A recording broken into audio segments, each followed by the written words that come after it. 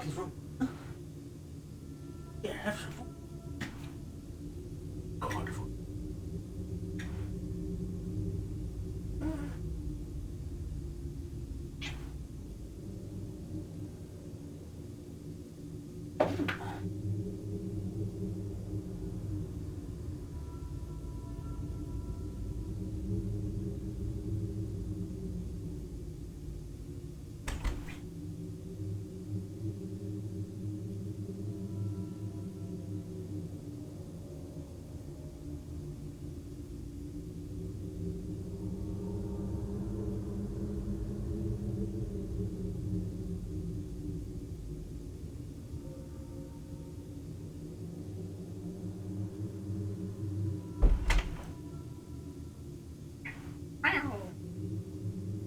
Banyak aamukolla kan. Saarista på talman. Osta vaan tää. Nää, kuppas on jälleen. Enää.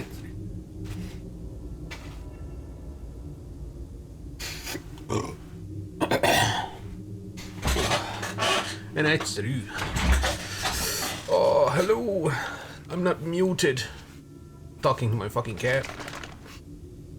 Oh shit. Oh, okay, I got scared for a second. Oh, I got scared. Hold on, let me take this off. There we go. I got scared for a second because I'm shaking my fucking coffee. And suddenly, one of my fingers was cold. And I was like, oh my god, please tell me there is not a hole on this fucking thing. But no, it's just this aluminium. Not aluminum. Aluminium, yes. I really don't care. The cover is cold.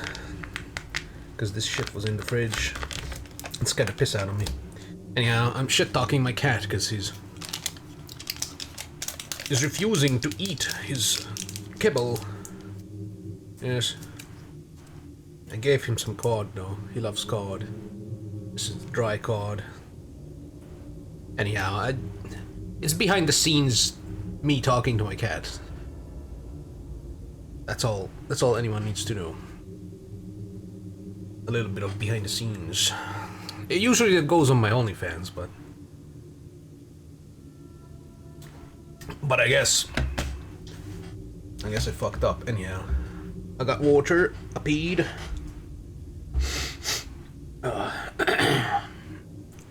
I blew my nose.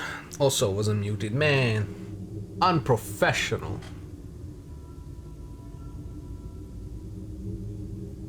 Very unprofessional. Ugh. Oh my god, my life is over. I am committing suicide right now. Right now, I'm already bleeding out. Oh my god. Oh my god, I'm bleeding out. Okay, what are we doing here? There's a lot of things to do here. Actually, 2 things, I think. Which is this one. Gather intel and decide who to tell it to. Man, my nose is so fucked. Oh. Still feels like there's a lot of gunk in there and I can't blow it out. Oh, I'm dying. Anyhow, last desolate broken. Yeah, we start here. I think I checked the shop and yeah, that was it. Because they sell things. It's just funny how they sell these at 200 and guess what? The bargain is a cheaper one. Because a fisherman is undercutting the price the prices of the rubbery souk. I don't know if you pronounced the K or not, but oh well. Anyhow, hello, I'm back. What are you doing? Oh. He's scratching at my drawer. Cabbage. Stop!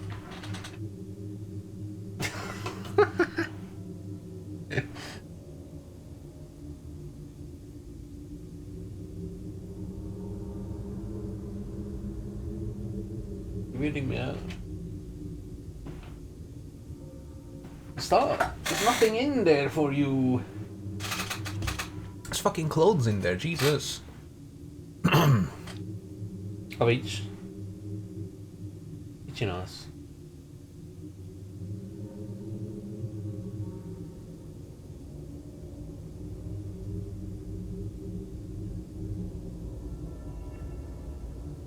Atlakam. What are you doing? Jesus. Suddenly, as soon as I swapped to fucking Hungarian, he, he had that guilty looking. He was looking down like, oh. So he turned around. He's still looking down, but now he's facing me. Aww. He's adorable. Now he's cleaning himself. He's fine. He's gonna pull through. We're all gonna pull through. Let's go inch by inch. 7 obsidian spires once stretched into the sky. Only this one remains. Dim light. Oh Jesus, oozes through a single window at the top, occasionally flickering as someone or something passes in front of the fire. Sure. Present tribute to the spire. Dang! That's expensive. Present tribute. Golden amber. I don't even know what the fuck that is. 3 chunks. Golden amber is rare. I'll say. Should be sufficient to buy an audience with whatever reads inside. Return to the Kierepies. Words spoken by a son. The keeper of the spire will be eager to pass this intelligence to his master. How do I know that they are just a keeper and they have a master? I don't know what the fuck is inside. What the hell? Game? Knock on the door. There's no handle on this side. Just a barely perceptible outline of a door with a circular symbol roughly carved into it. Fuck you. There's no answer. Answer to this, pussy. Wow. Maybe it's accepted. Behind it, 777 steps wind up the wall. Did we fucking count it? Did I count? Was that our fucking thing? Like, let's go up here. Or maybe one of the crew. One of the crew is like that. One of the crew has some kind of OCD and they were like, I'm gonna count the fucking stairs, Captain. Sure. And they just... It's 777. Yippee. Leaving an open chimney in the middle, that would be ideal if you had rings. At the very top, it's a hunched figure, wrapped in a gauze. Are you friend, I wonder, or foe? No matter. You can call me Mr. Barleycorn. It's another bat face, probably. You're proving yourself resourceful. Let us see if you can also be useful. Wow. Oh, it's the fucking halved thing. It's the sun. Black sun rises. You're in a room of sorts. It is bulbous in shape, not unlike a kidney. Furnishings, if that is what they are, look like the work of a surrealist. A straight-backed, many-legged edifice is perhaps a chair. What is? That oily surface, a table, an altar. Behind it, a hunched gauze figure stands looking out at something far away. Oh, a black sun. The darkness squirms. Yeah, we've been there. I looked at it, it looked back, and we immediately became bonded. Talk with Barleycorn. Consider the sun. Examine the altar. I'm gonna just go up there and touch it. The surface ripples something at your approach. Olay, ay, ginosli. Memory of water.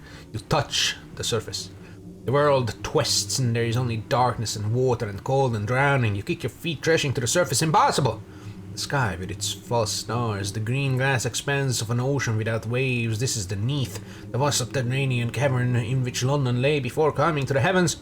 The previous game! And the cold, black waters you are crashing in are its Untersee. Oh no. Freezing water. Crashing legs, absolute darkness except the dim glimmers of false stars above. Disease stretching out forever under a stalactite sky, dark and deep and unforgiving.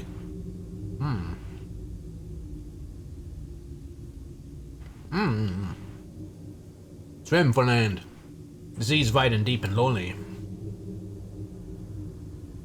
Call my fish buddies. The guys that were fucking my ass for a year. Jet is on my weight. Heavy boots, thick cotton. Sky suit was not built for swimming. I'm gonna shout. Ah! The voice is hollow, swallowed up by the cavernous Neath. Freezing water, trashing something something. Swim, swim, swim! I'm not getting naked. I feel like while we're touching that thing, we're actually doing what we're doing. I don't want to just get naked in front of the gauze man. It's gonna be like, there's no London down here anymore. There will be no rescue. You let yourself go limp. Let the water into your lungs. I hope it's not some kind of permadeath thingy. Boris does. Exhausted, the Z embraces you. Drowning. Water covers your eyes.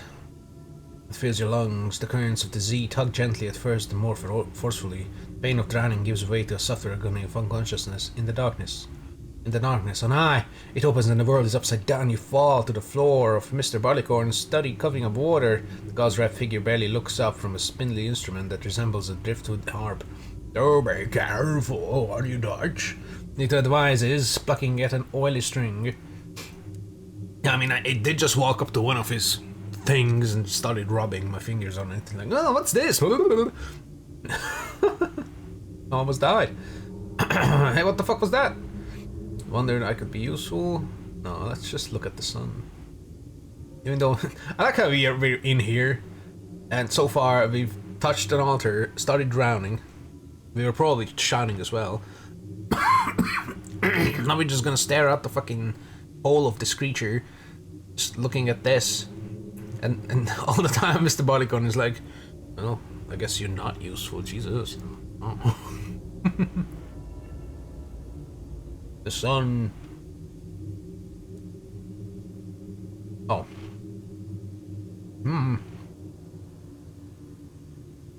My lord, behold, one's judgment of measures and distance. Mr. Balicon bows to it. He knew of London, he held it through along in the world, where each thousand set his mark and dues a trespass on the woad. He became our messenger, and when they found a way to disguise their marks, led them here, to the land of do as you please. Creature examines you. Would you care for one? A mark. I have one or two left. You don't know how many you have left, dickhead? The fuck is a mark? Ugh, tattoo. Well, I mean, said that the eye marked end up freezing at the avid horizon, banging on its impenetrable door. Damn, that's how we die? We're banging? Who doesn't want to go out that way? Banging a door. I mean, that's not what I would like to bang when I'm dying, but I don't know. Go out with a bang, you know? No. Fuck you. Jesus. As you wish, says Mr. Bollycorn, returning his gaze to the black sun. I can still get a tattoo. I don't want a tattoo. I don't want a fucking mark. We've seen... Oh, what the fuck? Was it in the... It wasn't in the crab, it was somewhere else where everything... No, it was in the crab, where everything was marked with something. All the tools were marked with... Oh, I don't even know what it was anymore. You know, maybe it's not a good idea to get random fucking sigils etched into our skin in a game like this.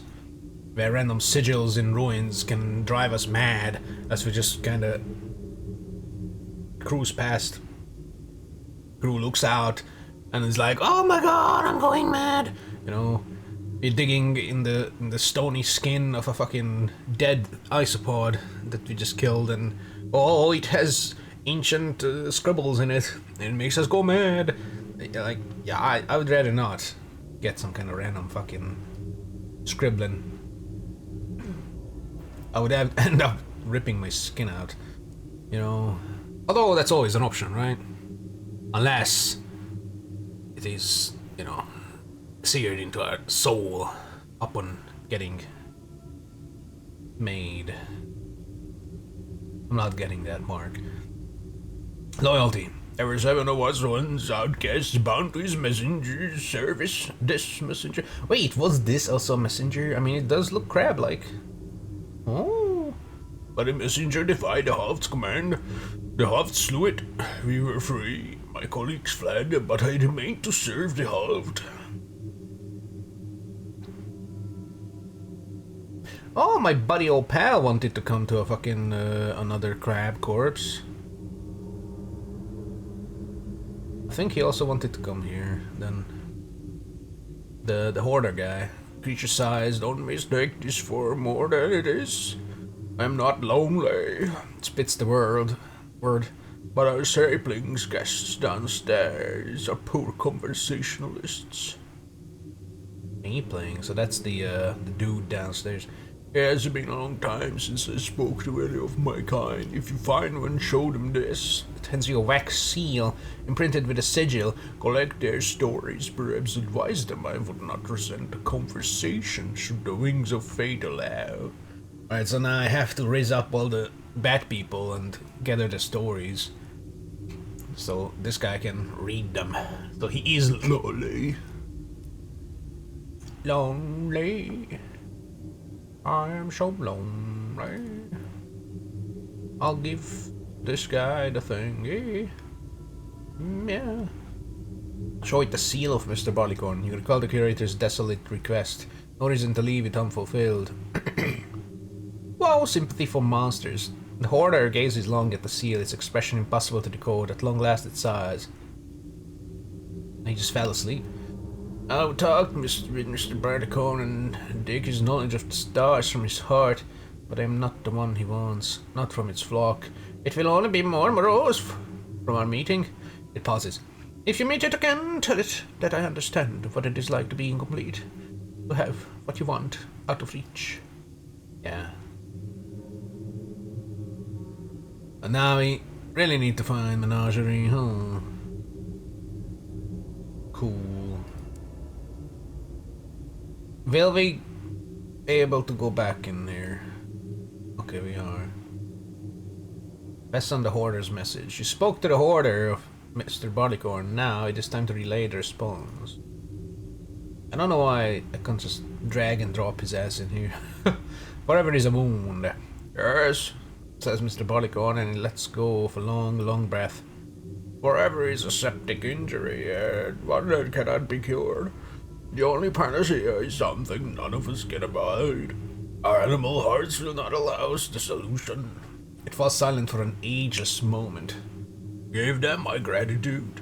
It was good to know at least that someone understood. Sure, buddy. I'll relay that. I can't. I need to leave, I guess. I'll return downstairs. Click on this guy. I can't relay it, but I can check on him and get shouted at. Ah! Alright. Return to the Corapazze. Oh, new things. Of course, the... Wait, what? This is new. This is not the 7 thingies. The air tastes of salt and rot. Treasure? Up close, the carcass of this ancient crustacean resembles a battlefield. Its carapace is pockmarked from the impacts of sky detritus and cracked open from the impact of 6 spires. Doors of leather, rubber, chitin, scale, fur, flesh, and feather lead inside. Each of them carved and branded with a letter of correspondence. You see, everything is like marked and shit, and they mean stuff. I kind of want to get that tattoo now. Time to open the door, the chitin door, chitin, I don't know.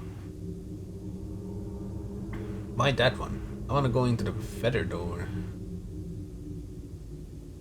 The other doors are tightly closed, though. Too high to reach.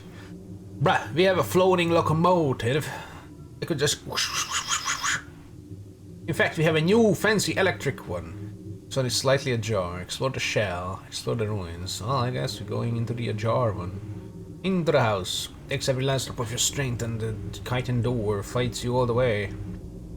It's as thick as armor plating and almost as heavy. Okay, how the fuck do you pronounce chitin? Is it chitin or chitin? It's probably chitin. But I don't know. Let's see. Listen to robot person. Robot person will tell us how to pronounce this. If the site actually loads in, Jesus. chitin. It's chitin, not chitin. Don't know why I thought it would be chitin. Chitin. Inside 100 robbery men. Yeah, more of them. A lot of them. Carefully ignore your arrival. Refugee Londoners you recognize the giveaway being their hats on their tentacled faces and the yellowing copies of the Gazette under their clammy armpits. Such earnest social camouflage never helped them fit in with society back home. But it seems old habits die hard.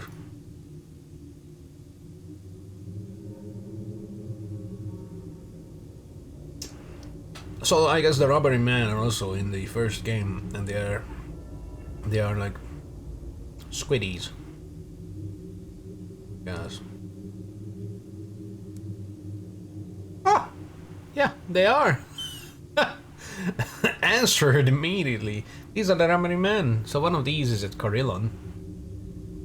Man, that kind of ruins my my headcanon that the robbery man was just some dude in full latex or something, you know. Some kinky dude. Robbery man, look at that. It's like Mr. Bean with a turkey, but instead the turkey is a squiddy.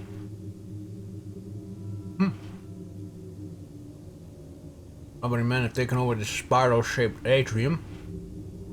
They gathered here to trade amber. Can you give me 3, just to be sure? Share songs of loss and regret. The shape gives it excellent acoustics. It's the throat of lamentation. Alright. Now I'll put this fucking thing away.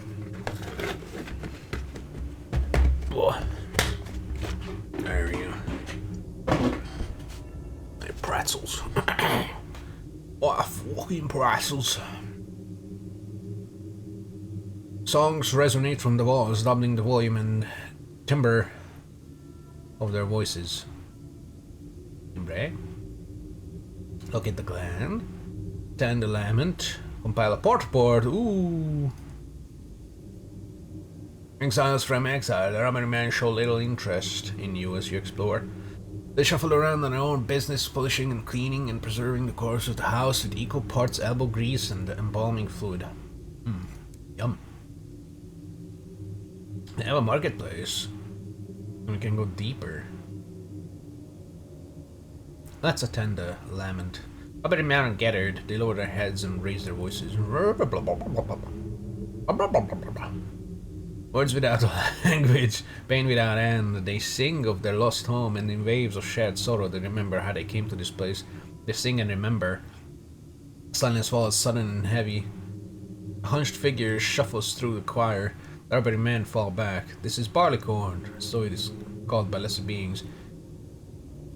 Its form is indistinct beneath layers of gauze that wrap it, not from head to toe, and at least from top to bottom. When nobody dares approach, extending tribute golden ember. The figure takes it between clawed appendages, tastes it, appears to approve. Okay. Ooh, mystery! Why does he lick? The ember offer passage to a robbery man. Not all of them are happy here. They mumble of opportunities in Pan. Wants to go Pan. All aboard! The robbery passenger hurries to your train, as if fearing you might change your mind. A traveler's light, a newspaper, hat, a packed lunch, squirming in a paper bag. Yum! An occurrence! Their quality is now 1. Why quality? Why not quantity? Was it quality? Whatever.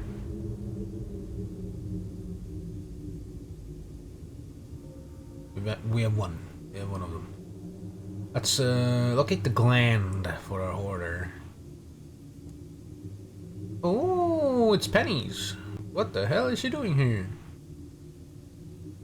We can mount an expedition to find the gland.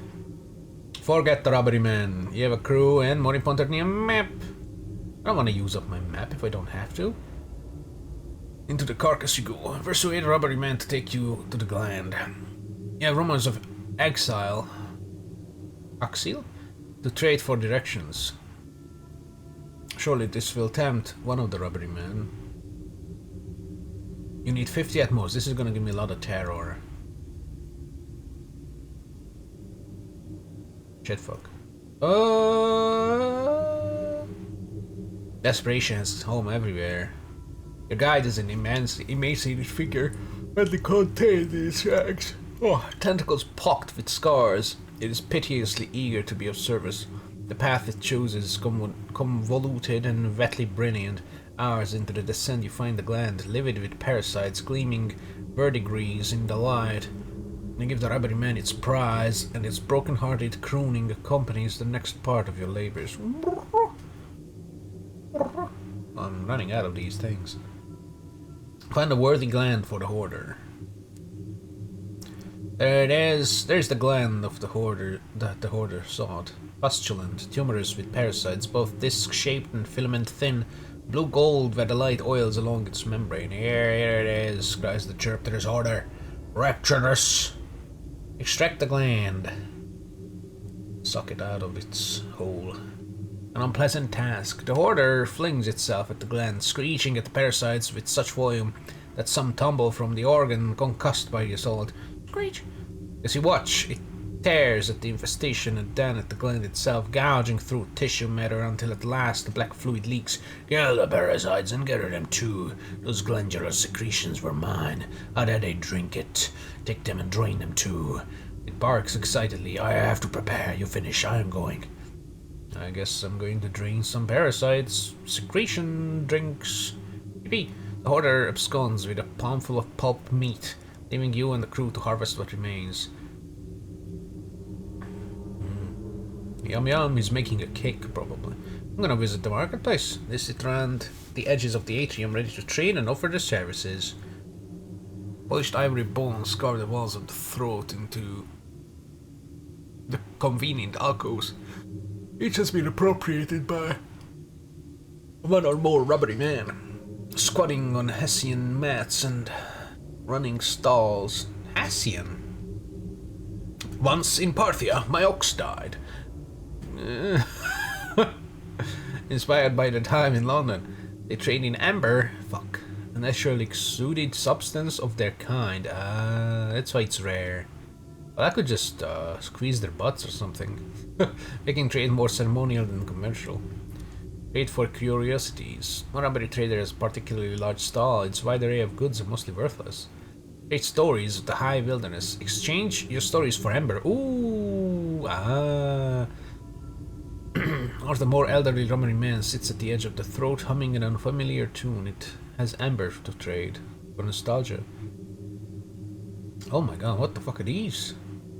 Red amber, blue amber, green amber, green amber. Oh my god. Pay for an evening rest, lower my terror. Wait for fuel, sample the rose-cheeked cook's wares. Commingle with your choirs with a rubbery man.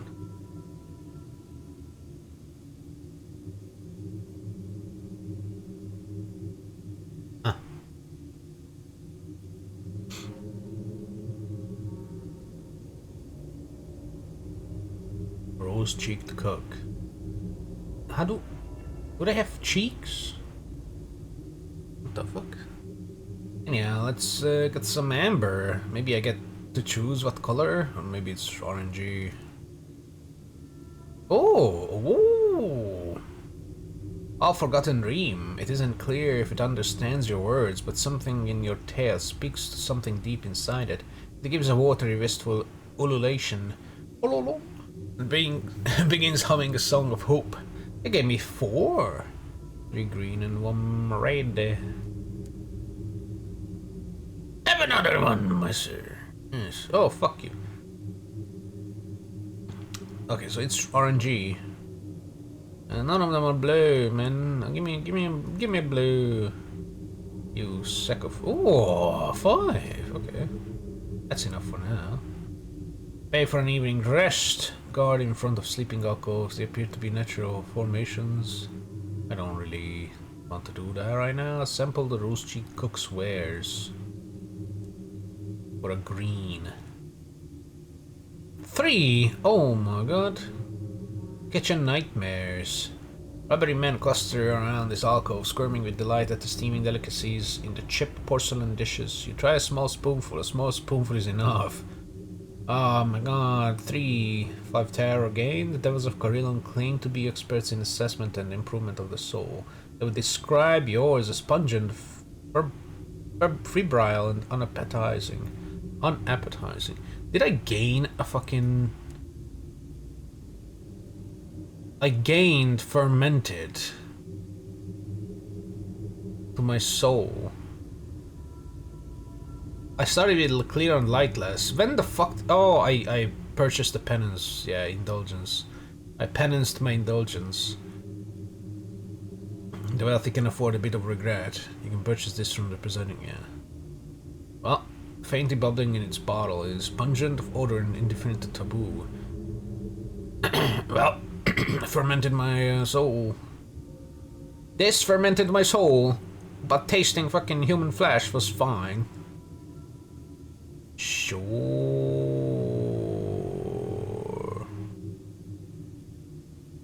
New street line. You are part of the effort to free work worlders from their employer's tyranny. Am I? Yes, I am.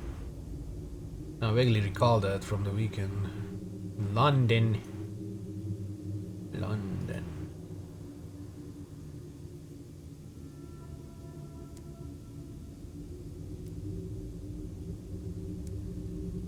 Robbery man, or robbery woman, or robbery person. Ah. Why do we have red bite? Why do we have red bite still? She pays her way by helping the crew with odds and ends. Decided to linger on your engine while she's going good. While you're going good. Ah, okay. They're just here, and then the psalmists. Weirdos. I have 11 permits. That's good. How many charts do I have? 3.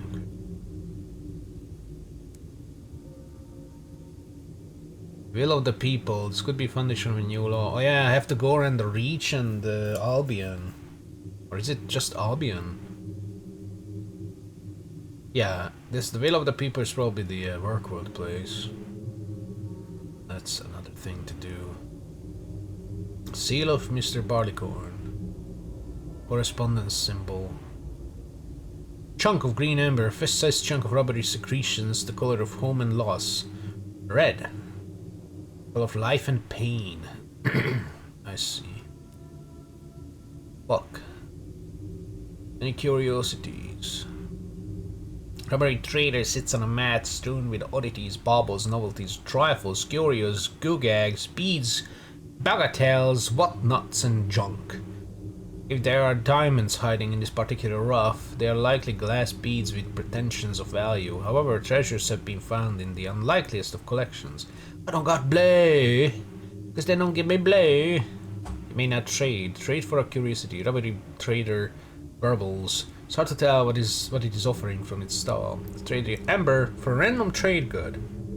Up to 5 spaces in your hold. Okay, so it just gives me random shit. Examine the stall.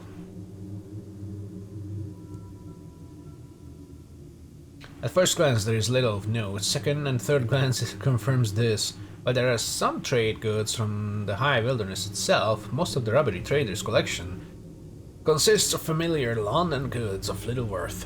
A guide to breeding heptagoats, an old permit of the Echo Bazaar counterfeit, and a poor one. Nothing of any particular interest. Whoa, heptagoats. I don't got blue. Give me blue. Oh, I have a feeling they don't give me blue here.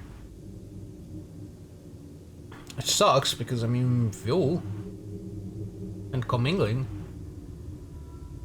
I mean, let's return to the throat of lamentation. Let's descend deeper into the house.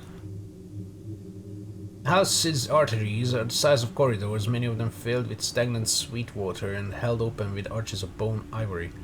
The walls are primarily polished chitin that resemble mahogany The years of rot and decay have left many gaps to glimpse the dried out fat and muscles behind.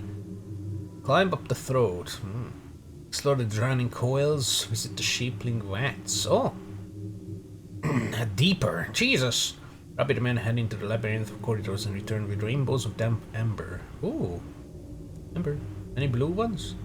You carefully traverse a thin, treacherous path lined with endless deep, slime-filled cavities and basins. All around the reparees work at refining and reshaping amber into new forms and color. They pause only to stare, unblinking at you until you move past, more awkward than hostile. Huh? Observe them. What the fuck are you doing, guys? Color of amber. The exact relationship between rubbery men and their amber remains their own business. Fuck. In London, amber is all much the same. Here they experiment combining it with other materials that transmuted a few flute excitedly as golden amber pours from the vats. It is the rarest and most beloved flavor. Sometimes amber emerges treacle thick and black as tar, the effort and resources that went into it wasted. The effects of different substances will be the same for each captain. They may not be the same for future captains in your lineage. What?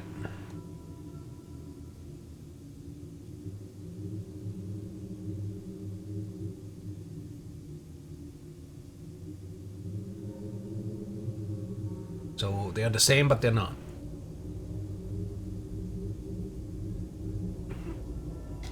Or maybe eating a green one will do one thing and only one thing, but for the next captain it might do another thing, but only that other thing. Right?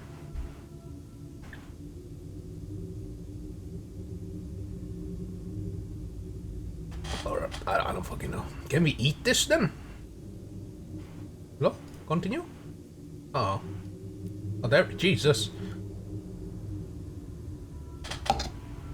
Carefully traverse a thin, treacherous path lined with endless deep. Yeah, we know that.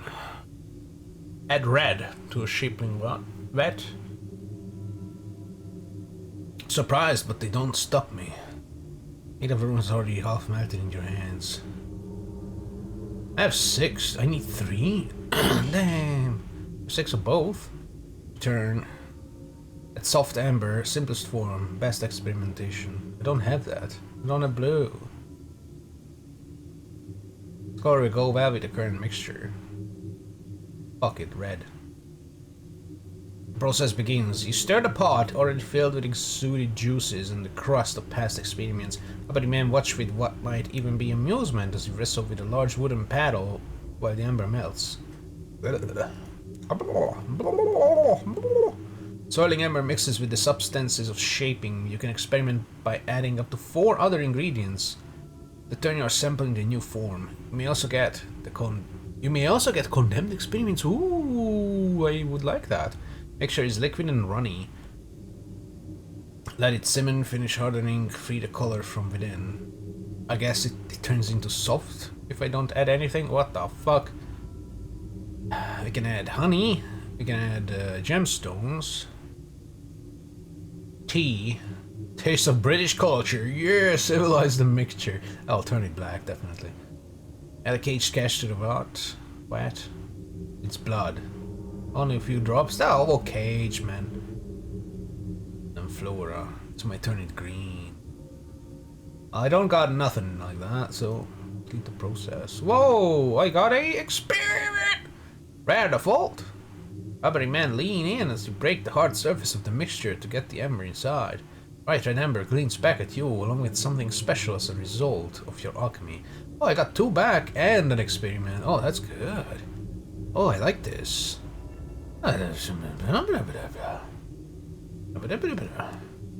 So it says it's always the same, right? So this will give me 2 red back and 1 condemned experiment? No. Fuck you. Something special as a result. There's nothing special as a result. Go suck my my dick. Add green. Stir the pot. Struggle. Let's just let it simmer. Nothing. Nothing. White Ember glints back. Oh, fuck yourself. And yeah. I don't really care about finding out all the different bullshits. I need to bring a lot of stuff here then. Because it looks like it's also chance-based. So maybe if I bring a verdant seed, slam it in with red, it might give me fuck all. But if I keep trying, it might give me something.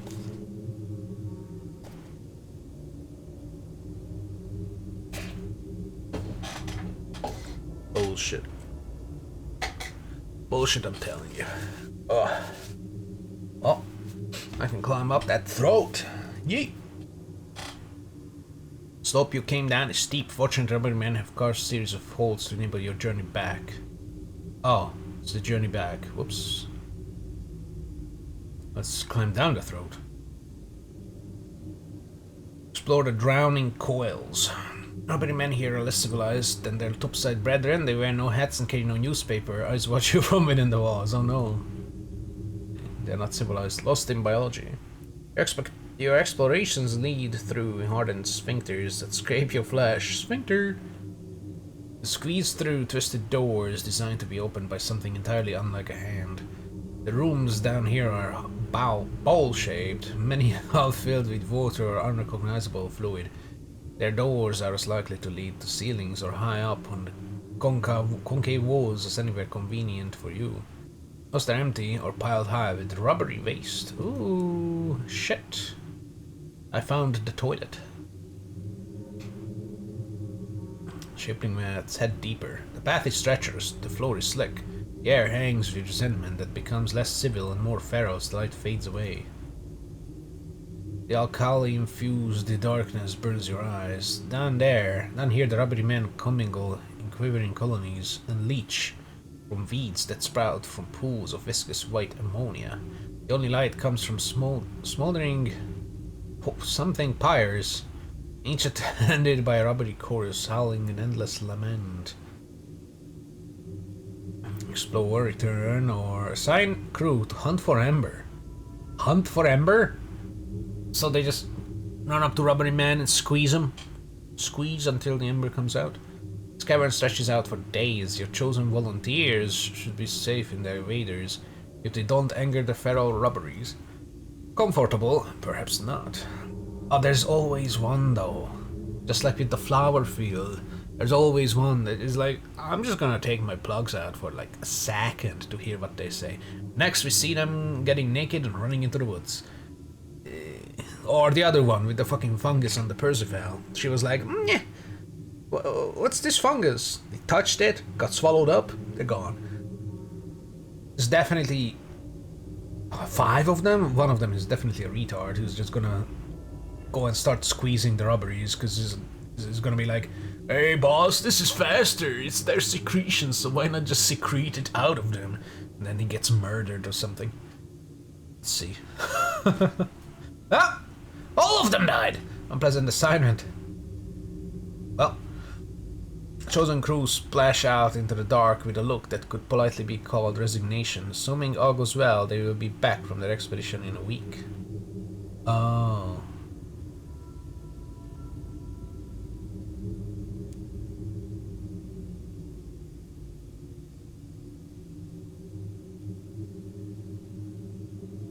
It's not saying that they died. So I have to... Man, I don't want to wait here for a week. Explore the vast caverns. Let's go after them. Rotten ammonia. The air down here is slowly melting the house's innards, collapsing lost rooms and corridors into one rank, endless cavity lined with calcified abscesses. The foul liquid regularly rises to your knees. An itchy rash develops where it touches. Occasionally, your feet kick against chips of amber in the mire. Take it.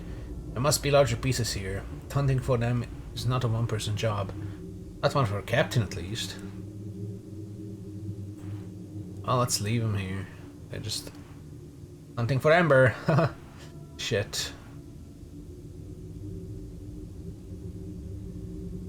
Just gonna get out of here.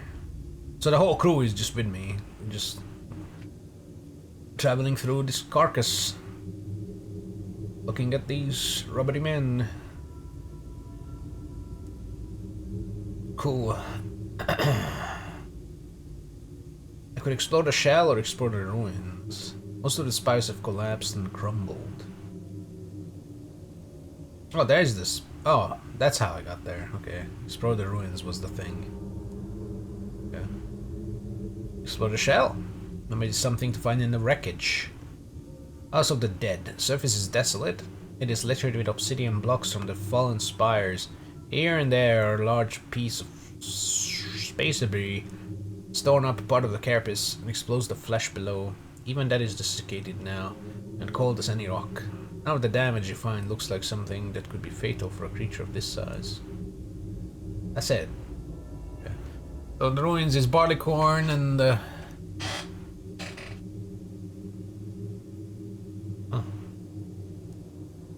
and that, yeah, the house. The Throat of Lamentation is the house. Okay. House is the boys. I gotta come back here in a week. For my men and women. My crew. So where's the thing that I need to get? Is it the port report that I just need to give to one of the parties, one of the factions? I guess. Oh, there, the Spire of Inches. That's how we get to. But we can also do this. Ruins and then.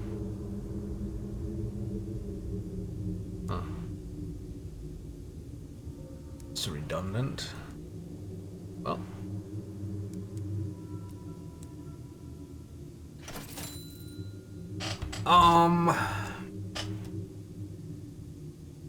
Yeah, I guess I'll go back to whatchamacallit, decide who to give the thing to, and then come back here, and that should be a week.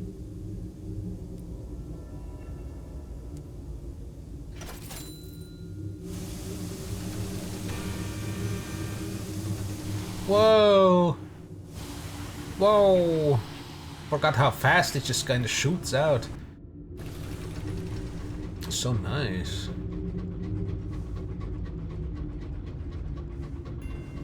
Lunula. Big Lunula. Look at that Lunula. Whatever the fucking Lunula is. What is a Lunula? Oh, my stream is dying. That's great, man. Oh, that's the Lunula? The thing that develops the fucking... What's that? On our fingers? The nail, there you go. The Lunula.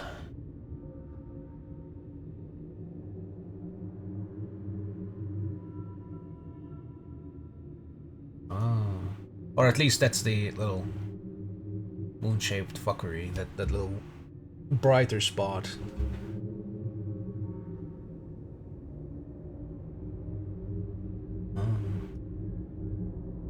Lunula.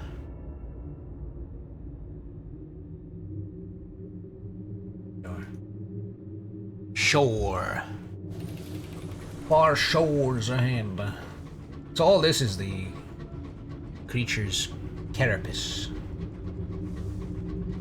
This is the Inklings, Captain. The bad ideas come from. Our idea is going through it, so bad or not, we're coming through.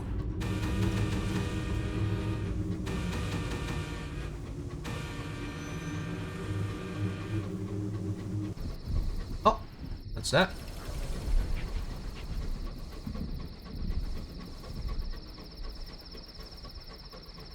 Homuncula, littered with the wreckage of unwise engines. Cooler. Oh, aw. I thought that was like some amber thing to get. Oh no! No! No! I know what this is. Spider Lady. Yeah, Spider Lady. Foreknowledge. Oh, someone... Wait. Oh no, it is foreknowledge. What the fuck is foreknowledge? Mystery, chart. Oh, chart. But I will have to massacre half my crew again. No. Figure. Oh, that's good. Figure withdraws its extended mandible and disappears behind a crossroad post. Nasty. Oh, oh! An actual good thing out here. Whoa. It's the egg. Oh no, it's not the egg. It can't be the egg, I mean. Xanthus moon. Stains the sky with yellow. Oh. Oh. The moon's sill. Xanthus moon. The nearest land to the Xanthus moon is the moon's sill. The path between it and the Imperium main dock is well traveled by groups of small privately owned engines. Each convoy resembles a crowd of fireflies drawn to the light of the moon. They travel here to perform rites of resolution and renewal and to conduct the mandate of the moon. Dock my engine. Golden lanterns bob along ahead of you. The rite is beginning.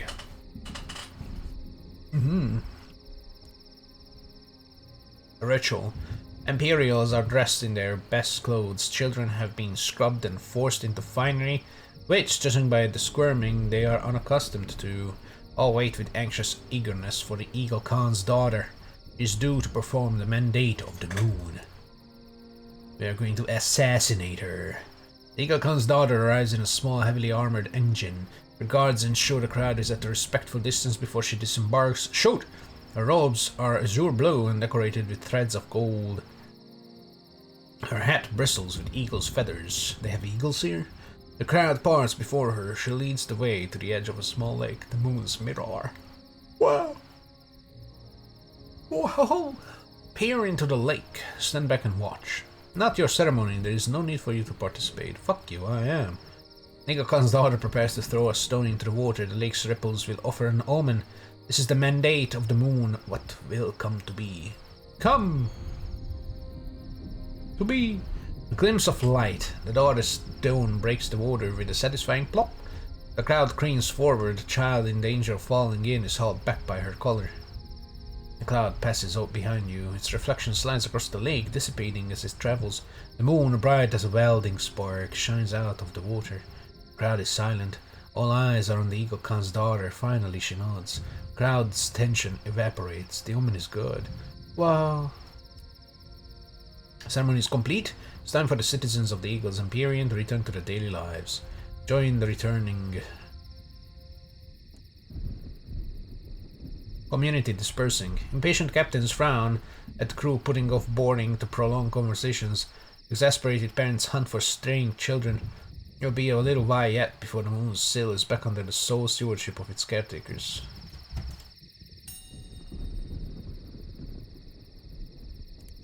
Are they still returning?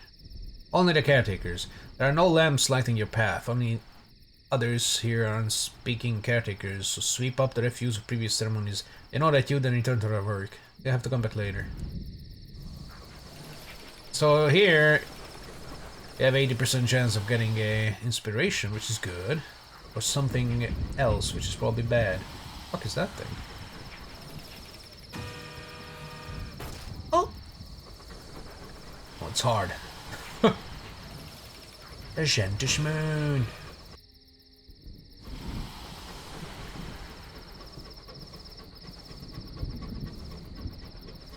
Sick. Look at it. It's the moon. Oh.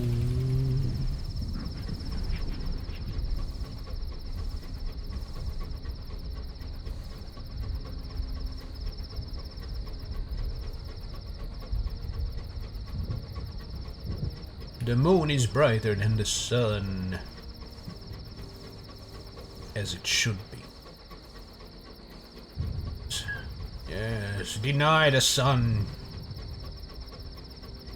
I'm gonna go around this giant hunk of rock. Actually, I'm not. On the way back, I'm gonna go on the top side of it. The northern edges. Where the fuck are we? Oh. There's more buildings. We might get more XP. Could go to the Khan's palace, maybe. I don't know if it's interactable. Or I could just leave. Regain my waifu's attention. Still don't know what the fourth mysterious eldritch being is.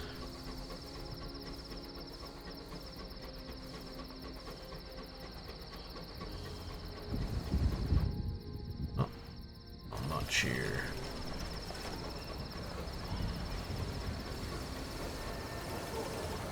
Can I touch this? May I touch? Oh, oh, oh. Oh, it's just for show.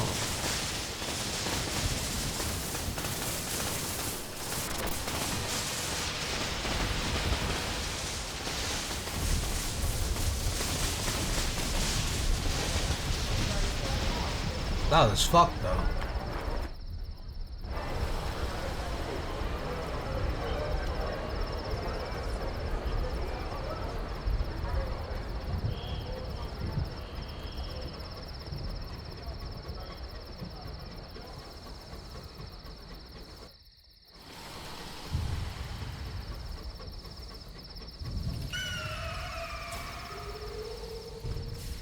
Oh.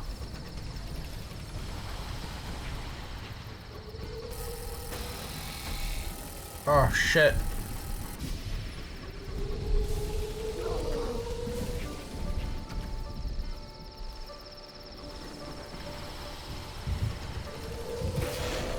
Ah.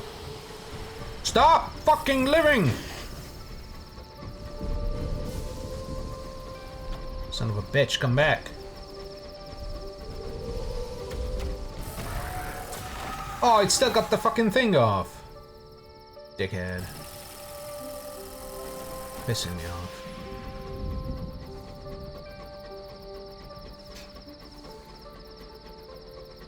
Unbelievable.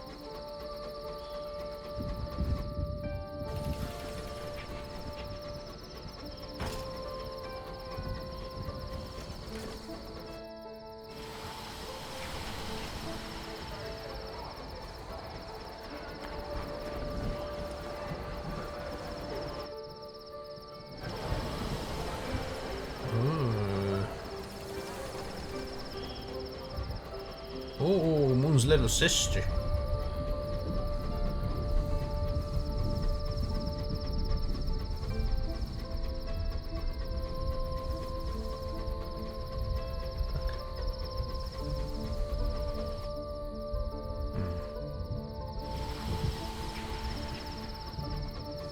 Could just kill him. Oh, never mind. They looked at me like, huh? What did you say?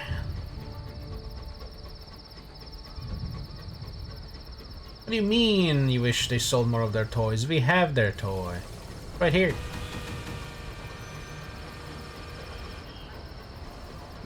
It's badly fucking damaged as well. I don't know how. It got so banged up.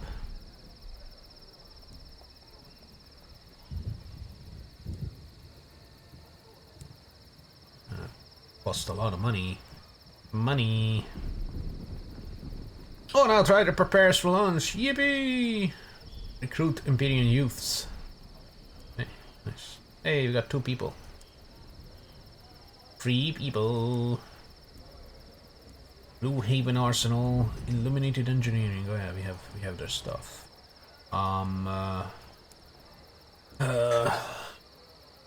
Is a checkpoint? We can go in here again. We've been to Shangtu, but I don't know if we've been all over. But let's go to the Ohu of Eternal Skies, spiritual heart of the Empyrean sanctuary for its citizens. Wow. Passing through the lantern-strung streets of the richer district, citizens hurry past, some fearfully watching the skies. Battle of Midnight is too close for the Empyrean's comfort. Ego's moon cannot drive away so much dark. Walk on, navigate the dark. Navigate the dark. Oh no! Oh my god! Oh, it's just 5. We just had a lot. Struggle on, moving through the press of bodies. All things can fail. People draw closer together, gathering around oil lamps and hastily lit lanterns. Praying blue light sparks to life as you round what turns out to be a dead-end alley. Window shatters nearby. There's a cry of liberation, and then the sound of running feet away from you. Oh. Liberation has agents in the dark. Imperium has foes other than London. The Dowsers! I can't spend an evening here, because the Eagle considers me an agent. Oh, an agent for London, right? That's why they don't let me do the thing. Not their agent, London's agent. I'm not with London, come on! Enter through the Avu of the returned sky. Thrice around, you follow the lanterns passing between the stacks of stone and wood and bone. This is built like a labyrinth. Mosaics on the wall depict the history of the Eagle's Imperium, its fall and its rise, through the gates of the avid horizon to here. You eventually find your way to the center. A statue of a woman stands there, dressed in ceremonial robes as an imperial queen. She's reaching up. Sitting above you is a dome, painted like a starry sky. Suspended from it, reaching down for the woman's hand, is a statue of an elegant courtier. After a while, a troop of very polite guards escort you out. Ooh, heavens. Wow. I guess go back to the lane of lions and Unicron. Unicron. 4 to 8 crew. 3 or 4. I mean, 3 or 4 is enough. 4 eager workers, nice. So this is the con people and this is the landers. Enjoy a respite. Need some tea. Oh come on, it doesn't do anything. Gather a report. Oh. Sure. Give that to the Cypress mine. Let's go about transit, visit the embassy. So if I visit the embassy, this is where I can give my thing. Warn about the bespectacled guy. Deliver intelligence on the House of Rod. Delivering intelligence to the ambassador raise your standing with the London embassy and lower with the Eagle. Fuck you. Fuck London. I worked for London for 30 years, toiled to build the sewers. Then I was a little special service policeman. And before that, back in the Untersee, I was a soldier for London. But when I was a fucking rancher guy, I realized that being free of London might benefit us all. Fuck London. Play a game of Mahjong. Well, I'm not reading that. Ask about the current interest. Delivered intelligence on the house. Satisfy the official's current need. Eagle standing, lower with Landon. These guys can give me condemned experiments and charts. The others can give me inspiration and cryptic benefactor. Princess is creating cryptic benefactors for me. I just need to find her ass. In Landon. And moments of inspiration. We're okay with that. We're gaining these decently. But the charts, I only have 3. And condemned experiments are also good to have. I can do another work order though, I think. Let's deliver the intelligence. The drop of a smile, a nod, an envelope passed from hand to hand under the table. A drop mahjong tile draws your attention to a money pouch by your seat. And then, C4. You pick it up and play your next move. Careful as you are, it's unlikely that this exchange has gone unnoticed by observers from the London embassy. They're sitting on the bench across the street and they're like, damn, they're so clumsy. Like, do they not know that we know? I mean, look at that. They just picked up the money, started counting it out loud. The fuck is wrong with him? Our reports are in demand in Eagle's Imperium. You have handed over your report. Eagle currently considers you an informant. London is ambivalent. Now I'm not an agent anymore. Nice. $100. What are you interested in, Con? Have you heard talk of Midnight's favor? It's a tea growing Uckless. Oh, we need to go to Uckless. My interest in the beverage itself is purely personal. I hope they try it one day. Professional concerns, what is that where there is tea? There are Morgatroids. Where there are Morgatroids, there is the game. I would like to know who the current players are. Northeast of Pan. We need to go to Uckless for the cat lady, I think. Cats.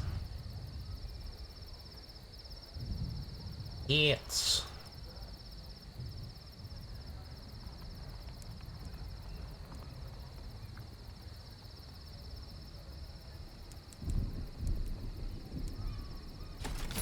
Oh, we have so much fucking space now.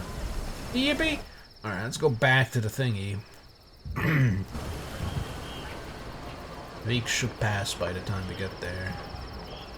I don't know, I didn't check the amount of time it took to get here. Although, and I'm full on crew. Maybe I should go to Pan. What the fuck was that noise?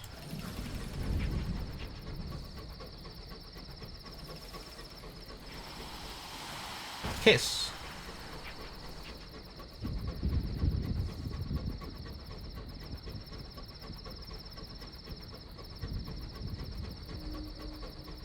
Aww. Dog. Should go to Uckless, I guess. The fuck is this?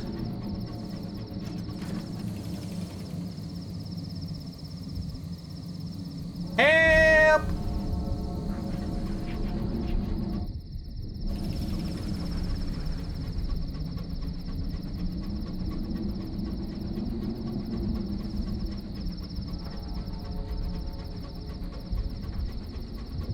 Oh.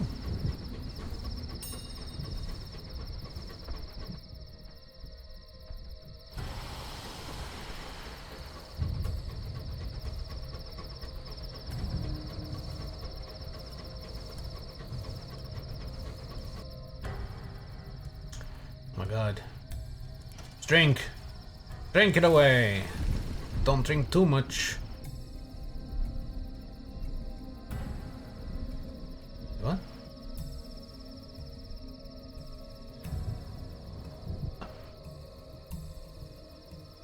How do I know this?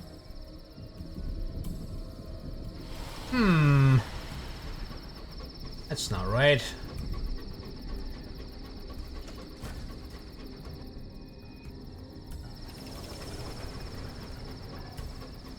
Pan.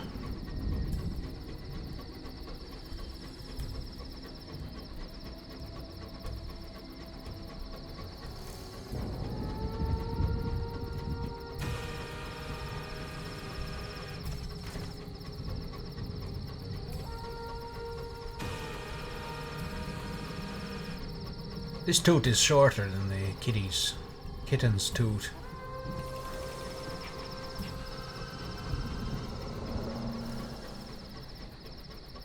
How do we lower our terror? I think we need to go to the Langley place, Langley house. Just mingle a little bit. That's getting high.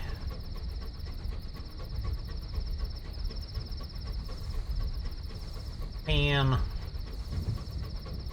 You're home. Oh. Oh. Oh. It's been 15 days. That's 3 days to come here. The hour of leaving still.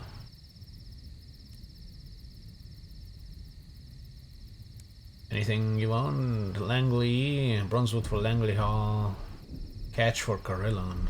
Special prospect. Caught this vid. Caught in a brazen rebellion. You've won in all.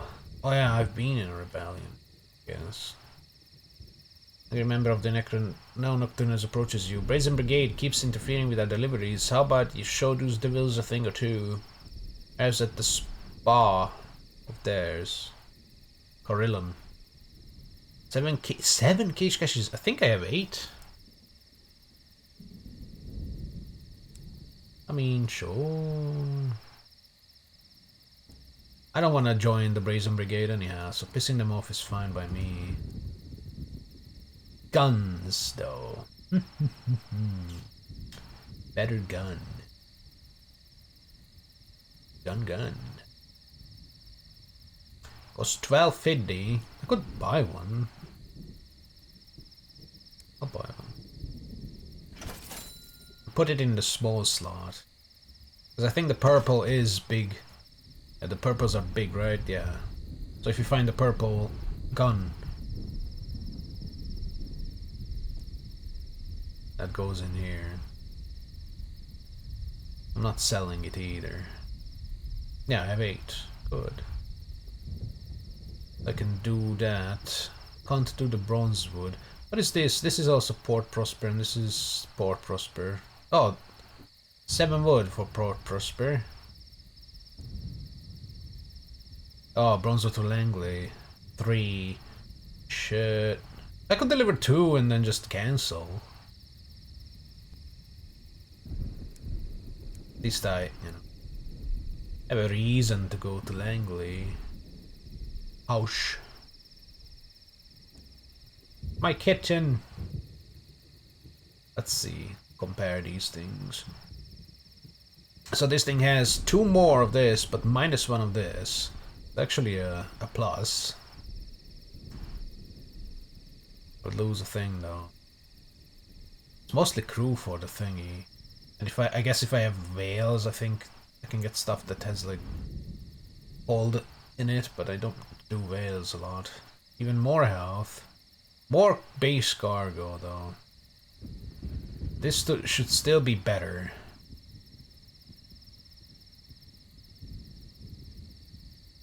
Should be. But this thing... Oh, wait a minute, I could trade. Listen to its noise. Oh, but I'm gonna lose crew. I just recruited these. Pussy. Poisons. And the Medea is way worse. It's a gun thing, but it's a fighter. I don't care. Fuck it. Care. I don't care enough. Where's the night market?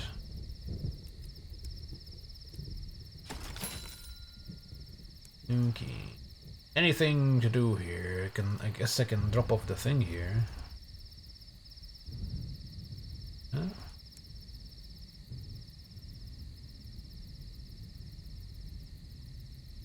No.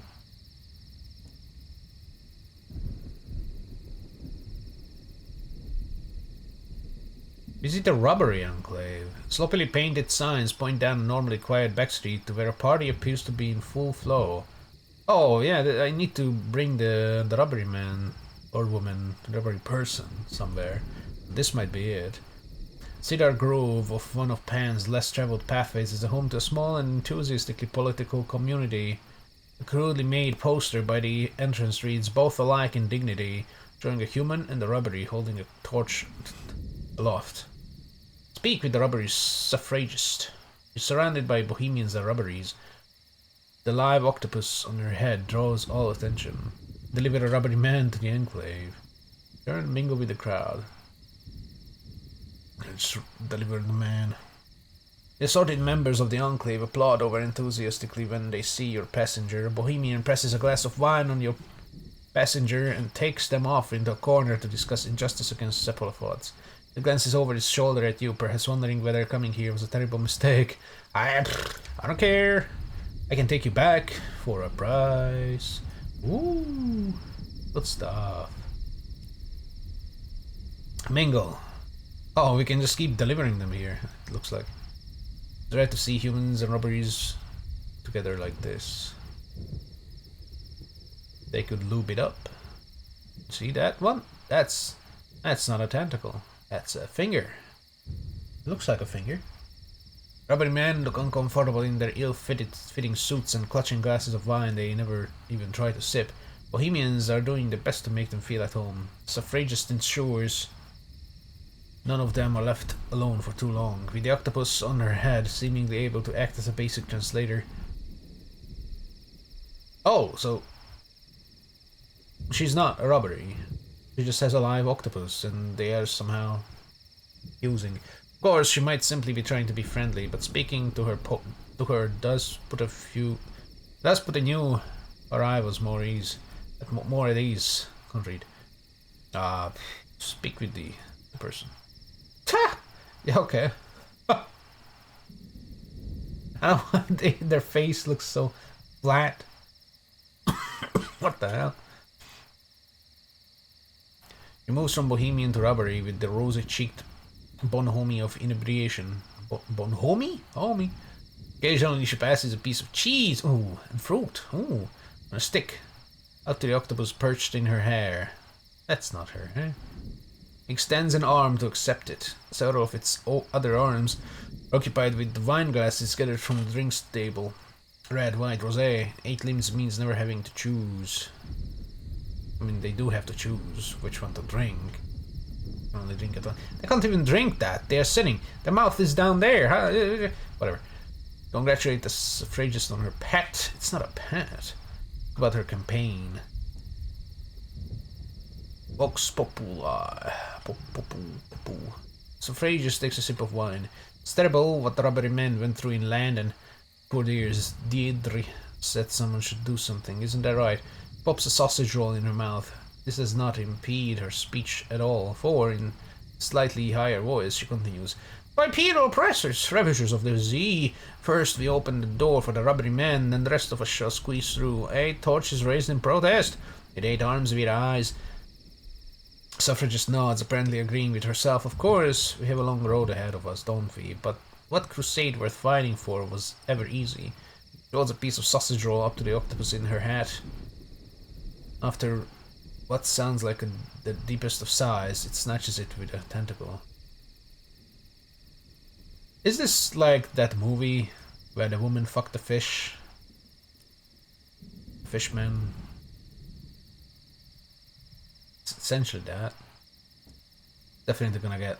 Yeah, no, she's a clean creature. Pretty obedient and house-trained. Actually, I think they were talking to me, dear.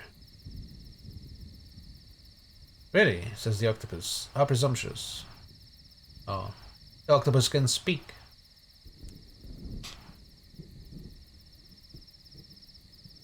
How did you find this piece of shit?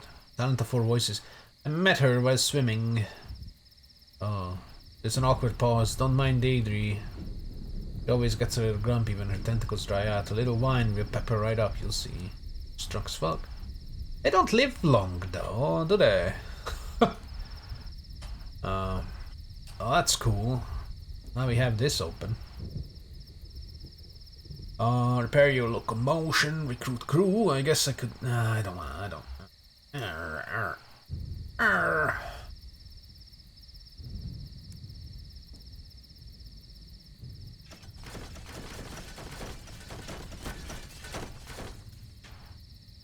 Oh, but... What do I need to remove? Need to remove one of these. That's fine. These can stay on. It will be 15. We have 8. And I'm gonna lose 2 crew. That's fine. Oh, but Coccodrillo! Wait a minute, Coccodrillo. I don't wanna forget that. I'll put it in chat. Coccodrillo. That's such a beautiful name. Is Anthem sure? Fuck you. Is more sluggish. Doesn't get up to maximum speed as fast. Not electric. Oh fuck! It's a big bird.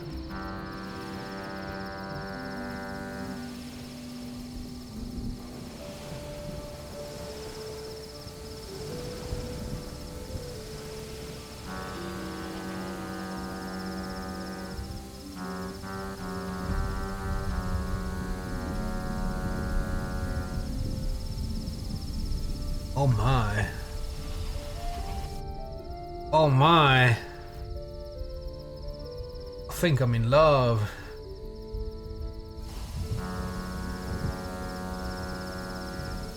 Oh my god. I mean, we don't really need this, right? At all times. You don't need it. I'm okay with a couple less gold. We can have more plating. We can have a lot of... You're a juggernaut, bitch. I mean... This... Oh, fuck me! I can't swap it back, can I? Shit on a stick, I have to go back down to the fucking... Oh my god!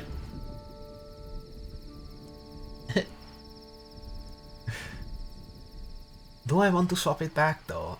It sounds like it's sick. Its choo-choo... Its travel choo-choo is very bad sounding. Its horn is okay, but nothing compared to the folk horn of this boy. Or girl. I think ships are girls, right? Byzantium. Oh my god. Oh my god. Oh, I have shit here. Whatever.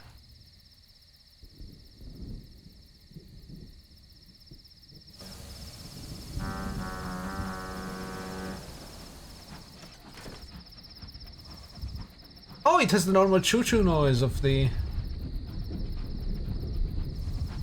of our first engine, I think? A little scrap boy.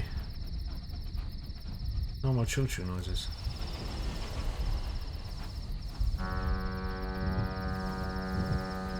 Oh my god.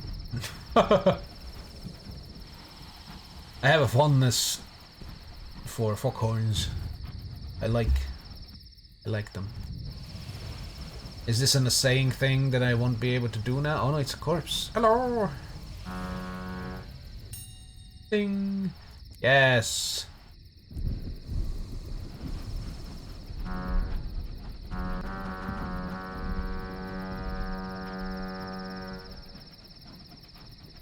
gonna toot the shit out of it while we go to Langley Hall, and then back to Pan, and then back to the Empyrean. To swap back for the electric thing. I do like hull or a cargo hold. That extra 3 plus extra 2 crew. Plus I can have 2 of the gathery things. I don't have to choose between drill or a saying thing. That guy is gone! It's fucking gone, Jesus. Oh, he's... No, it's a dowser. It's off the screen.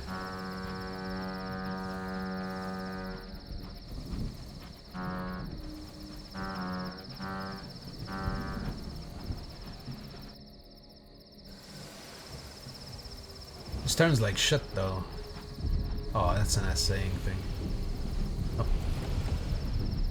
Don't I have it in my... Oh, come on.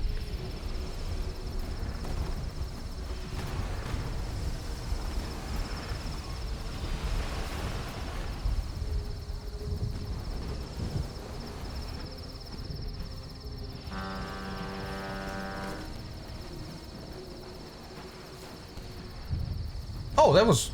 Oh, it's red! Forgot I have a better gun. Fucking stop twitching.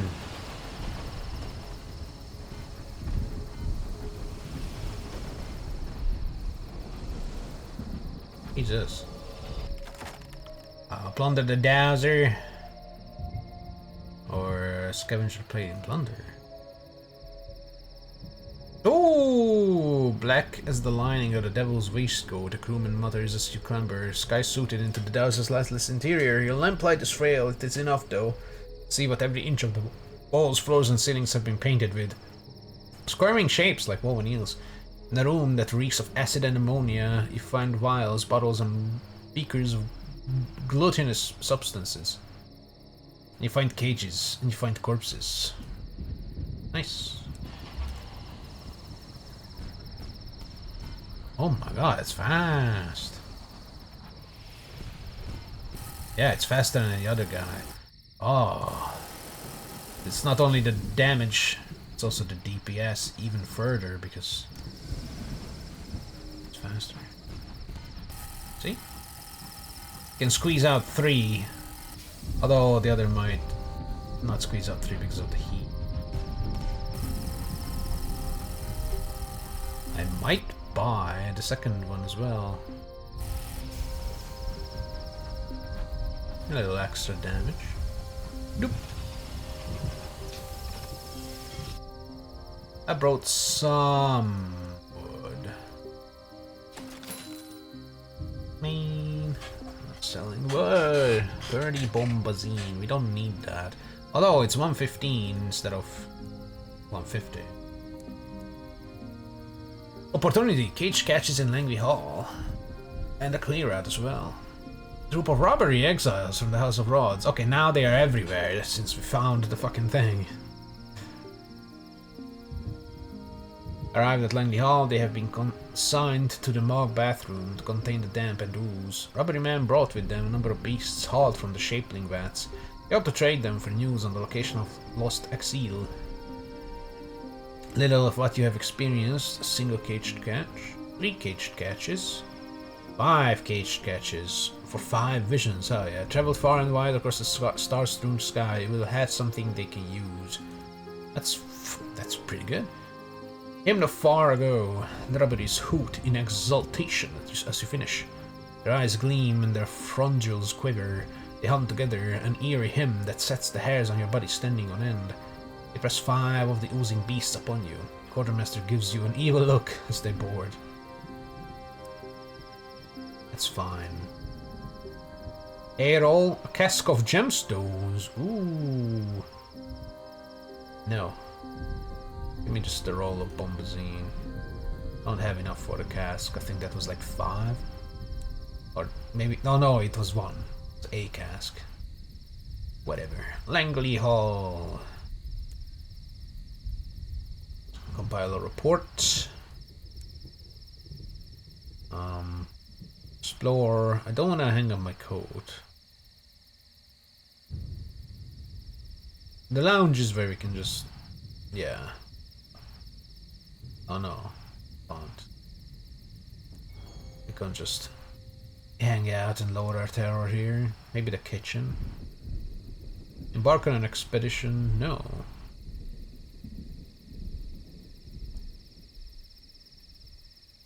Or the kitchen. Give me some wine. Oh.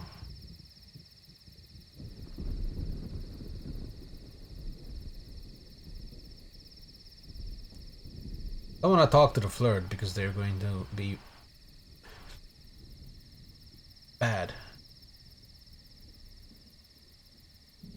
Be amusing.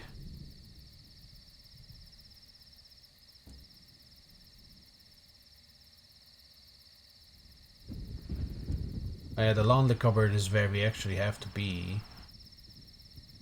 I need a lot of mirrors. Gotta swap my people to mirrors for this, which I can do, because we are at the place. Brave the light. Make polite conversation. Minister stamped permit for a tea. Hanging up my thingy and... oh yeah,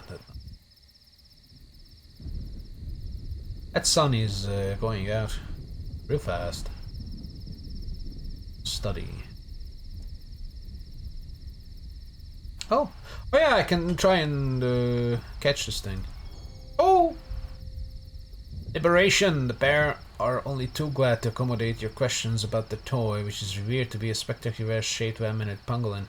Despite their assurances that the animal consents to the peculiar treatment, pangolin looks distressed. It takes several hours, 2 games of catch, an inadvisable amount of alcohol, and the discovery of a rotten ball in an unexplored cupboard to free the pangolin from its elegant captors. I have the perfect pangolin. Is it a mascot? Disputate.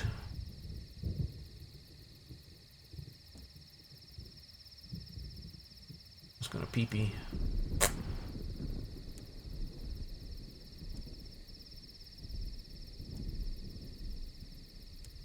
Got my pangolin.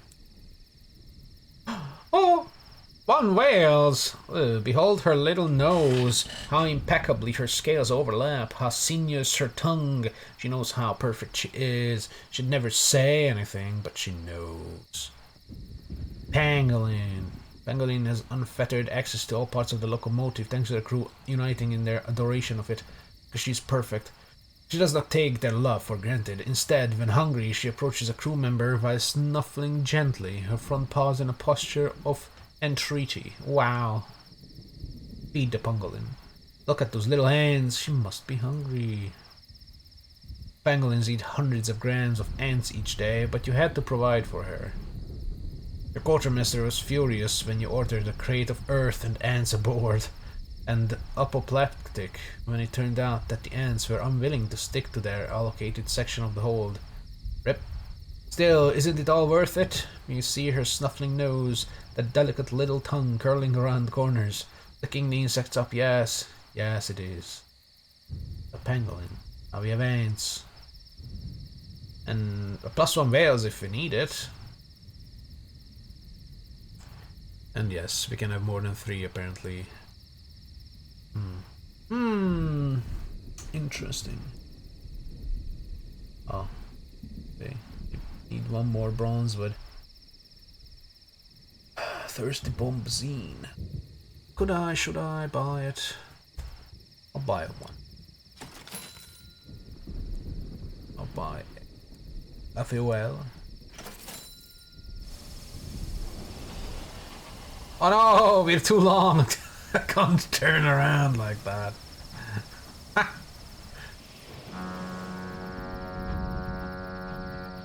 I love it. I love it so much. I love it and I will miss it. Let's explore a little down here. You know, just explore a little. We have 72 hull, which was the max hull of our previous thing. Wow, this thing is so tanky, and they could have another. Maybe I should keep it. I wouldn't be as afraid of random bullshit. You know what? I'm gonna grab this. Give me that. Thanks. Bye. Stupid. What a doozy even. Oh look, a worm.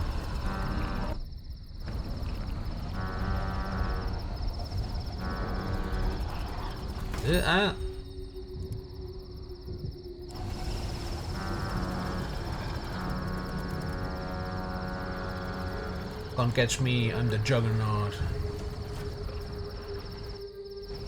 I go wherever the fuck I want.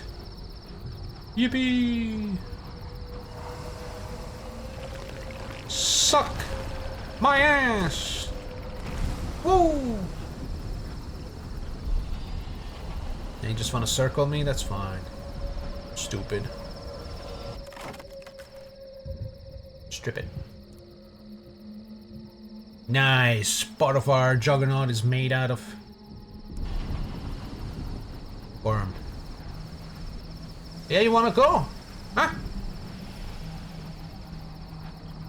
Where are you? Oh. It's just circling me. Why? Why are you doing like this?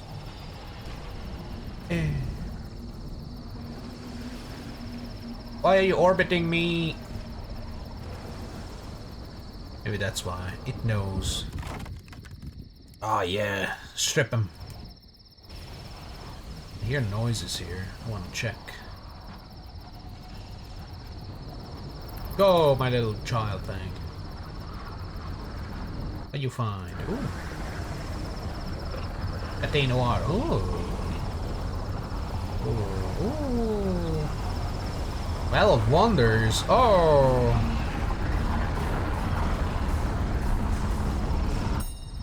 Whoa, another well. Approaching the Well of Wonders. Air is thick as treacle. Rocks rattle against the hole thrown by the well winds. From deep in the darkness comes a sound, a tortured whine of damp violins and rusted horns. Universe tuning its instruments. Whoa. Ascend, depart, look. The well will look back. This will enable you to lose your well rights or perform the rite of raving. Look into it. Ah! Teeth! London teeth. Elf wonders is smothered in stories. They say it is the place where possibility went to die. They say it is the grave prison of the first storyteller. Say that if you can endure the winds, you will learn that which was never known. The right of raving. Climb out an exterior hatch, you fasten yourself to the hole with a secure chain, the wind seizes you. You just rave against the wind. One well right increases your wails at the cost of your mirrors and hearts. I do not want that. Perform no rite, forsake your current rite. At least we can get rid of it. So if you really want to min-max to be able to get something, we can, you know, go around getting the perfect well right, the perfect crew. Yes. Hulls can be repaired in the well. Oh, hulls can be repaired. Oh, yeah. Sure. Ascent. Between the well's pull and the well's wind's push, the locomotive is jerked and jolted. Engine room is unbearable, but before your stokers collapse, you push through the calm beneath the storm. A bubble of peace surrounding a floating garden. Here a maze of pebbled paths and immaculate hedges leads only to vicious thorned bushes which surround the island. A full half of the place is dominated by a Grecian? I don't know. Is that like Greek? Style theater? Oh yeah, it's the thing we are parking at. Its seats carved out of a hill to face a stage of bone-white sand, the edge of dream, awakening. Dot dot dot. A disturbance. Awake. The play will begin once again. This time my story will be told. What's happening? Visitors from far away. A new taste in the air. Oh. Something's happening. You're trespassing my garden. Oh shit. Oh shit. Silence is broken. Clumsy animal footsteps, the stench of human flesh in my presence. Oh fuck. Trespassers, you walk in my paths, pluck the fruit from my trees, gorge yourselves until your bellies ache and your fat chins glisten with juice. Enjoy your stolen feast. You will join my chorus. The rest of you are not worthy of a role. Wait, that one, the captain, walking alone. Yes, the captain, different kind of soul, spark of potential, perhaps, we shall see. Prepare to wake up, my children. We have guests. The humans disembark to enjoy the calm of my garden. The calm my garden provides. Flower perfumed air bushes their oily skin. Red apples burn on the trees and swollen berries clustered on every bush. They pause cautious, but soon feasting begins. Captain explores the garden. They find themselves in a clearing. Captain tours my theater. So we are looking at ourselves and the crew and ourselves, and from the perspective of this beast, or maybe we are watching the play. And as the play plays out, so does our life play out. Find themselves in a clearing shaded by cedar and oak. Preparations are complete.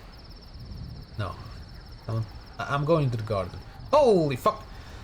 Fast Presser Captain approaches warily despite the welcoming sense of afternoon tea. The tea is hot. The scones are soft and warm, dribbling with butter and strawberry jam. My guests sit frozen in their endless repast, watching eternity through unblinking, bloodshot eyes. Looks closer at the lost girl, restless vagabond, runaway scion. Isn't the restless vagabond our guy? The lost girl might be the urchin, runaway scion. Thrice dead bride, careless scholar, empty seat. Okay, these might be different things. My king who wars. Who else could take on such a role? His wanderings followed the sun beyond the edge of any map. But all such travels must cease eventually. Go back into the garden of the lost girl. Speak of my truth. She fled her life all the way down a rabbit hole. In my garden, that dream came true. So many years have not passed for her since then. Oh my god, you have to go back to the fucking garden every time. Scion! Poor match for the king who speaks. One that suffices. Prince invading, fleeing an extinct kingdom. I have seen the royal blood spilled many times. His veins will not endure another performance of my story. Oh no!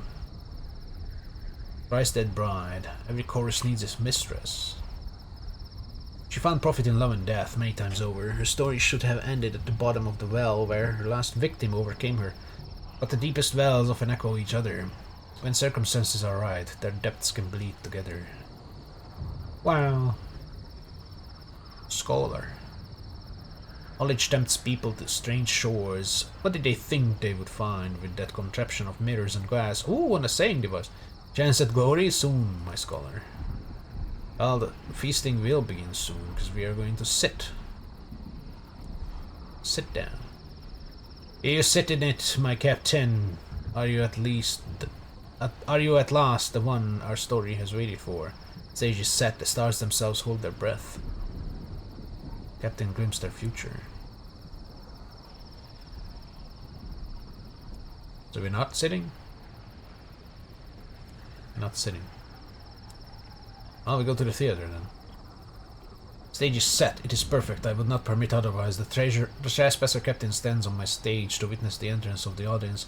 The crew fills the front row. More of their kind. Recent arrivals take the next few rows.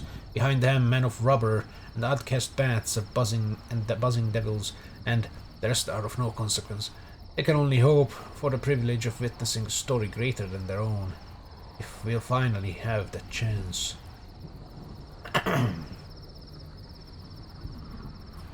Garden theater. Captain turns to leave. Captain takes their assigned seat.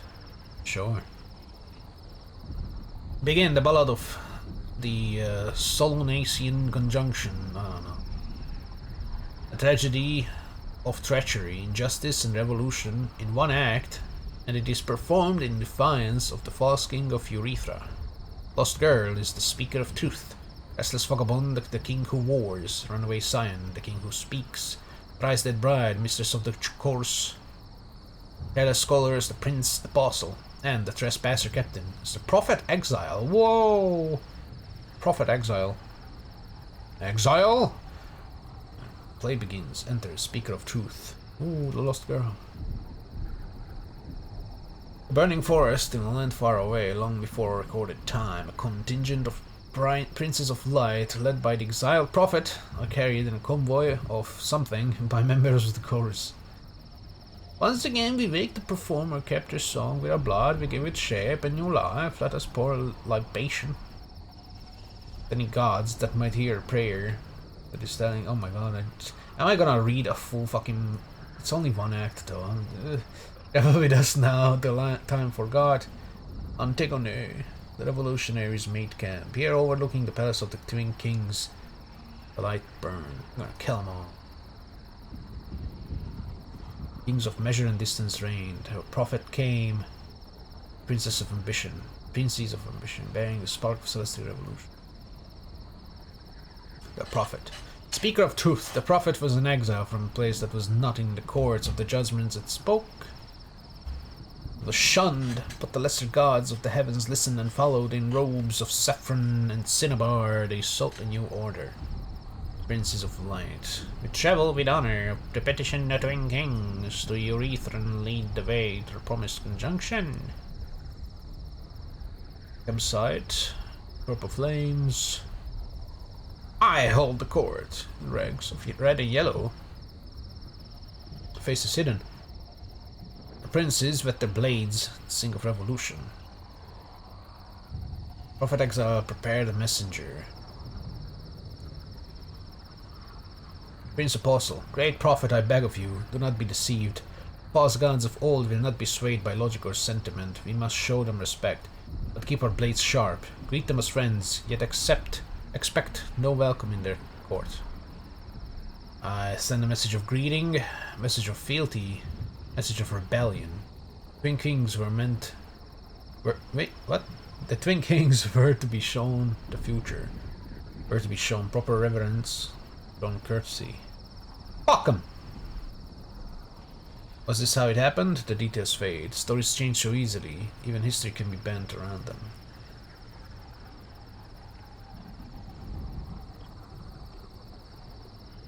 Prophet Exile spoke to the Prince of Light. Took a moment to reflect. You deviate from the script? How reckless. He had been seduced by promises of greatness. It was easy to persuade them to seize it. White had gathered them, princes who would not be kings, the young and weak outcasts. Their ambitions were easy to twist. Down with the kings and the light of their laws. We stand with our prophet exile and the wise apostle. Consider the apostle. Left them to their prattle.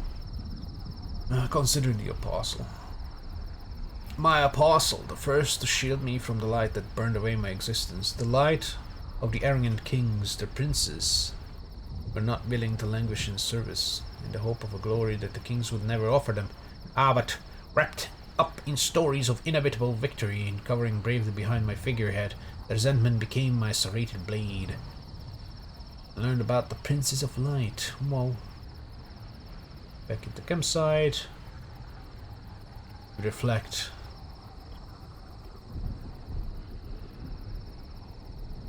And consider itself. Thought on its past.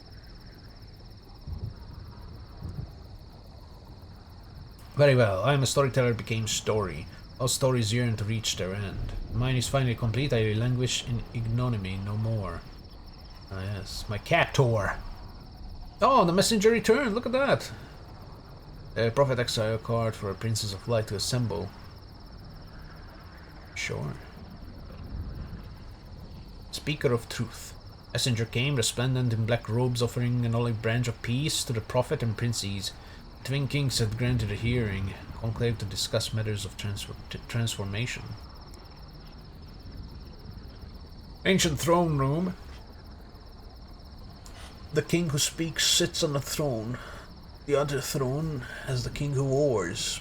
The twin kings of Urethra, united. Approach with gifts. Despite them granting protection to their visitors, the lambent glare of the twin kings still burn. Larger wisdom is known and revered, blah blah blah. Hail to the twin kings. Sure. I brought books, gold and gems, or slaves. Secrets only to those who traveled behind glass. Great chests bursting with treasure. And slaves and brought books. Knowledge.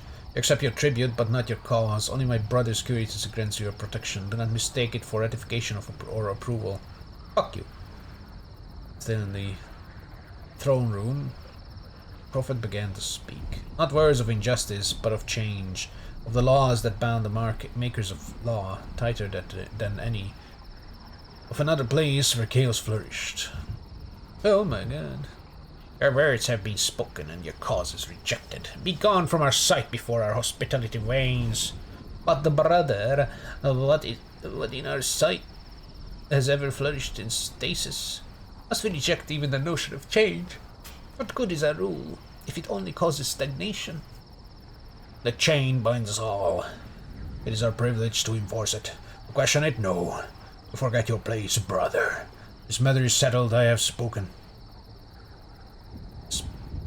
The prophet spoke up in agreement. The prophet fell quiet. Only the king who speaks might convince his brother. There was a chance here for the first time. But king who wars, enough! This circus has ended. Be gone from our sight. Consider your lives a gift of my counterpart's soft heart. Oh. Exile camp. Princes of light whisper of the anger of the king who wars. As he fumes, the very sky broils. Where would the princes go from here? Alternative plans. Our hope for an ally lies crumbled and burned. What hope do we have now? Have faith in our prophet. Their wisdom will provide. Need a symbol of our courage to light the new path. Twin kings lack unity. Need to unite them. But the boast was interrupted. A visitor had come.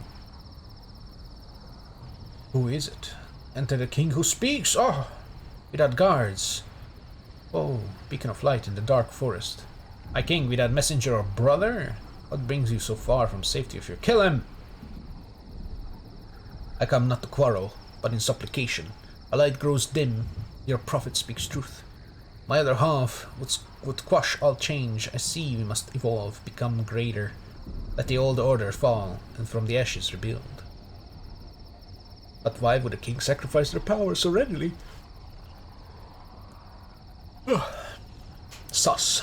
The king's gesture was unexpected and foolish. To venture from the safety of his palace, such an opportunity. Kill him. A forest of burning twilight, a great pyre has been built. The princes of light and the prophet exile welcome their latest disciple. King who speaks. Ooh, he joins!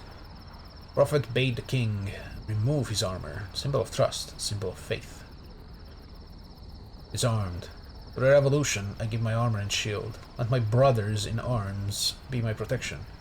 So shall it be in the name of the revolution. Prophet bade the king remove his vestments, symbol of royal authority, trappings of power. I stand before you as an equal, naked. Let me be wrapped in your cause, and it alone be my warmth. So shall it be in the name of revolution. The prophet took the king who speaks fealty. Pledge to the revolution, pledge to the new order. You have my word, you have my pledge, you have my service, from now until my darkening. Sure. He's humbled. Ambush! At the prophet's signal, the princes drew their knives. They stabbed the king's unprotected soul. Fuck him! Princes of light, enough! The deed is done, let daggers come to rest. Gather the fool's armor, drink his light. The god lies at our feet. His other half will be next. Soon Urethra will be our bastion and our call. We ride into battle with the break of the dawn. So shall it be in the name of revolution. Including us. Captain objects to this betrayal. Captain would have done the same. But the king came willingly. Like how I was like, yeah, let's kill him. We even sent a message of revolution, you know, the future. And now I'm like, but maybe we shouldn't have. He declares fealty. He declared fealty, did he not? Sacrifice proved that he would kill a god. We could kill a god. It sent a message to the old order. More than that, it weakened the king who warred. With one more blow, Urethra would be ours. New kingdom I had promised. We only had to press the advantage. Despite everything, the captain was still fighting. The palace of the halved. Fiery throne of the king who speaks has fallen. The hall shakes with the king who roars his fury. His anger was cold, an ancient fury. Mounted his chariot. King who wore his chariot thundered through the sky, not burned crimson. Yeah, he's going to war. Scream, not for the comfort of oblivion. Such mercy is not for traitors to know, as you burn forever in my palace. In the flames of anger you have ignited, and you, false prophet, from the land beyond mirrors, architect of and abettor, who put yourself above both gods and kings, for you, a storyteller's cruelest fate. Guards, bring them hither. No! The prophet was taken to the place of punishment. Darkness of the well awaited them. No! No, it's gonna punish me! Ah! A well deep in Urethra. Prophet exile is bound in chains of sorrow. King's gesture, a guard extracts a molten metal mask from a forge. No! No! No eyes, no mouth. Never to see the outside world. Never to speak. Treason again. Oh my god, I'm gonna get fucking iron masked. Judgment of the king. Mask silence both screams and rebellion. Oh fuck. I'm gonna die. The king who wars. Let justice be done, and all gathered bear witness, as we cast this outsider into the final rest. Let their flesh rot till all that's left is a cry that shall never escape this echoing place, a story to rage in the darkness, never to be told, an anger never to be sated or released, with mortality severed. Cast this wretch down the well. Judgment is rendered, I commend thee to hell. No! An ignominious end. And so I was thrown to the well, reduced to nothing but a story, one never to be told, but I am patient. Ah. Conjunction was ended. Oh, I guess I failed? There's a tale for another time. Here we are at last, Captain. I chose well. So many times we tried to tell the story, so many times we failed. Finally, the curtain falls. Oh no, we went through it. Okay. There are all stories forbidden in Urethran's domain, to prevent further treason, call for revolution. But stories are stronger than kings or their princes. The second would come with its own consequences. That's for another time. Ours has been taught to completion. Oh, it lives in your mind now. When we depart, our captors will be with you. Whisper in the dark. Oh, captor will be with you. I have a fucking voice in my head. Great. Lost souls of my audience are free to carry the tale of my revolution across the heavens. In its telling, I will live again and watch the stars themselves fall. When they are dark and my brethren behind glass no longer have cause to fear their laws. But that is none of your concern, Captain. I return your small life and crew to you. Consider that the expression of my gratitude. Story is told, there will be no encore. Whoa, we did it. Wakefulness beckons. The dim light of the theater returns. Rows of desiccated corpses in the audience stare back at you. Only your own crew has not succumbed to the ravages of time. Your hands are wet and sticky. A knife in your hand drips with blood. I guess we killed one of the cast members. Whoops. You're on stage, your clothes are soaked with blood. The corpse of the runaway scion is at your feet, killed by the knife in your hand. The rest of the cast lie around you, a mere ash and bones. Oh, never mind. Everybody's dead. Only the lost girl remains, no longer young. The death of uncountable years hangs on her elderly skin. As her last seconds tick away, she slumps to sitting, lies down. She smiles at you and shuts her eyes. She's at peace. Something slithers at the back of your mind. Just for a moment, it is gone. Yep, it's in my head. Garden of Thorns. Garden is completely overgrown. Most of its paths are impassable. Great theater is empty, save for your own crew. The rest of the audience is gone. Your role here is over. Prophet Exile has escaped from the well, reduced to a mere whisper of revolution, but a story that even the gods could not destroy. It will be told again, far from here. It lives. Oh, an enigma. And the exile escaped the well. Fun! You know what's not escaping the well?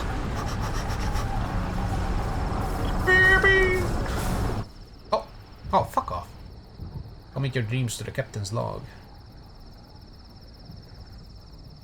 3 tales of terror for a vision of the heavens. You will gain terror. Seek company. Please. Company. I seek.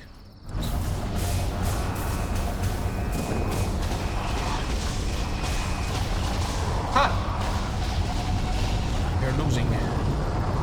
You're losing some health there.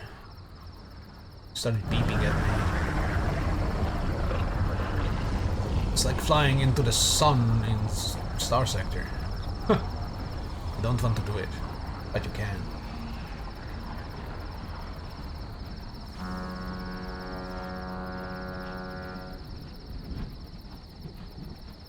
That was fun, I guess.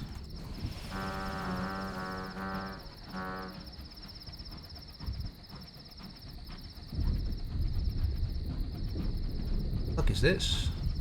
Oh, it's just a dude. Don't you dare! Pew. No more Bayonetta hair. That's the thing you found. Are you stupid? Get out of here. I guess it's because it has good range. Nothing to report.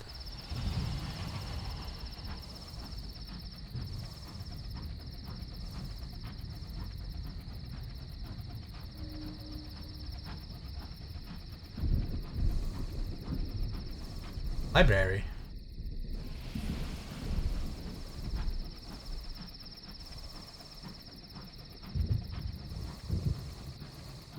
Ooh.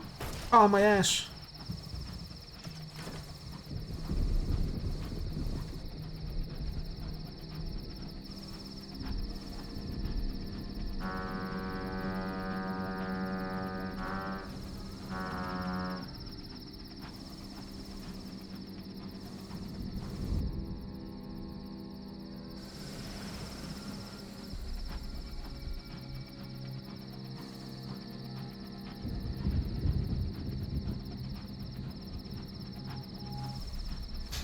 Give me that.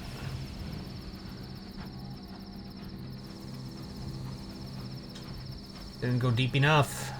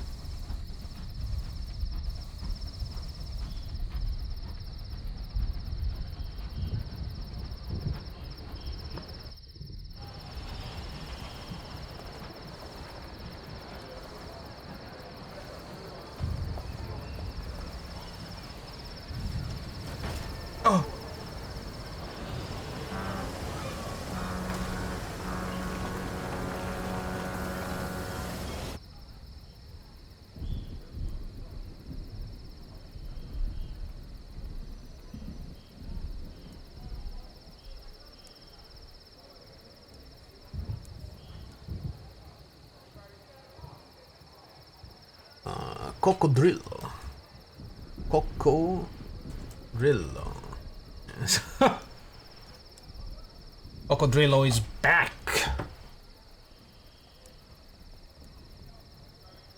And I open my fucking thing here. Cocodrillo. La la la. I'll just do this. We go back to the dead creature. Do the things there. They sell cheap munitions. Sure. 20 cheaper each. Well, that's okay.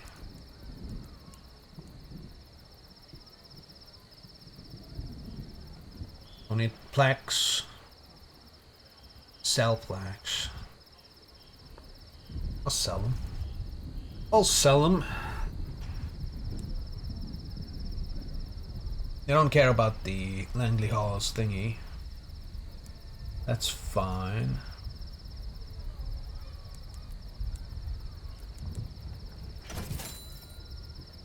Cool.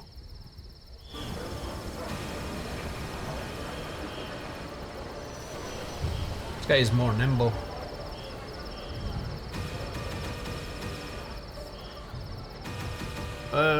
So pathetic compared to the beastly horn of the previous guy.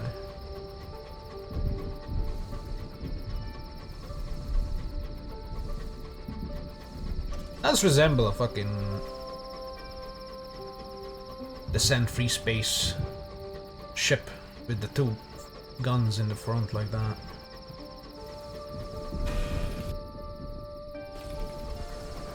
Free Space 2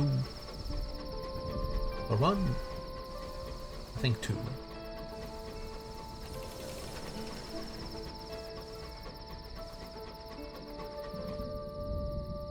Big bad factions fucking one of the ships looks like some kind of thermite head, something, I don't know.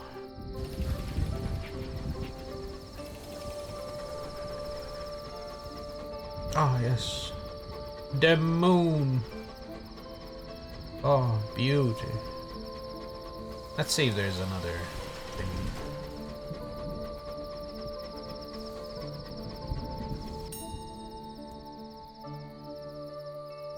Yay, the ritual. Take part. Right, requires bombazine. If you have some, you're welcome to participate. Sure.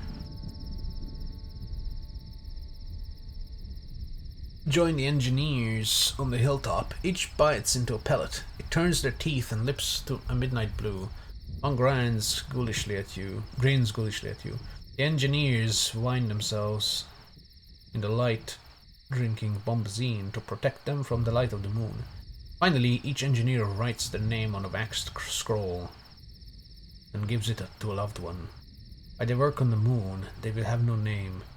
This, you are told, is to hide their identities from the things that lurk in the Urethrian dark, things that resent the moon's light. Oh. Ceremony is complete. Also, this just ensures that it is a good thing, it looks like. Oh. That's fine by me. Back to the House of Rods and Chains, the crab that died. Murdered by the sun.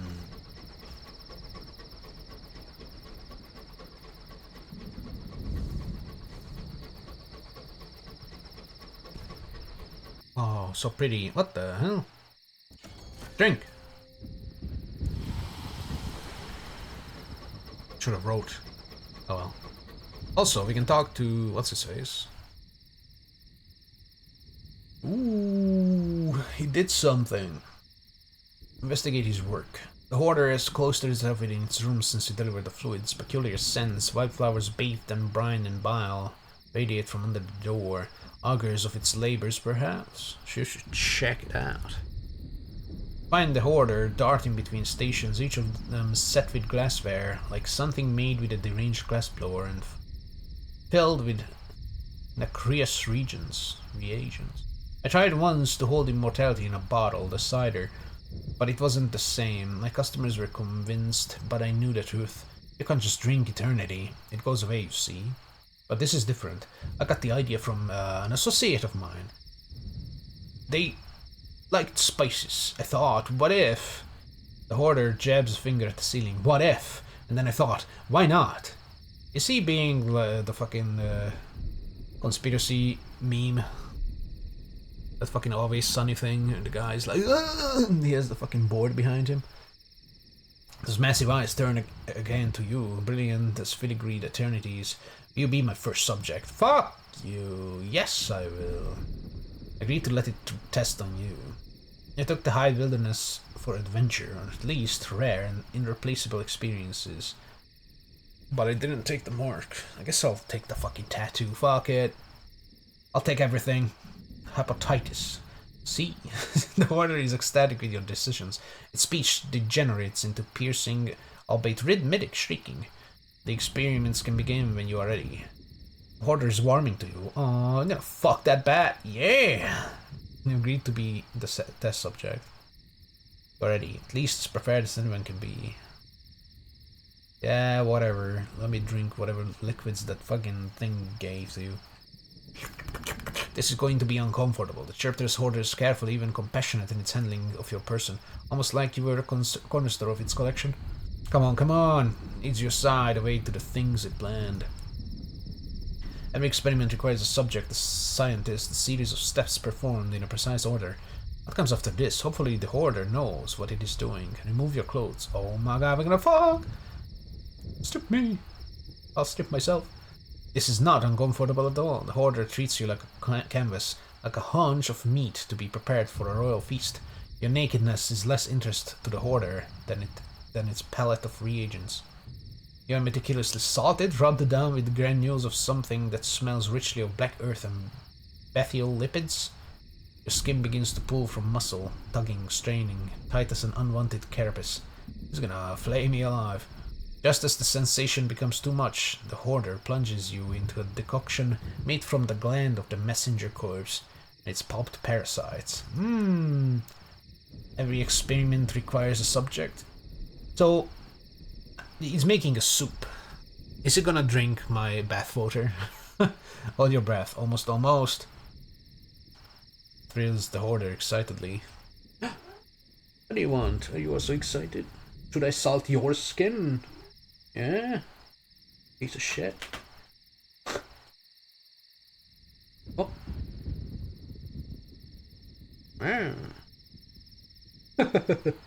He's cute. Kind of comfit. Isn't comfit like some jam? Like a compote? What is comfit? Comfit. Describes the process of cooking food in fat, whether it be grease or oil, at a lower temperature compared to deep frying. Ah yes. Comfit. I am soup. Soup. When it judges you adequately marinated, the hoarder migrates you to a box too small for you to do anything but lie curled embryonically. Inside, there is neither light nor gradation of time. Gradation of time. Only a mute nothing, perfect, perpetual. It's a fucking sensory deprivation chamber. Here you rest, steeping in sweet smoke. Oh my god. A century or a god breath later, you are rescued and unfolded. You are desiccated. Your flesh is hucked to it. You can only taste salt. Something is gone, some recent memory, some new knowledge. It's impossible to tell what.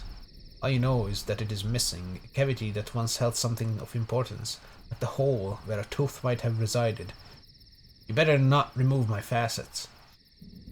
This was likely not as planned. Oops. The hoarder experiment is complete. It was not an unmitigated success.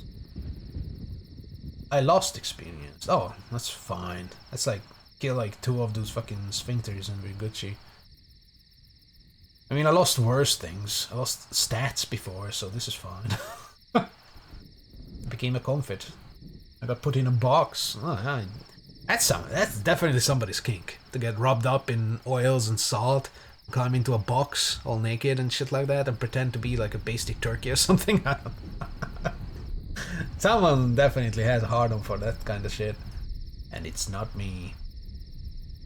But it could be me. Never tried. I might baste myself. Let the hoarder make amends. Lick this marinated shit off of me. Slowly. Ever since you took part in its experiment, the hoarder haunts you, forlorn, endlessly murmuring of its failures. If you're ever to have peace again, you will need to distract it. Kiss it. Kiss it on its big lips. It'll go away, like everything. It melts away, traces the longitude between your wrist and the spoke of your elbow. Its touch ethereally light. The hoarder's ears droop. You will continue, but what is the word that I should say? Repentance. I am very sorry. A gift will follow. Regardless of your answer, you find a firkin of red honey balanced against the door of to your cabin the next day. Ooh, red honey. Red. Keep the honey for trade. Perhaps you can find use for it later in London. If you aren't carrying contraband. Oh, red honey is contraband. Our first contraband. Across regions or into a central station risk attracting the attention of the revenue man. The revenue man. Maybe this is how we prove to the gentleman people that we are not with the revenue man. We piss the revenue men off. And then the gentleman people will be like, oh, this guy's with us. They are based. You know? Based and basted like a turkey. I'm a comfort. Use the red honey yourself. Better to inhabit a dream while your mind fills with the agony of transformation. Suck it. So the red honey fills you. It's fucking, it's the thing. Oh my god, I'm forgetting what it is. The thing from Warframe. The red shit. Kuva! It's Kuva! I was about to search and it just came into my brain like a bullet. Your mind clouds with images you do not recognize. A life, a place, a pleasant existence entirely not your own. Someone holds a child pressed to the breast, smiling down onto the toe-headed babe. Toe-headed babe. Two-headed babe. Their thoughts crowd your mouth, your head, a name, a hope, a lifetime of waiting, wanting, wishing made real in this delicate creature. Once hers, but yours now, and only yours. My baby! You wake soon after on your engine, stolen grief, caulking your throat. Speak to the hoarder. Hoarder's experiment did not succeed, but it has made progress. What's next? Oh, I got 3 savage secrets. Wanting, waiting, and wishing. All secrets. Encourage the hoarder into sharing the next step. Do not cease muttering with scholastic rapidity, pacing to and fro. What does it want? I require something eternal. It swats at the clergy of vials, sending them crashing onto the floor. Something that lasts, not like these reagents which age and sour and fade. I need to make a culture from one that has loved voraciously, loved in a fashion that even time and death cannot dilute. Light blooms in the hoarder's gaze, ravenous as kings, and whose eternal love is better than victorious. Oh yes, she built such a beautiful tomb before hers. I want a piece of her beloved, the consort. Something to cook and simmer and distill into precious oils. Take me to the most serene mausoleum in Albion. Hey, that's the 3rd person that wants to go there. Someone from our group already wants to go there. And someone else as well. We have stuff to do there. Oh well. Hoarder is interested in love. It wishes to go to the most serene mausoleum, the tomb of Albert. So, brother. I mean, we've been through that experiment. I think we can get through that easily.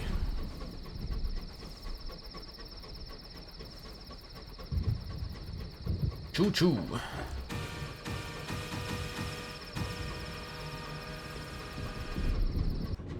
Oh. What the fuck is that? It's a big bird! I don't want to fight the big bird. Those are scary. They have like homing bullets. They have big range as well. They definitely snipe me from a screen. Fuck 'em.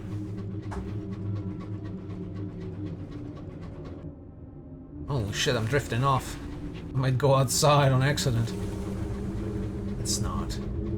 Ooh, the Lunula. One giant died here.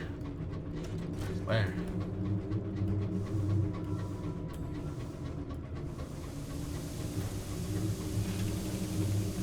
Ding dong, we're back.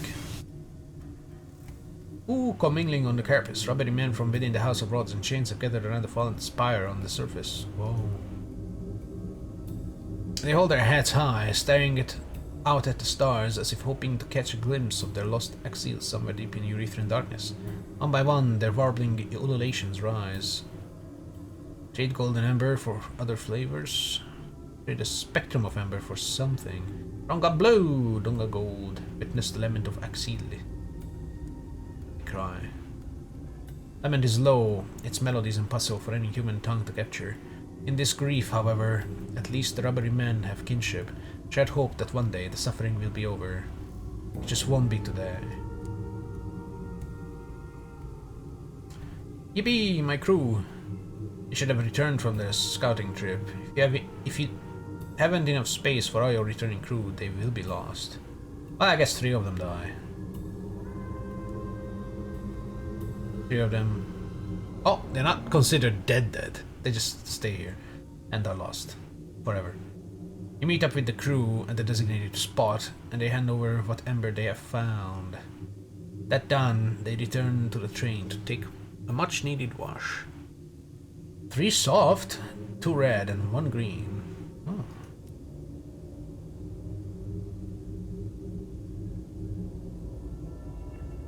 Interesting. Oh, cheaper cage catch is still here. I need, what, like 8? 7.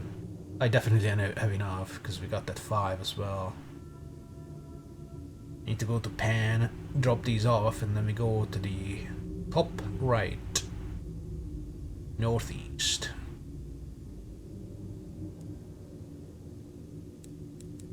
Actually, no, I can get this for free.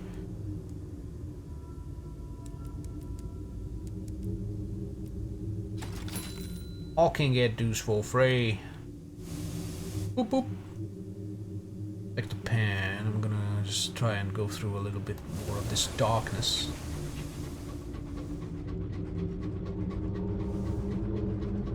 And it's loud.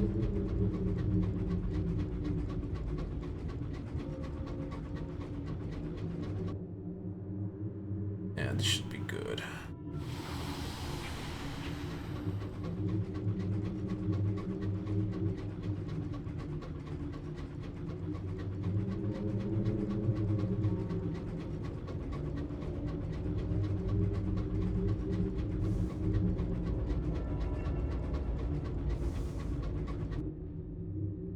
Ooh, company.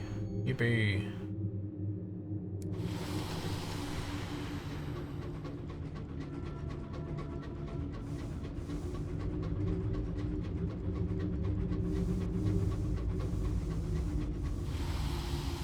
Bruh, give it to me. Give it to me. Thanks.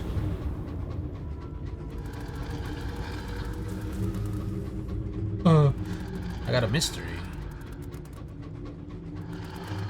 I have a friend now. Oh, I can see it. Some kind of undead creature.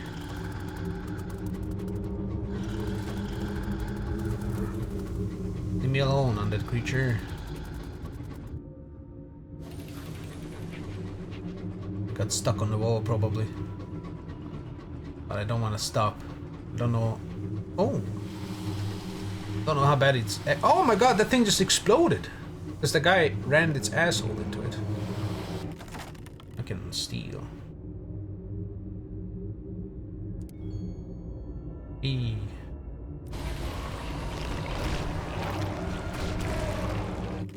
Oh my god.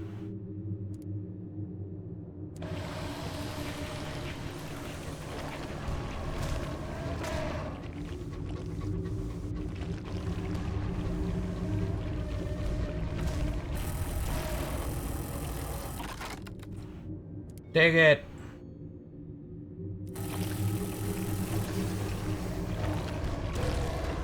Yippee! Remember that digging in it can lose a crew. I'm gonna go through this guy though. Oh, there's a new one. Hello!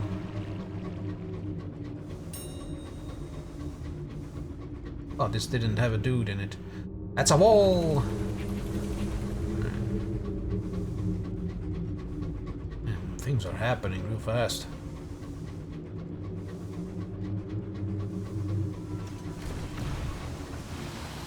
E-Dowser.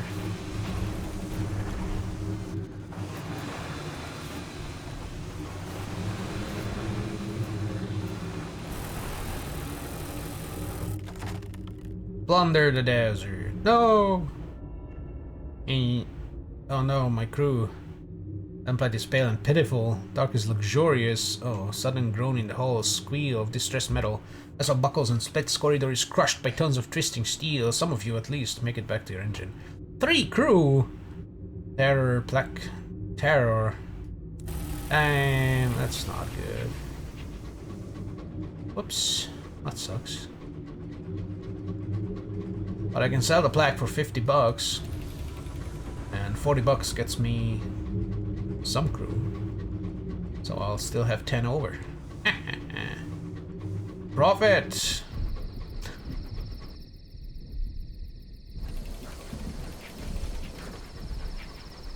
Captain's gotta do what a captain's gonna do.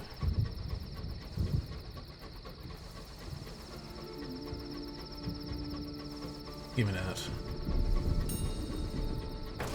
Oh, what the fuck? Where did that come from? Signal the wreck. Someone is in there. Yippee! Free crew. Ah.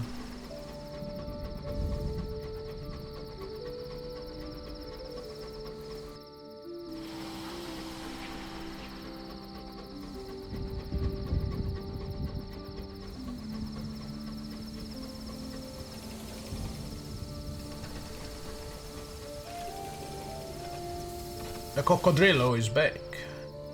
Still the hour of leaving. Cool. Recruit. Recruit. B.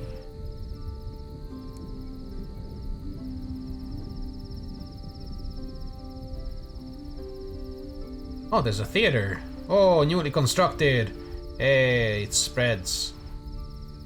Familiar verse. Actions consider script, coughs, and begins to recite. Brothers and sisters, all other facets. Faces is destruction. Let us cheer our revolution. Solon Solaka. Who wrote this anyway? Nice. Things are changing.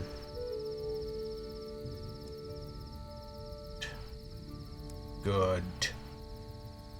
Bombazine to the eagle. Ooh, I can do that. I just need one more bombazine. Do these guys sell? Yeah. Which means I need to abandon this. Pick this up. Almost into the eagle, but oh, that goes down. That's okay though. I can do that. I can quickly run up to the Empyrean. Oops, I don't need that. Or to the Langley Hall. Then get bombazine. I think they still had one for cheaper, but even if not, it's fine. Come back to Pan, grab the other 2. Quickly chug down to fucking the Empyrean, back up to Pan, and then we can do this. Because we still need to, you know, slowly accumulate money. And right now we're losing money. We gotta do some jobs. I want to get another gun. And also be able to afford supplies and such.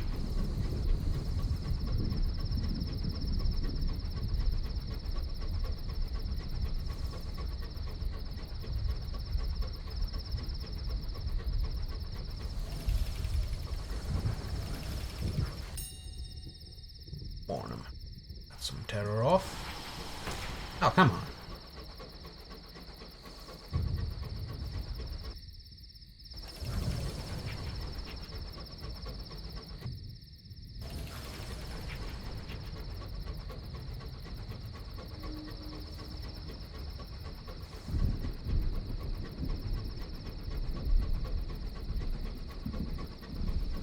This guy is perturbed.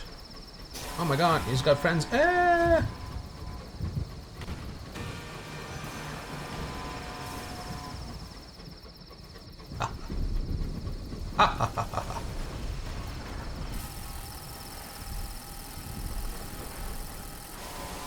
No, don't leave! I love you!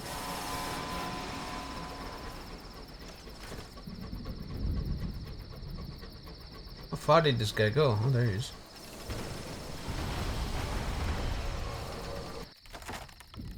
Scavenge. Gain hole in terror.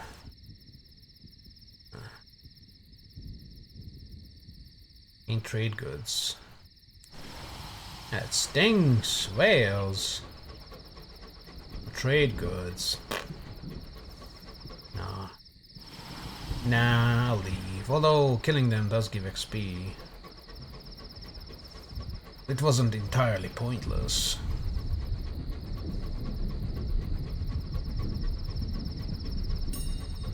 Ha! Random ass crockery.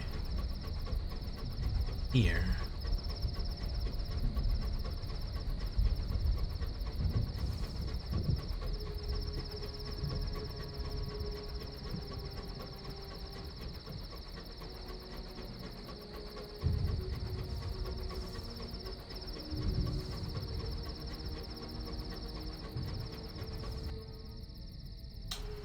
Jesus.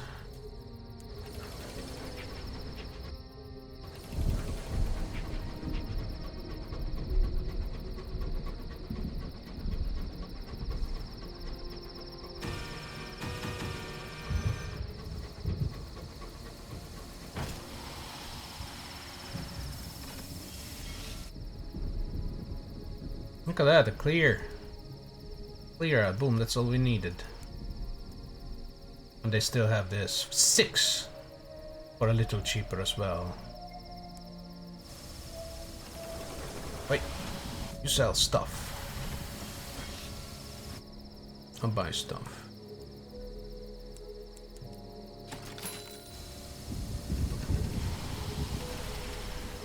Oh man! This guy's a little shorter than the blue one, but too long.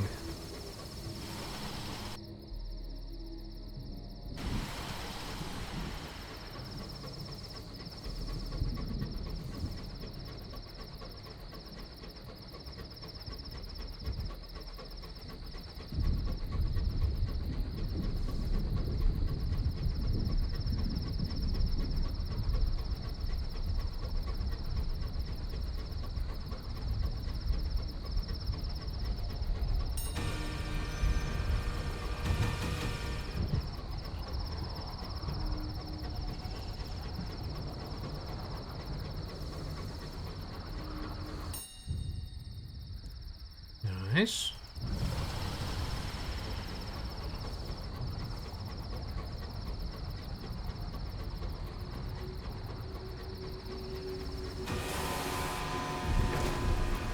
Bruh. I just fixed that.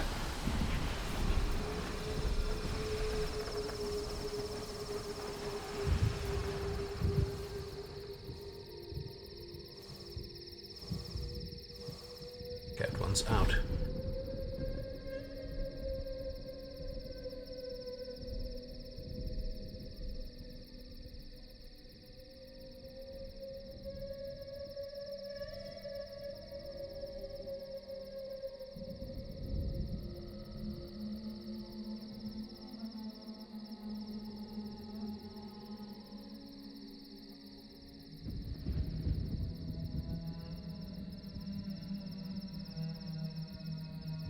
Damn.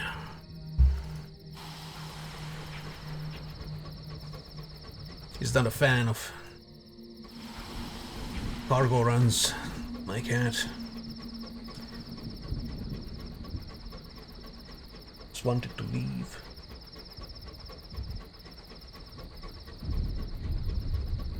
But we need the money.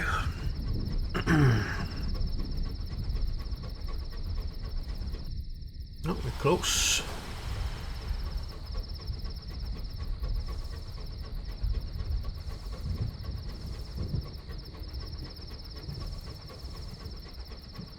Can I hear the pipes? No. This captain hears no pipes. It's a fucking tryptophobia thing.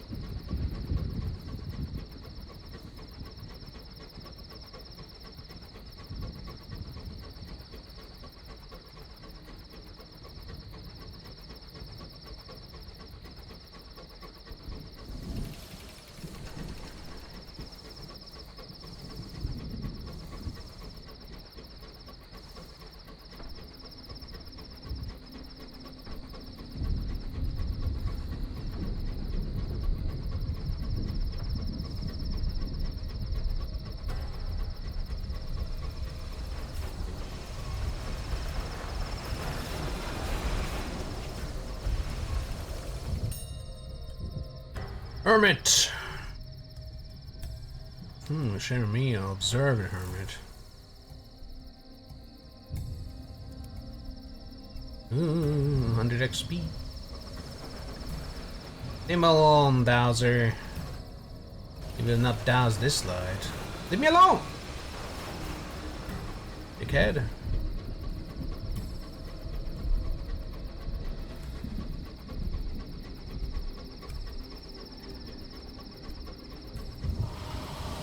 Break up, pussy!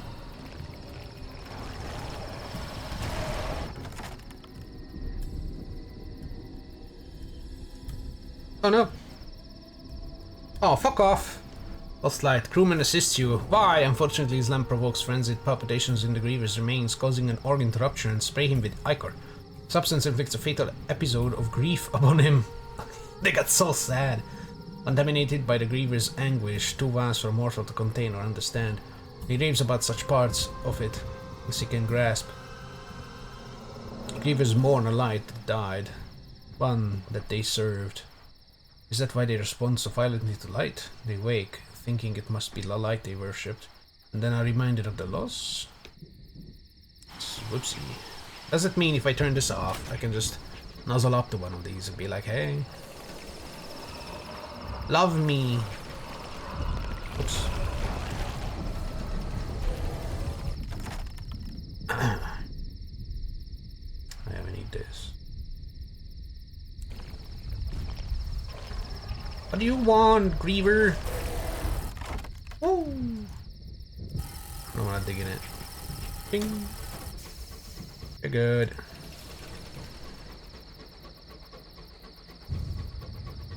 So I guess I can nuzzle up to them, just don't touch them. I poked it with my guns, and it didn't like it. They die real easy though. Don't really have to fear them. In our current state. Oh my god.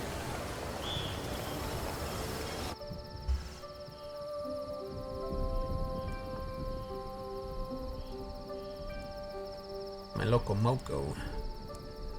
A cocodrillo. Yippee! Oh, it's the cargo on the dock while you ponder where you take it. Oh yeah, this is just the thing.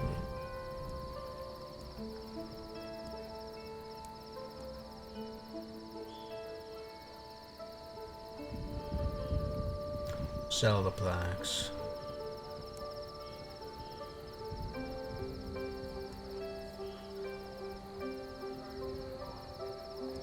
Or some terror.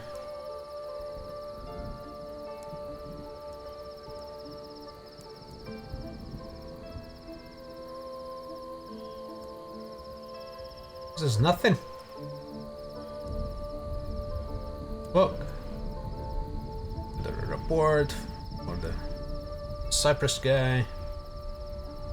Screw the rest.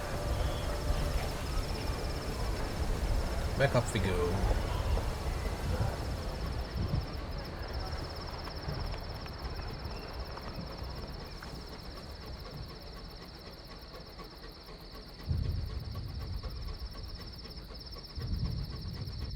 Big terror. But that's okay.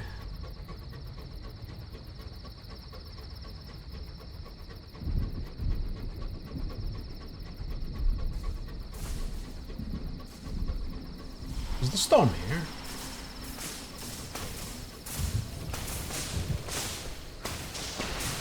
No! No, please! No! No, not like this!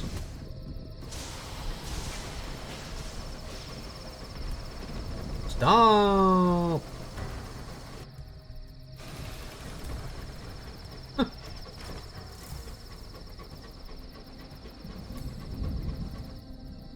Oh no, please, yes, I don't want to drink.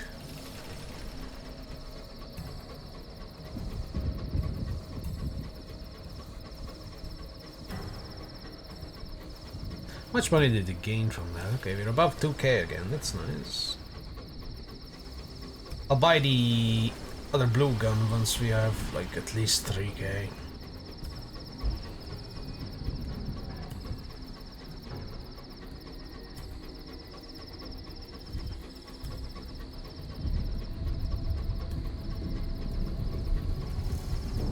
Friendly.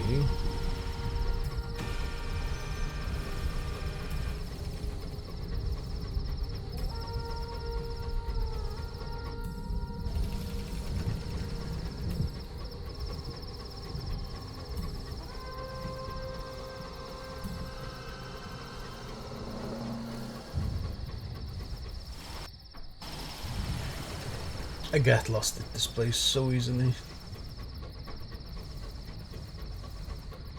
Then again, I get lost in the Reach as well. Spent like 50 hours in the Reach so far. Okay. Bank. Nothing else in the bank that I want. 1250. For 3 extra damage, I don't want to spend that right now. Seeds to Eccles. Oh, 5 seeds. We are going to Eccles, and I do not have 5 seeds, but I could just give them 2 and then abandon. Like, fuck it. Bombazine to the Eagle, I just did this. I was a ring breaker on Eccles. We tried starting a garden in the marsh, didn't take. I'll help a little bit. I got seeds.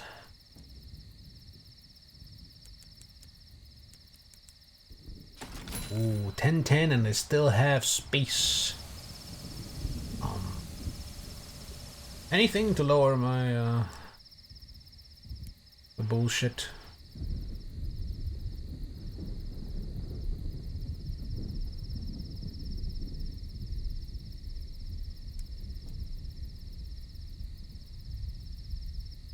And give him some reports.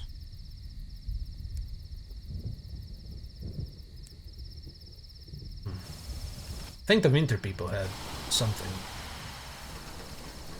Oh, that wasn't terror reduction. It was just stuff. Oh well, I guess we're going to go mad. Haven't seen what happens yet, so you know, there are those 4 things there. Might just gain.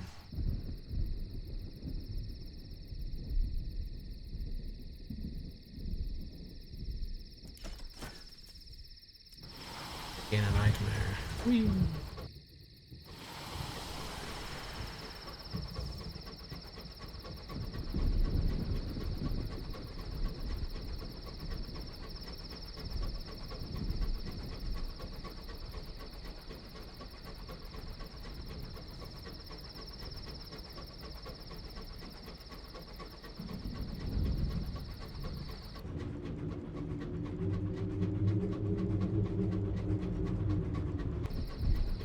Okay.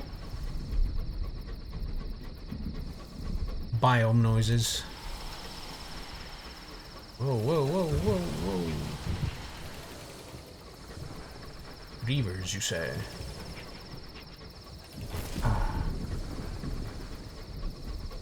Grab this.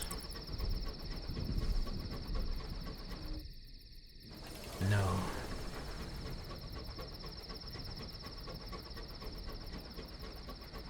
This guy's range is too long.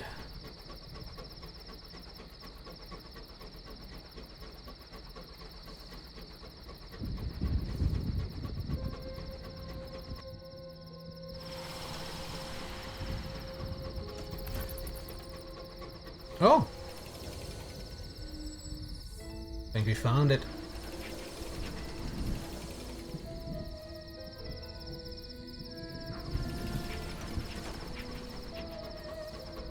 Oh. A new port, Captain! Ackless. Steeping house. E.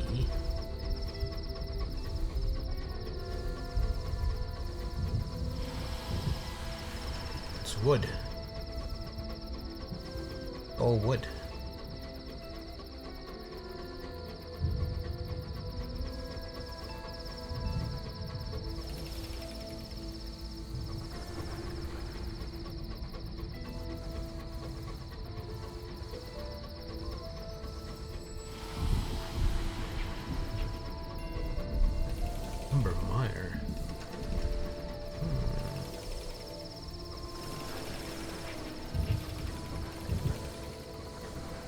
Navigator wants tea. Friend.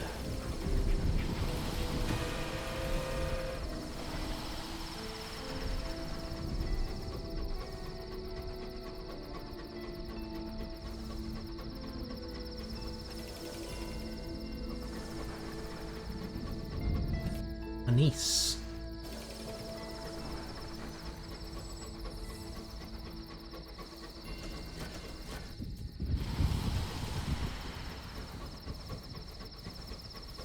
Oh. This place burned down? What happened?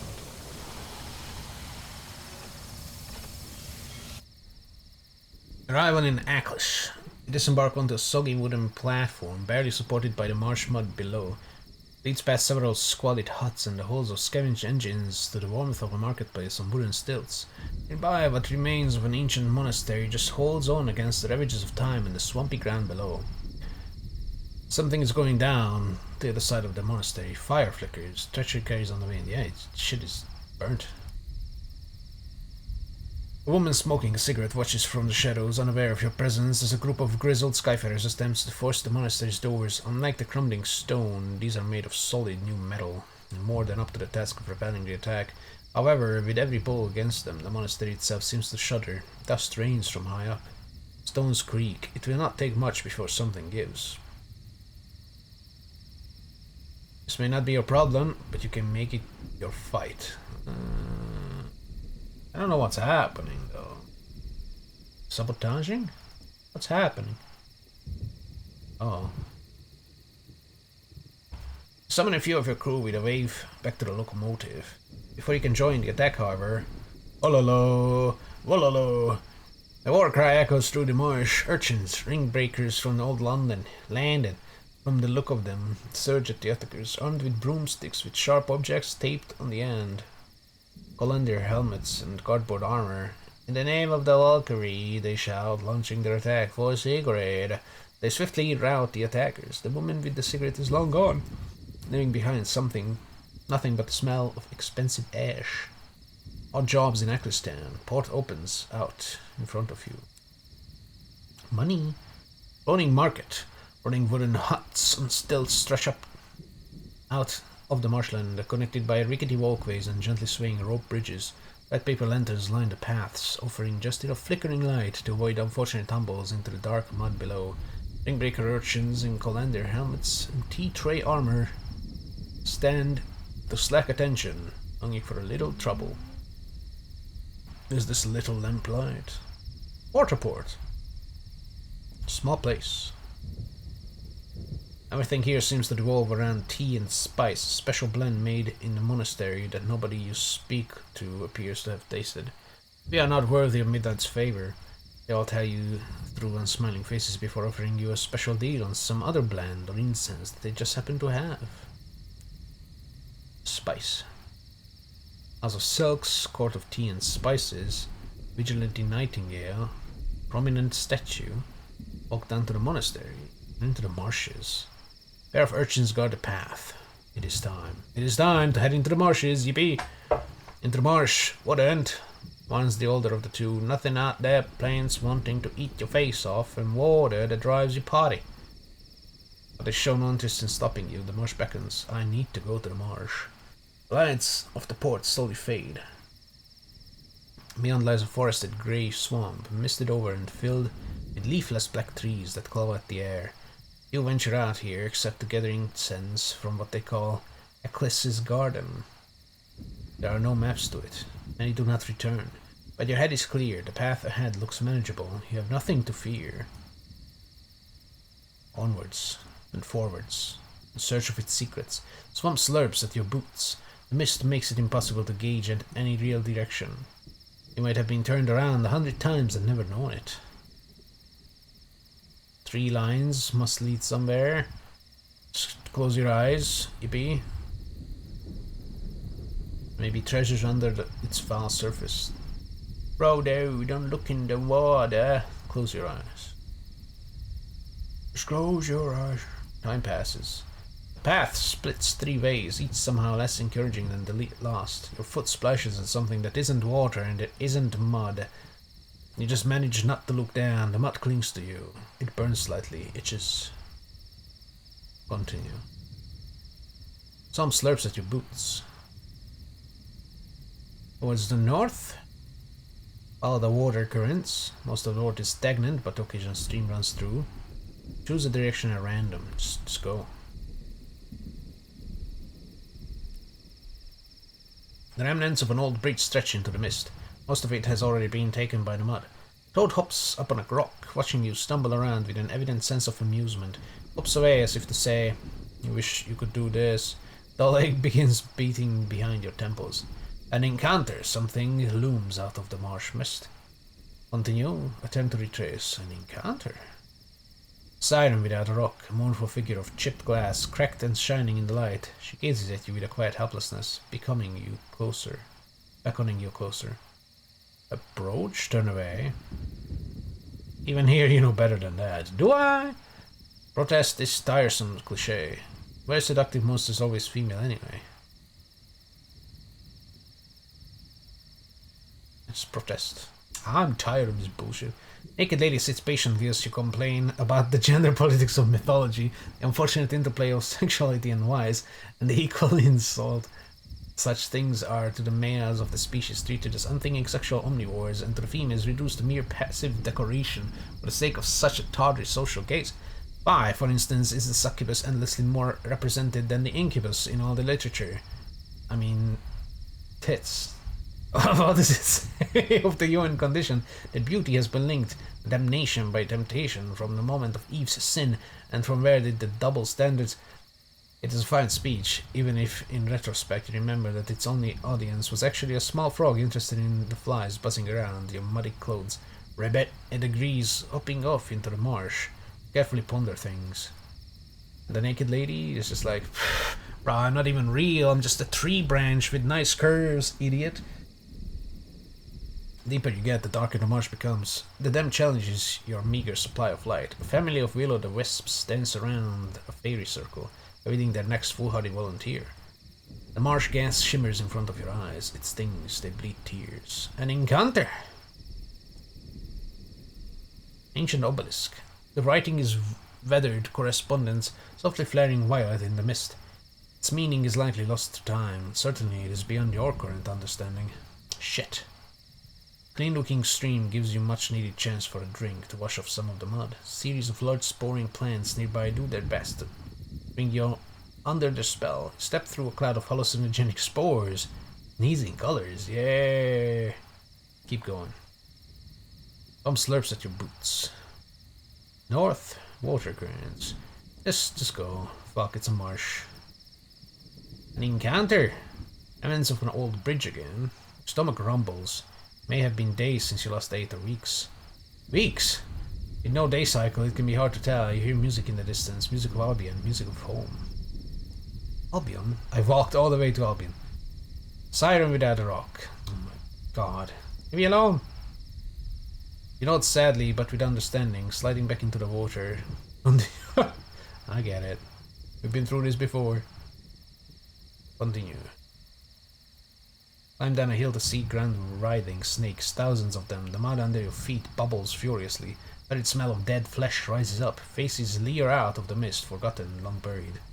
Fun! Random. He's bumbling through the marshes like an idiot. My crew is like, whatever. Land here is so damp anything built on it is likely sank into the marsh many years ago. A rumble from far away, sound of screams. What passes for the undergrowth is suddenly 1,000 rabbits on the run. A name slips from your memory. You reach for it, repeat it, hold it tight. My name? Morris. Continue. Sure. Random. Here's vines stretched around the trees here. Large grape-like objects hang from them. Unlike grapes, however, the contents are moving. Rumble from far away, sound of screams. Everything itches. The mud looks inviting. Oh, I'm gonna die. Link to the tree line. Your explorations lead to a moment of luck. An old boat by a lake, ready to carry you to slightly drier ground. Your thoughts turn to the warmth of fire and to the train. Having first pick of the good meats. Your stomach growls, food, you need food, your hand. Strip the flesh from the bones, use the bones as toothpicks, no, not now, later. Once there are napkins. Standards must be maintained. Capital M. An encounter! An old statue. Is a fusion of, Jesus, I have 42 of this. Fusion of man and animal you have hoped never to see in the flesh. Its serrated talons clutching a woodwind instrument that catches the wind and makes low-pitched sounds that resonate somewhere down in your guts. Gazette might be interested in hearing about it. The readers have a never-ending thirst for new nightmares. Ah, deeper you get, darker the marsh becomes. Shit is not water. Every step you take is 1,000 miles. Every mile is 1,000 steps. Oh. You must manage not to look down. Oh, you're failing. An encounter! Ancient obelisk. Again. Whispering. The fairy circle. Waiting in the next volunteer. Whisper in your ear. Your real parents. They're here. They love you. You can be a family again. I am leaving. Lost in the marsh. The water. Oh shit. The water and land seem to shift before your eyes. Was it this way you came, or that way? This street looks familiar, but wait.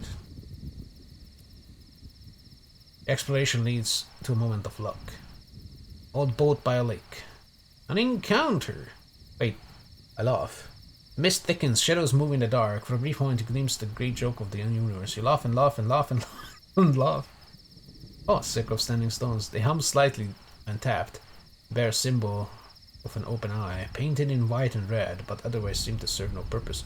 Eyes on flickering shadows in the mist suggest it is time to move on quickly. Oh. Ahem! The remnants. We're just laughing. Laughing. Remnants of an old bridge. With no day cycle, it can be hard to tell. The world spins out of control. Go mad! Dreams melt behind your eyes. Your legs stretch with every new step. Cursed sun shines down. Are we going to die? I really hope not. I'm alt-F4ing the fuck out of here if we do.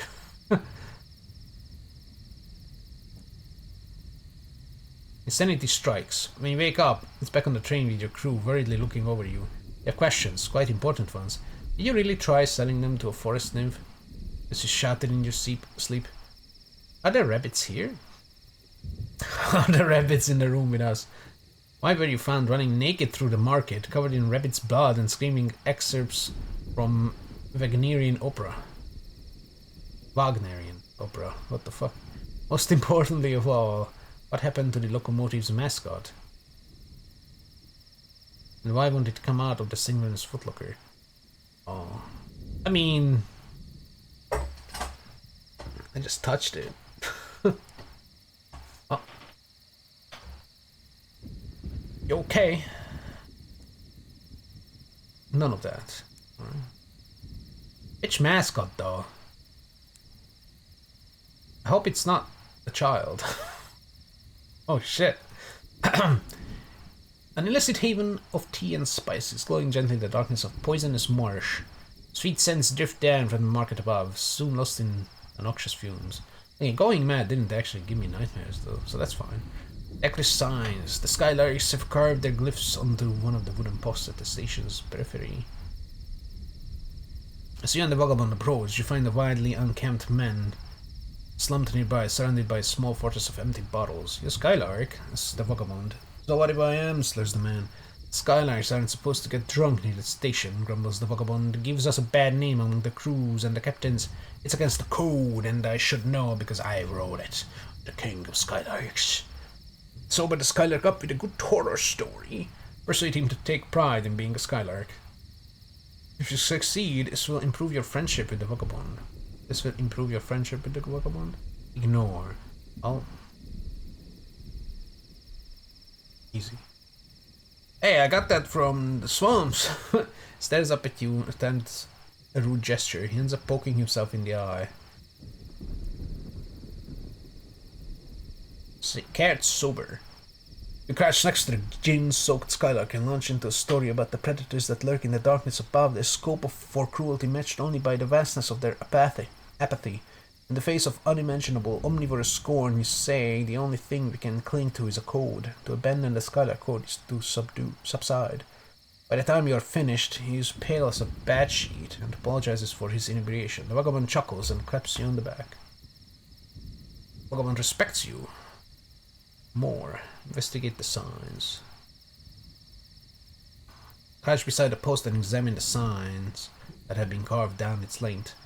Stickman above 3 squares tells us that Actis is a good place to fence stolen goods. Translates the vagabond. The 3 lines connecting the badge and the sock means the local police are urchins.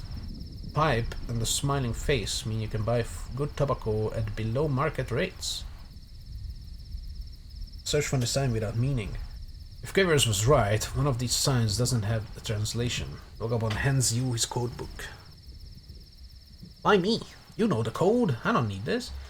Signifying nothing, comparing the signs scratched on the post of the vagabond's Valvory code book. Oh, Jesus. You find one that lacks a translation. Circle within spiral within teardrop. Sign more intricate than those that surround her. When you point it out, the vagabond whistles.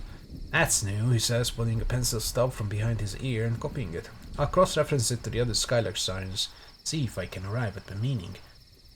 Slips the book back into his pocket, lifts the drunk Skylark to his feet. What's your name, friend? He asks amicably, steering him away from the station. Have the vagabond studying the Skylark sign. Investigate the Skylark. The vagabond is speaking earnestly with the drunk Skylark. While he's occupied, you spot Redbite. She's followed you from your engine. As she tries to hurry away, you follow. When you catch up, you find her shaking with fear. Don't trust him, whispers. I've heard stories. They call him Old Tom. The rumors are right. Heavy hand on your shoulder. What's this about rumors? Asks the vagabond with a broad smile. This guy is not a person. They're read by not to spread unpleasant rumors. To improve your friendship with the vagabond. Smoothly change topic. Doesn't need to know that you're discussing here. Ask the vagabond if he's hiding anything. May upset him. You need to know more.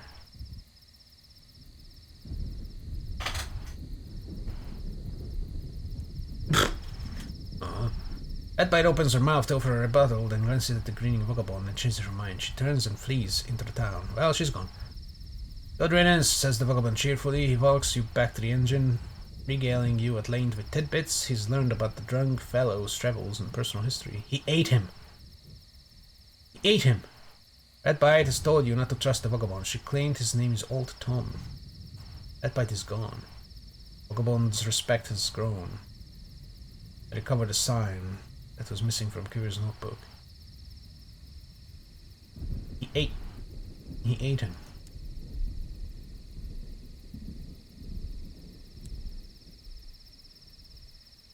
Eat him? Study the book. As it will reveal the location of the Sugar Spoon Garden, or at least of its author. The vagabond sits in... Old Tom sits at his desk, puffing thoughtfully on his pipe. He's copied out the untranslated signs from Curse's notebook and added the one discovered at Eccles.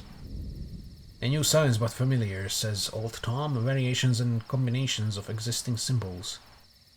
Should be able to decipher them now they're complete. Help him decipher the signs with some secrets. If you leave him alone, he entirely loses focus. He'd rather spend his time playing the fiddle. Oh my god, he's jerking off. Tom's namesake. After hours of discussion, dozens of messy diagrams, and an industrial quantity of coffee, he managed to piece together the meaning.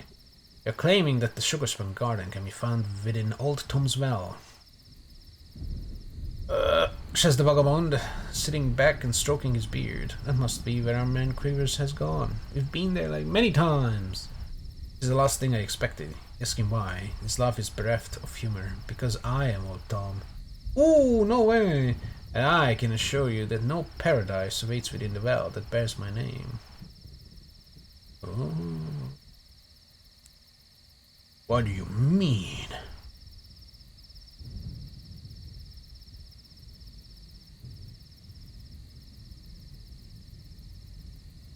Why didn't you tell me? We lost Red Bite because of this. Why do you think I left my mansion in Lustrum?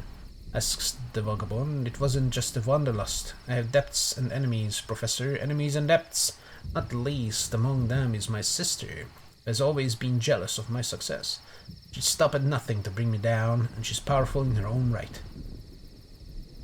So, who is she and where is she? Is it our aunt? Ask if he saw anything in the well. Made a wish and it was granted. According to legend. Secrets. Aye, I saw gold. Gleam of gold amid the cups of pale trees and nothing else but darkness. It spoke to me in a voice like lightning striking an oak, and it made an offer I accepted. Pry further, but he's reticent. What else is there to say, he mutters. It made me rich. Others have journeyed to the well since then, seeking their fortunes. But I'm the only one it spoke to. I don't know why. Why would the Skylark son lead to your well? My sister, Vagabond injects a viper's worth of venom into the word. She's formed a cult which clings to the well's edge. Is your sister the fucking chaplain woman in the fucking church? Man, it was within, chasing on my heels as always. It has never talked to her, only to me. His eyes glitter gloatingly for a moment. Perhaps she thinks she can change that through sacrifice. Perhaps that's why she's luring Skylarks to her lair. Taps the ash from his pipe, staring through the window. You must stop her. It's my duty as a king to protect my people. It is a question of journeying to Old Tom's Well.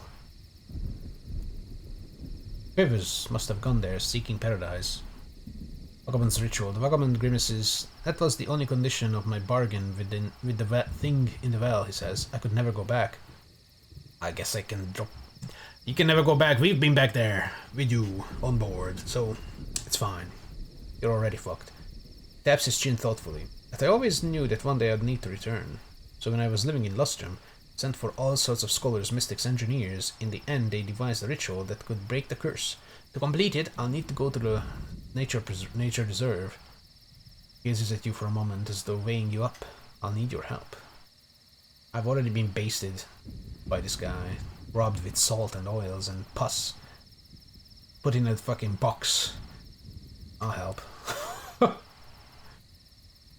To the nature reserve we need to go. Rotting market. Rotting wooden huts. On stilts. Tea and spices. Clouds of rich scents hang in the air. Though the market is small, it is bustling with both London and native Urethran traders. Each cramped stall and barrow is piled with the region's finest tea. Tea! Browse tea. Purchase some tea in bulk. Would be a good place to stock up. If you can haggle. 5 artifacts. 320. It gives me a bunch of tea. I don't care. Let's go about Midnight's Favor. Story shades blacker than night and tastes even deeper. Rarest of delicacies. Your inquiries draw little but averted eyes and apologies that they are not worthy of the favor. Go fuck yourselves. Browse the tea. What is mostly famed for its homegrown Midnight's Favor, it's quickly becoming a trade hub for every flavor. Yeah. Visit Murgatroyd's Taste of Albion. Tea! One of the more professional looking barrels in the market, the Murgatroyd's family's special tea blends have gained little traction. Oh. This person glares at us from behind a slender cigarette holder. Speak with them. Ask about Midnight's Favor. Oh, we're not worthy of Midnight's Favor. Haven't touched the stuff. Can't wait. Get back to Albion and never hear about it again. When I'm running the business, she catches herself. Well, I have my sights set rather higher than beverages. Purchase a caddy of tea. 90? Company is known for more than tea and crackers. There's little you cannot learn at their salons for the right price. More specialized branch of the family tree. Oh yeah, Murgatroyd, in Lustrum. Everybody looks at you with disdain. Oh please, even if I had time for Father Spymaster games, exactly how much do you think one overhears on the edge of nowhere? Takes a long pointed drag from a cigarette. Honestly, if you must waste someone's time with such nonsense, go and on my sister, Melusine.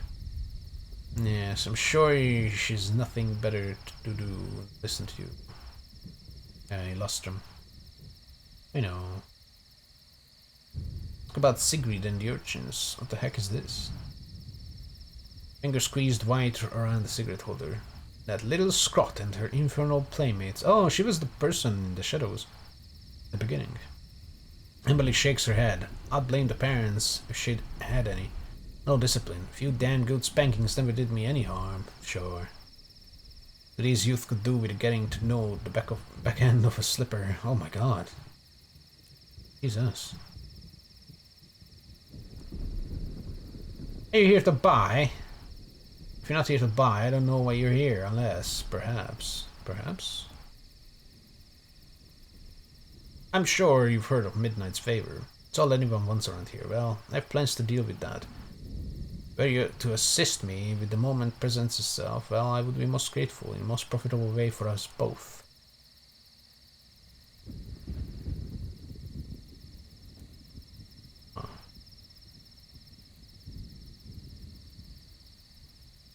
Is it the Midnight Garden?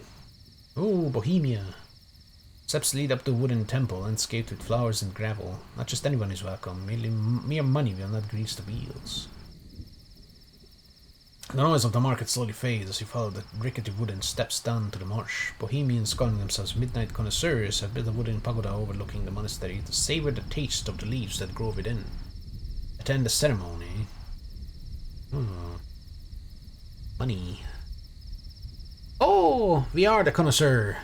We are worthy. It's the connoisseurs about the tea. How good can it be? No, just attend the ceremony. I know what I'm doing. Honored guest, the ritual comes easily to you. It begins with a cup of mere hot water, sipped to clear the taste buds. Midnight connoisseurs bring forth a bowl of embers on which to heat the ceremonial bronze kettle. You wait, eyes averted from the kettle, so that it may boil. Ta! Why your host prepares the implements. A silver spoon. The receptacle of milk to be turned down politely, in accordance with both taste and tradition. A small chocolate biscuit perched aside the saucer, to be greeted with the classic mantra, ooh, lovely, and devoured in no fewer than 3 bites, that leave behind no trace of crumb. $100. Sampled. Oh, I have sampled Midnight's Favor. Whoa, sampled it. Oh, there it is. Finally, the tea is poured. Now I'm satisfied. It was just chocolate and water so far. The silver spoon up my bump carries the taste of lost love. Love! With a bitter aftertaste of the happiness that came before. A first sun of spring and the last bell of Christmas. That is the first sip. It is customary to wait at least 5 minutes before taking a second. Nothing at all. If you did, just passing fancy. Something calls to you. Feel it in your head. It stirs through your memories, sifting for every forgotten pain, every pang of guilt, every regret that ever rose unbidden. Oh, my terror is swollen. Good. Night's call. The host remains silent. You continue drinking your tea. After the last drop is gone, sleep comes easily and comfortably. For a moment, the world seems no less cruel, but endlessly more endurable. Something in the back of your mind caresses the bad memories. Soon they melt away into pleasant dreams. Whoa. You awaken on a soft patch of leaves and fungus. Oh my god, fungus! Staring up at the high monastery walls from inside. There's no roof, just the gate. The game crashed. The game fucking crashed. No! No, not like this. No! Oh my god. It last saved when we docked. Fuck. It's the second time it crashes. Or it crashed.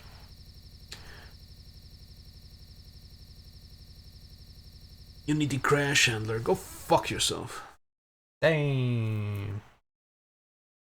Oh, that stinks. Oh, it's sinking. The marshes. Did I gain anything from the marshes? I think I gained 1 terror, and that's it. So I don't really care going back there. That was most of the time we spent at the place, anyhow. Fuck. I hope it saved when we docked. It saves when we dock and when we undock, right? Convictions of the Sapphire King. Whoa. Oh my god! I also have to re-enable speed. Fuck. We crash. We intervened. Click at the clack. Compile a report.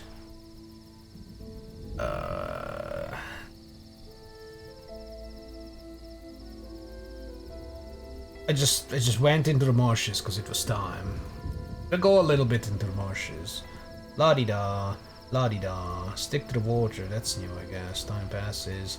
La-di-da, no sun to guide you, blah blah blah.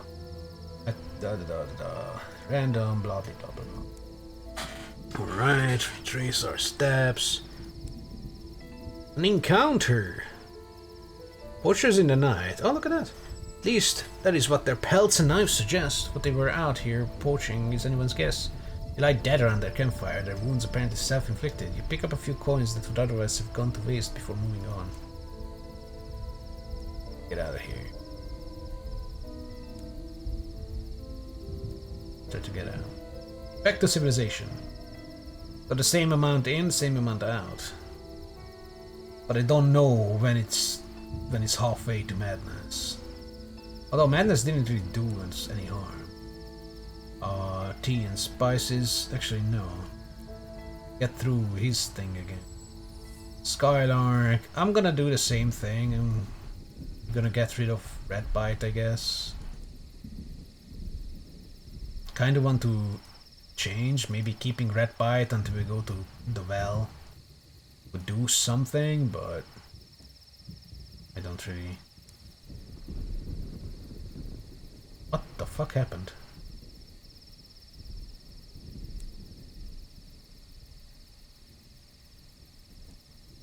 It's flashed. Help him decipher. Decipher. Why did he hide his identities?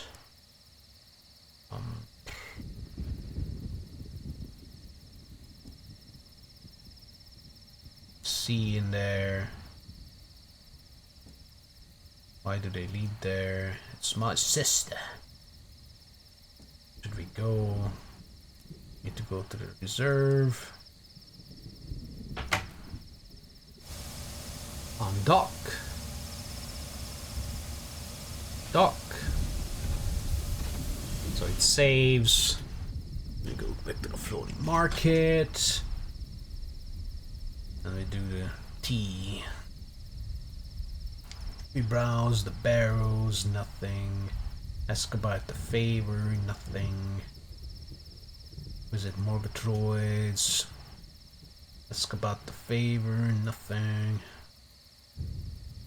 Family beeswax tells us to fuck off. Urchins, she's upset. Morgatroid, what's this? Oh. Then we did the tea. We just attended. Sip, sip, sippity sip. Something cost me. Whilst remain silent, you continue drinking your tea. After the last drop is gone, sleep comes easily and comfortably. For a moment, the world seems less cruel. Yes, I awake on fungus.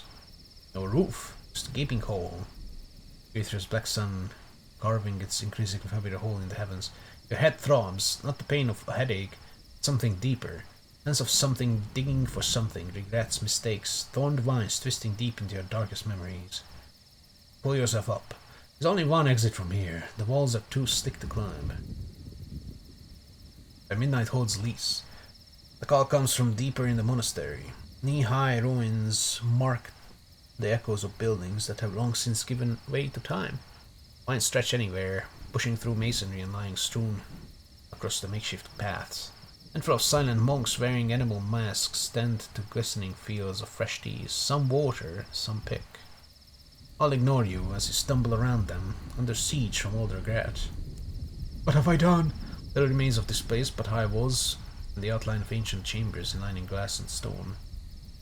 Gaps and crystal lenses in the wall have focused the limited light in a way that suggests a glorified greenhouse. It's ground thick with strata of dead flora packed as hard as concrete. Masked monks in hempen robes move unhurriedly about, and into fields of tea in the ruins. Eat the tea leaves, straight from the thing. Each field's workers bear their own masks. The tea each group grows its own distinct color. They do not object you picking a couple of leaves for yourself. Wolf, fox, rabbit. Rabbit! Dark green, red. Use the darkest, glittering softly. Wolf tea. Taste the tea leaf on your tongue. Fire, cold fire, the predator, stalker. The final drink at the end of a long night. The click of the lock. Control of stick and rope. The rush. The cold that follows. Hatred turned inwards and escape into midnight. Your sins are absolved. The wolf muzzled, never to hunt again. Wolf leashed in the darkness, growling and awaiting its chance to break free. Oh. Rabbit.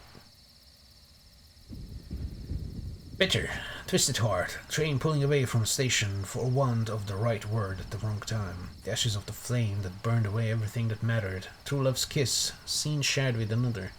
The fear that paralyzes, the fear that welcomes the darkness. Darkness of midnight. Disappointment has no lease. Oh my god. Fox. Taste of ash, words unsaid. Cold corpse in the bed, beyond recrimination or apology.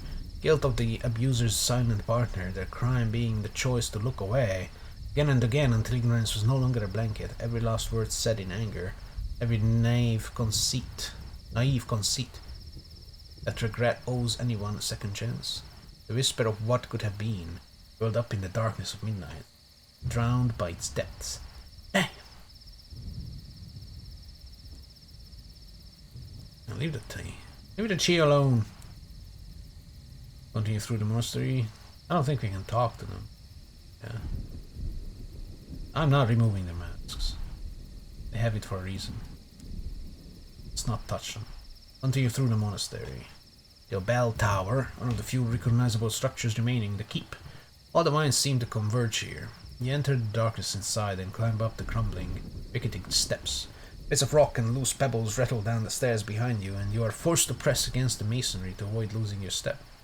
When you reach the top, even the low light of the bell tower is suddenly blinding. Riding light of the sun obscured by an immense black-leaved plant. Whoa. It's midnight.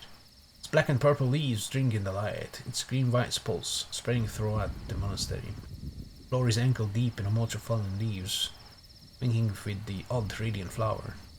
Your head pounds, your memory paging through pain and regret faster than a demented zoetrope. Zoetrope?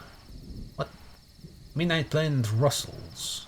Its flowers puckering for a moment. It extends a vine, thorn bloodied.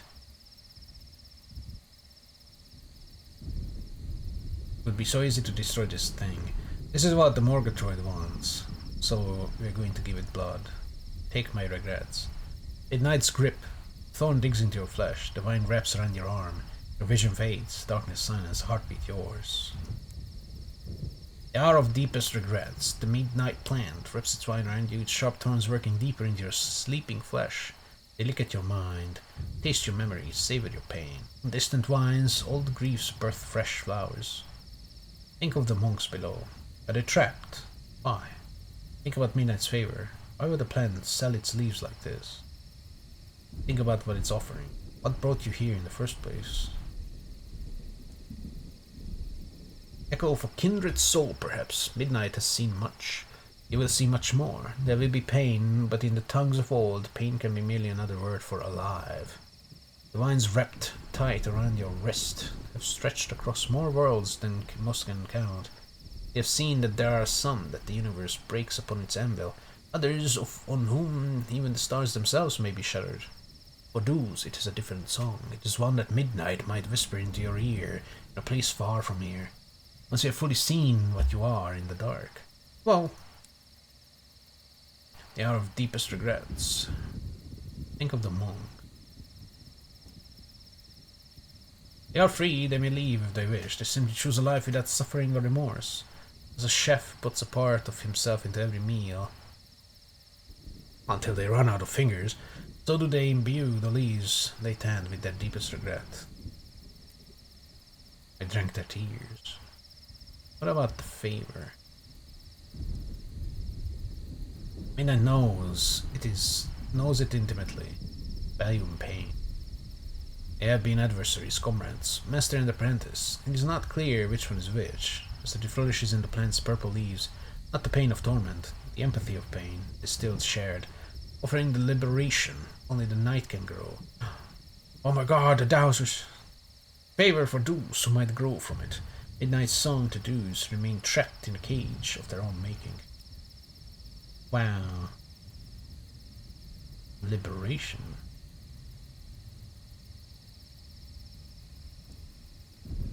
Of night. Yes! Crusade for others to proselytize. Proselytize?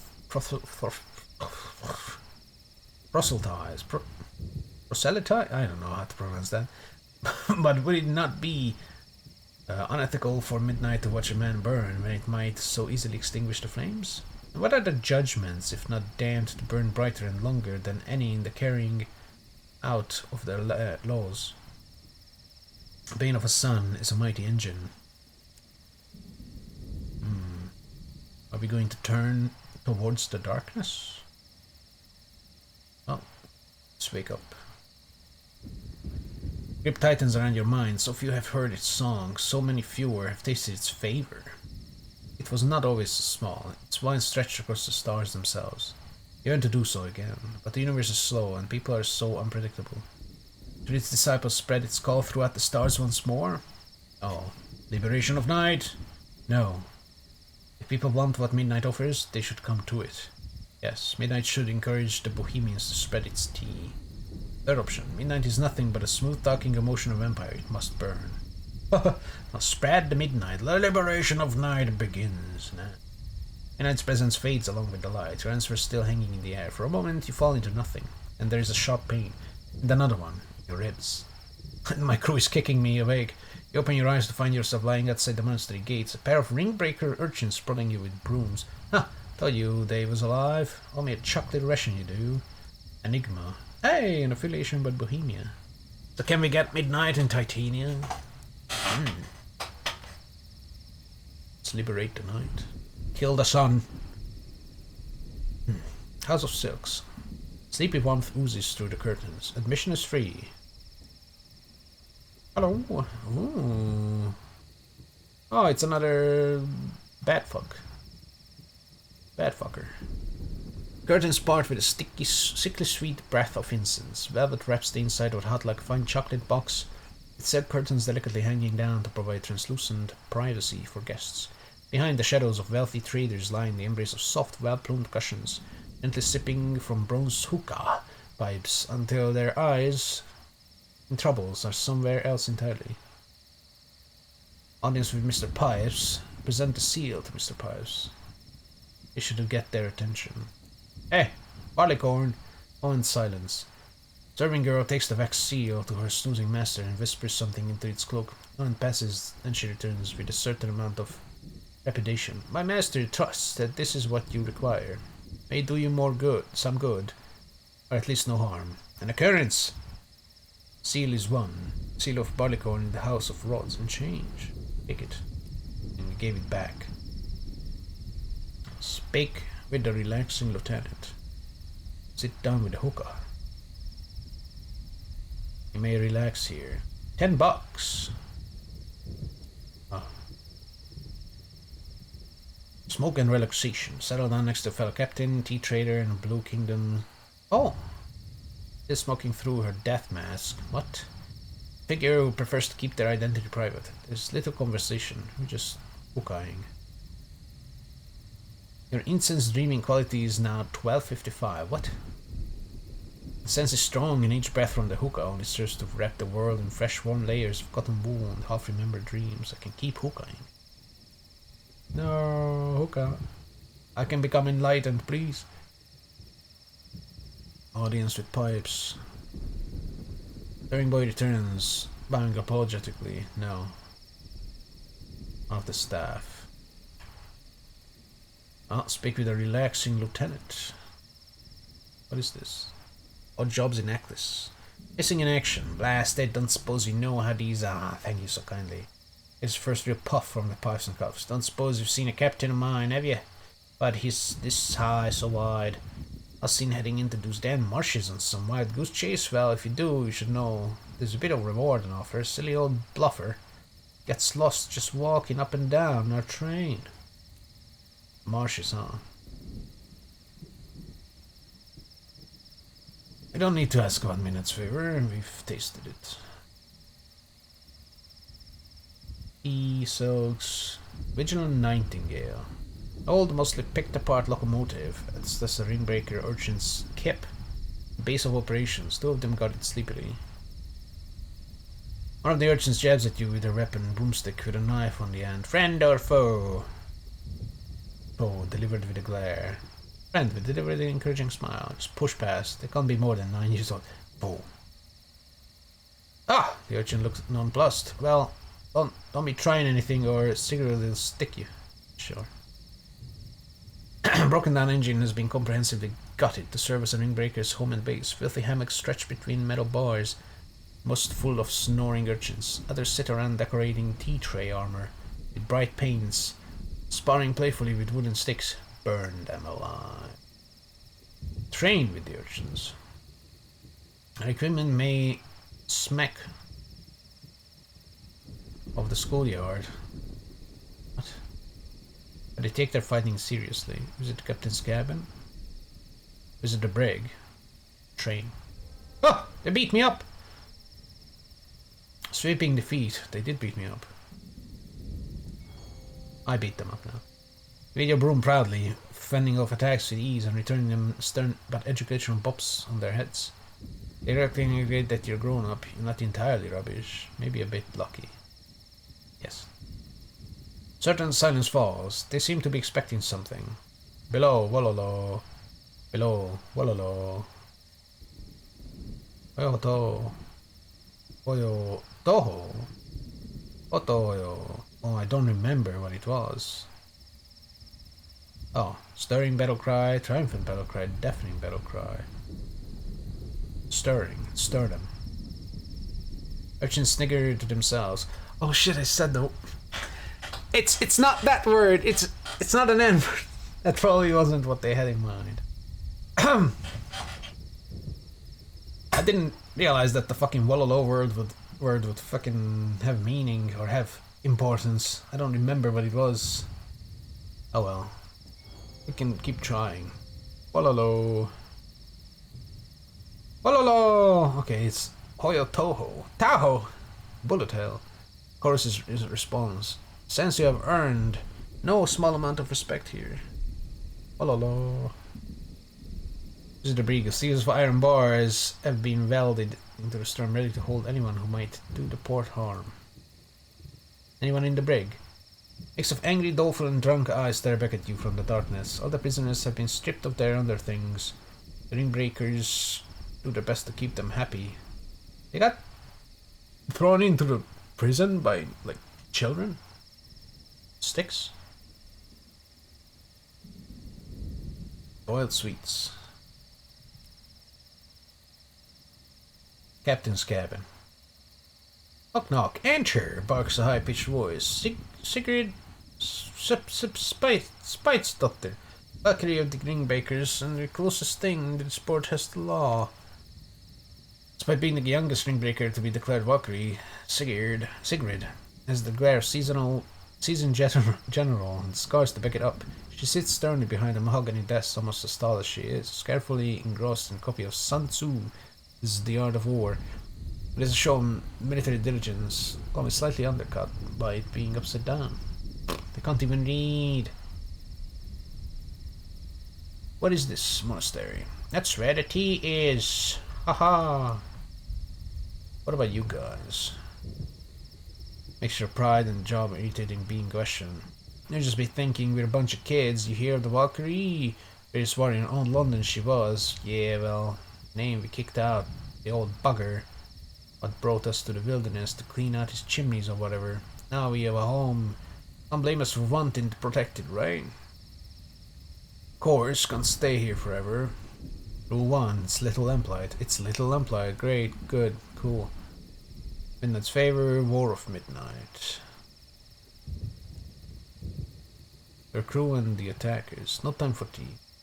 Face darkens. Shouldn't have let that Amberley Murgatroyd and her boots dry after straying into port. You know, it's her trying to destroy the Midnight's tea so everyone will buy Daddy's old scrapings instead, but she's tricksy. And with them Clayman of hers always round, can't go accidentally pushing her off into the marsh. But we'll get her, oh yeah.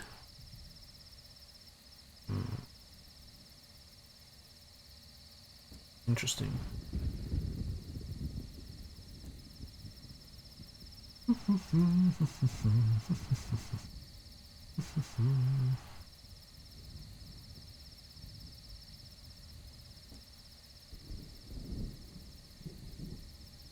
The urchins seem young to be in a position of authority, family business.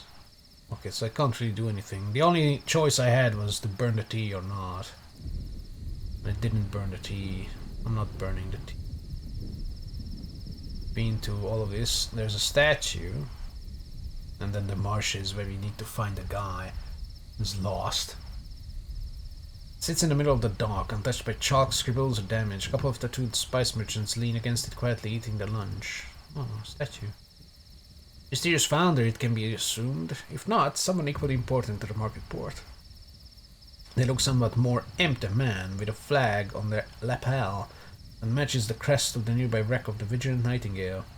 Peering closely, there is a plaque between the figure's feet. Someone has scratched out all the details. Perhaps the subject themselves, preferring to maintain a sense of mystery. Plausible deniability. Sure. To the marshes! Blocked. Sorry, can't let you out now. But it said it's time. You got mist in the bone box. All the spores and stuff out there, it wears off. Come back when you're not dribbling so much. Brother. It says it's time, you dickhead. That's some wood. And sell it at twice the price. Bargain. Oh, we're not buying more, we have a lot. Lumberyard. Between the monastery and Mortargore, the tea trade is firmly locked down. Since an opportunity, some counted merchants have started up an alternative trade. Wood. Wood! Oh! Wood! Wait a minute.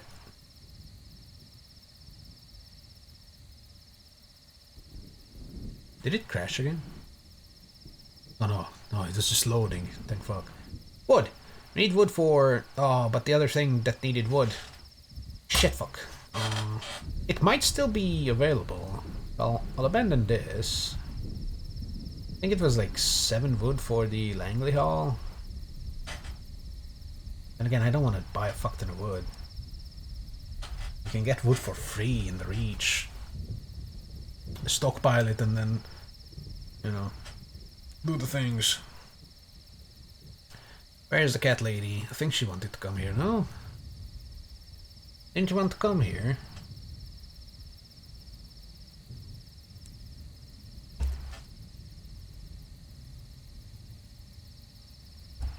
Oh my god, sneezing. Sneezing. Navigator, where does he want to go? Family Tomb, Eagles Empyrean. Oh. Persuade the navigator to talk. Talk to me! A needed confidant. Navigator joins you in his cabin. Finally the words stumble out. Oh, but...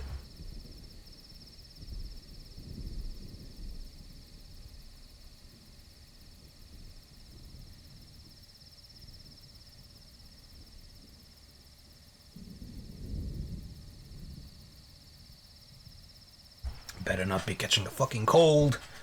I needed confident. The navigator joins you in his cabin. Finally the words stumble out. I thought I was alright. Just got on with my work and I was doing well. Reaches beneath his bunk to pull out the book the matriarch gave him. Alton read this all the time. It acted out. To the voices. Epic King of Geezer. King Geezer. Alton knew the true me. Shed his clothes. It helped me bind my chest the first time. Got me into my first fist fight. Navigator sits up proudly. That's my best friend. When we were children, I made a promise to him. The navigator stares blindly at the book. Navigator made a promise to his friend. They were young. So what? When we were grown up, we would go exploring together. We would go on great quests, do mighty things. The navigator takes a breath before continuing. We'd be heroes. People would write stories about us. Exploring the skies, and he didn't even get to leave home. Wipes his eyes on the sleeve and stands resolved. I'm not going to break my promise. I will give him adventures worthy of King Geezer. Please, Captain. I want to go to Eagles Empyrean. Wow, really? No fucking way. Cool. Where is the cat woman? Cat woman! Oh, there it is. Fuck off, Whitlock. Useless. She's beset by 3 more cats. Go to Piranesi. Oh yeah, Piranesi. That might be in Albion. Oh well, let's go to the thingy. Learning about an inconvenient aunt. Oh yeah, the Christmas card. Is your aunt. So, what's on the card? Canada Council. One tick, dearie, just looking for aha, the clink of glass. Your aunt rises from an open suitcase, clutching a dusty bottle of brandy.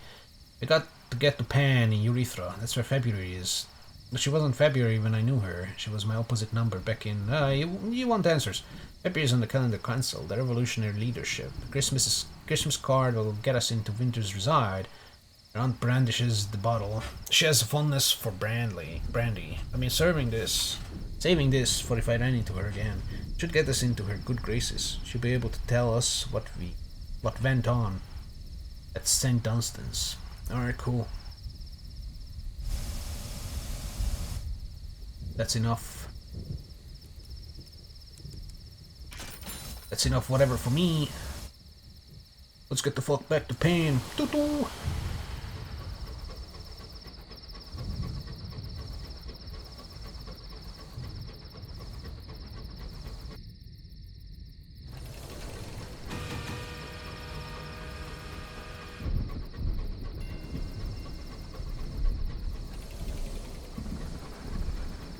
I can search for the marsh guy whenever we come back here to Aklis, which maybe never.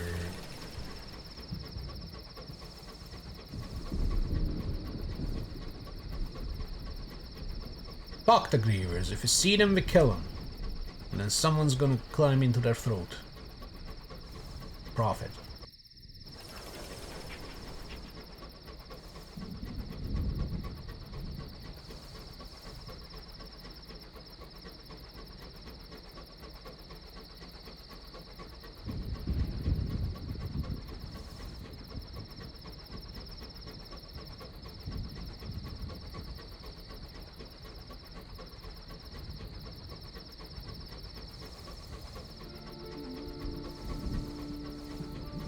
I'll fuck you up.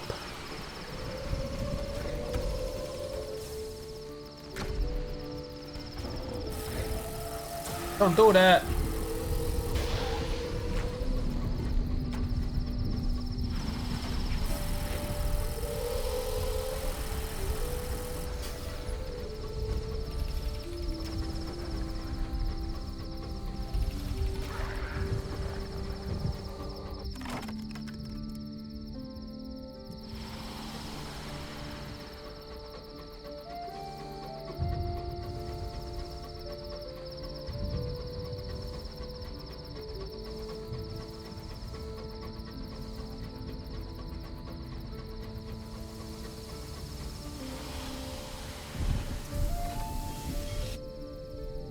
Arguments again.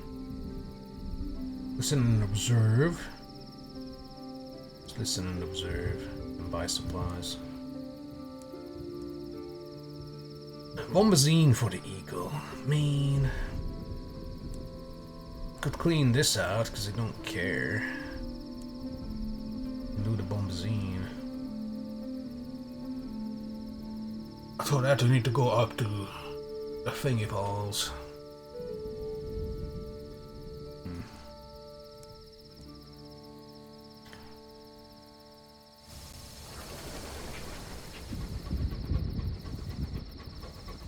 First, this winter thing for our aunt.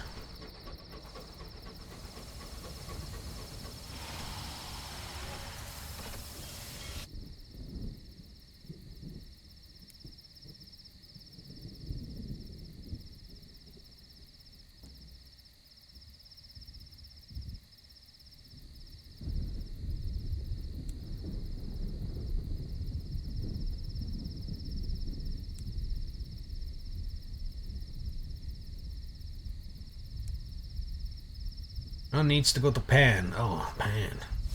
Guess. Even though she wants to talk to these guys, or at least someone who is with these guys, but oh well. Pan it is.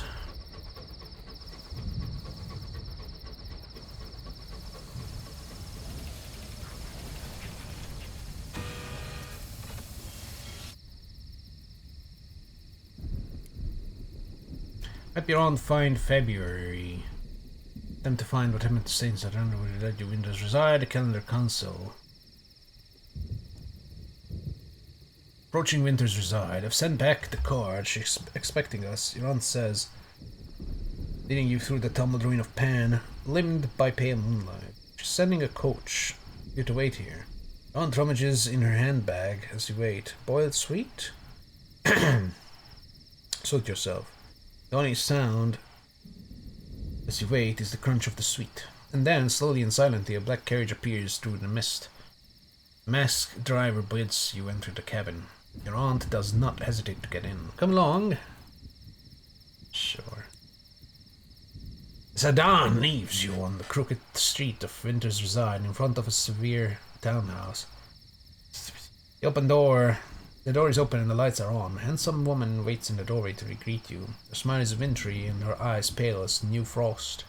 I got your card. I'm willing to talk. Come inside. Talk.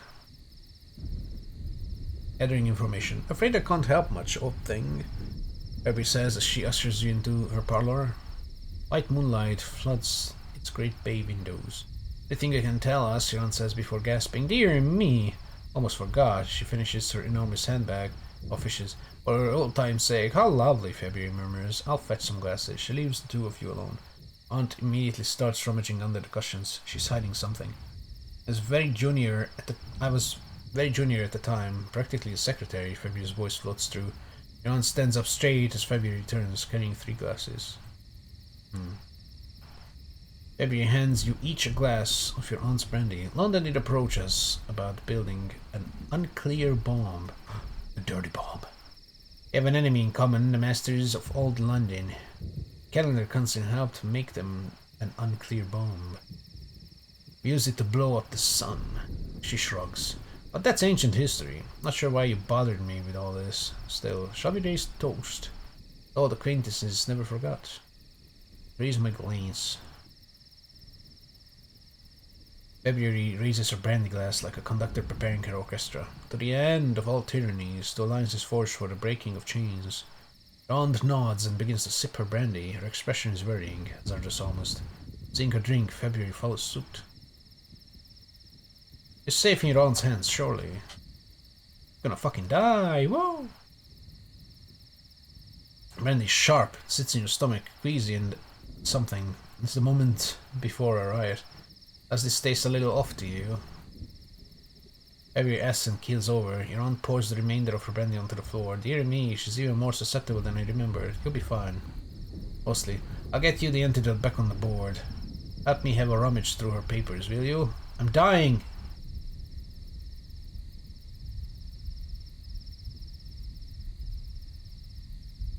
Auntie, what have you done to me?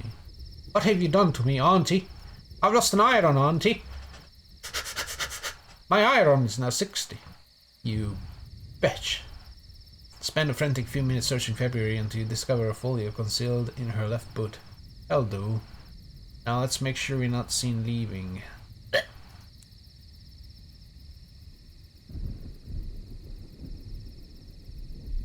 Auntie, why? What have you done to me? No.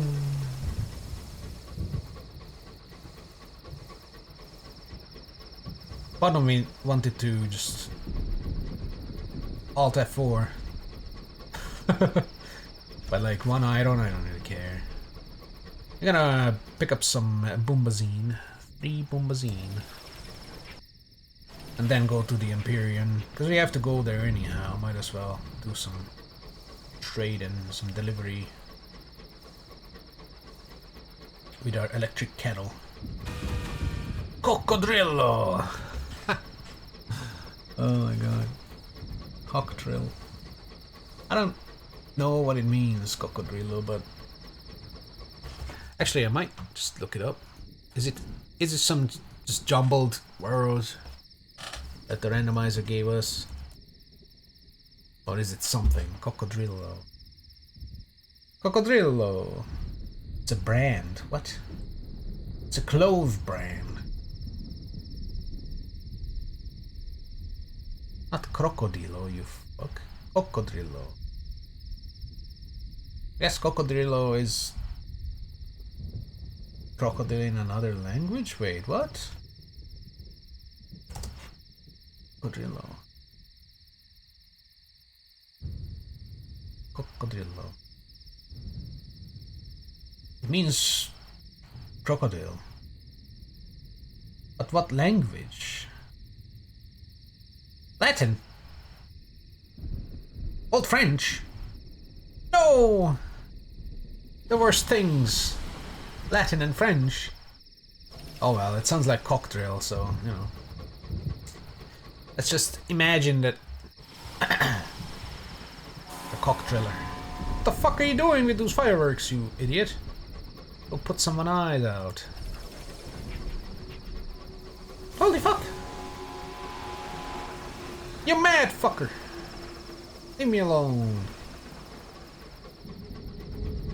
Them moving around like that is so annoying. I can't do that.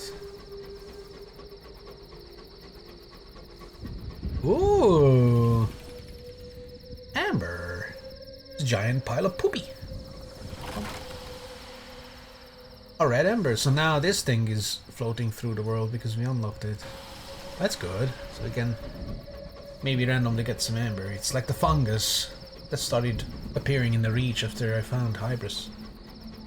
And also the giant fungus cantankerous amalgamations. That's cool.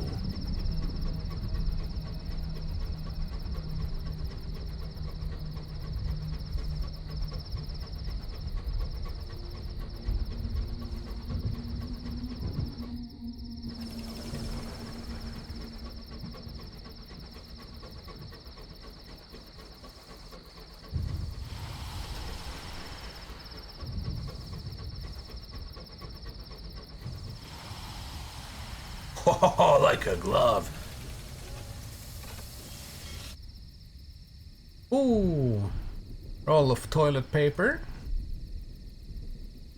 Then we need 2 more. Sell wood as well. No, we're not wasting money. Just 2. 2, please.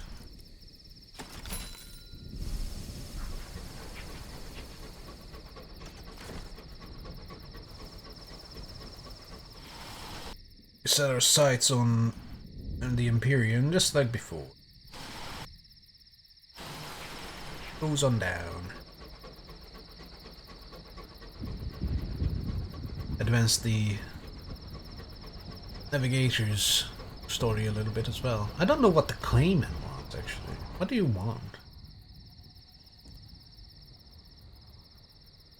Yes.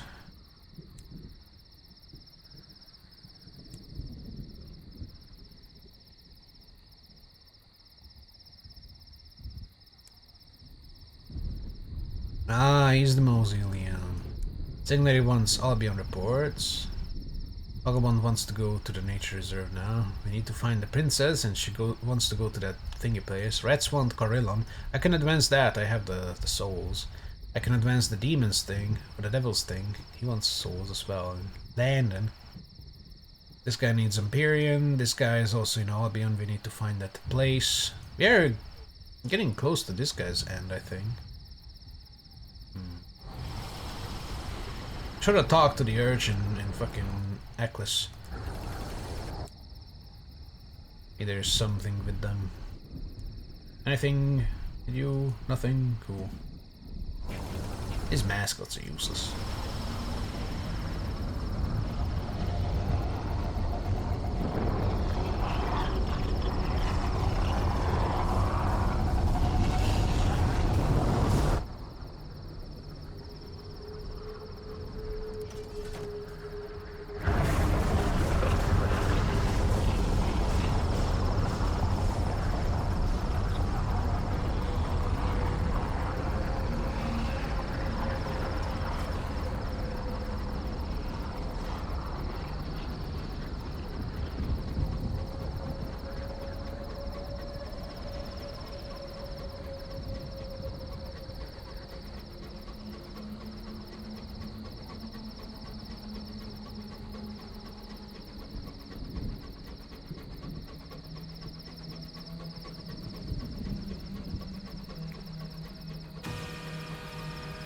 It's a rare sight in this area.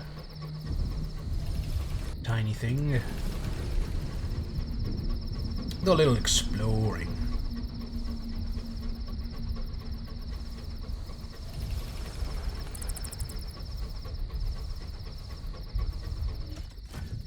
Oh, sure.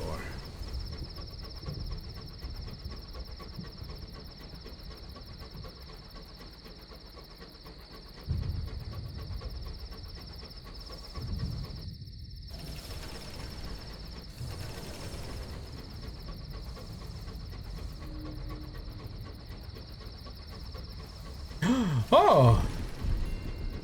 Caduceus! Someone wanted to come here. Ah. But I don't know who. Isn't this where the third guy for the devil is? In Caduceus? Oh. Looks fucking nasty. Yeah, keep on moving, you bitch. Come. Missed. Chisel. Okay.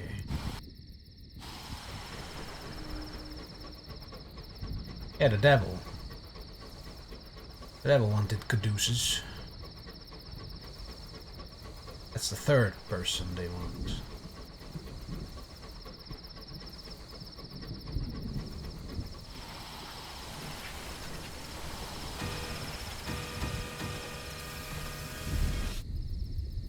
Dome of the Rose. What the fuck is that? Temple at the top of the mountain reached by a long pilgrim road. Inside it, statues of devils bearing instruments march towards the throne.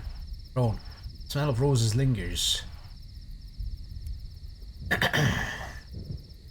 Temple sits at the apex of Caduceus, is drowsy with the scent of roses. Investigate the temple. What is Caduceus? Marble statues of devils line the aisles. They have wreaths over their horns. Their lips are daubed scarlet as sin. Their eyes, the colors of ash and sunlight. Detail is breathtaking. Their lyres and lutes, flutes and fiddles, drums and dulcimers, so perfectly carved that, but for the material, it could be real. Frescoes depict a troupe of musicians marching towards a slender mirror, pipes, flutists, drummers, all.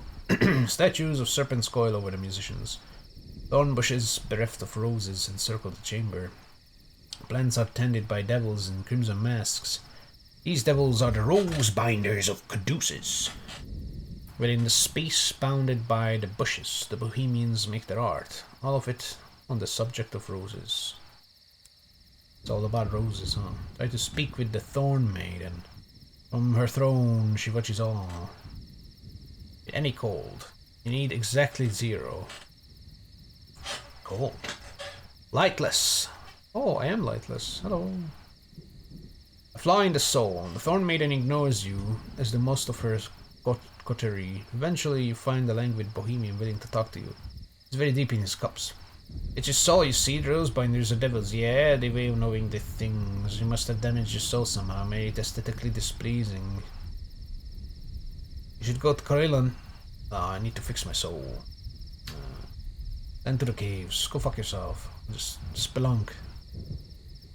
Underneath the dome of Caduceus, a form of caverns. A labyrinth of caves walled with slabs of volcanic black glass burrow their way through the rock. Steady drum that thrums through the walls, echoing from somewhere deeper. Follow the rose binders. 2 rose binders, devils and the devilish. They wait. We follow. You are led down darkly gleaming passages, heading deeper under the main temple of Caduceus. The devil walks at your side. He occasionally uses his thyrsus to strike the ground, as if testing the depth of your descent. You emerge into a cavern lit by moonish light pouring through a crack in the roof. The broken temple stands before a pool of dark water. The devil bids you to kneel by the pool and drink. Sure? Ooh. Might fix my lightless. Oh my god. As you kneel, the devil places a red cloth around your eyes. The devil touches your forehead with the tresses and pushes you towards the water you feel, but you do not see. Dark water lapping against your chin, your mouth, your tongue. The water is just that water, cold and slimy. The sound of the drums is greater here. With your ear against the rock, rises slow and dolorous as a funeral knell. The devil pulls you from the water. The drummers refuses you, because I'm lightless. Find Corellon in the outer ring. You're the soul flow. Go fuck yourselves. All of you fuck yourselves. What the hell? I can't even do the devil's thingy because my soul is lightless. Shit. They have a bazaar, they sell souls. I don't care. Oh, these are the ones selling the immaculate souls. I need 2, and I have 2, so I ain't buying. Buy 2 supplies and get the fuck out of here. What the hell? My soul cannot see. I started with lightless too. It's not my fault. It's my background, you see. My past. I am dead on the inside.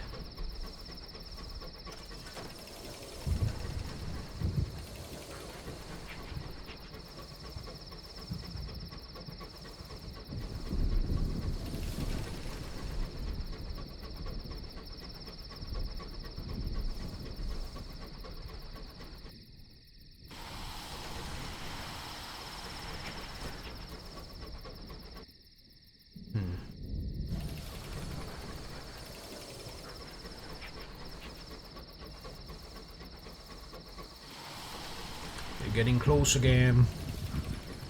Leveling up.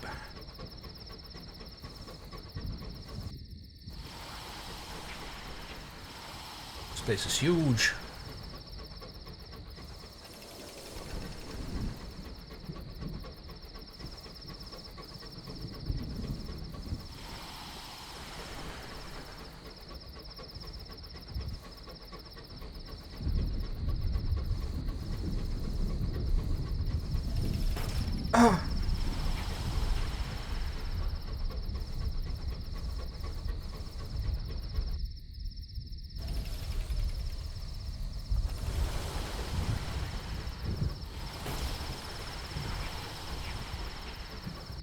Use my signature move, shoulder bash.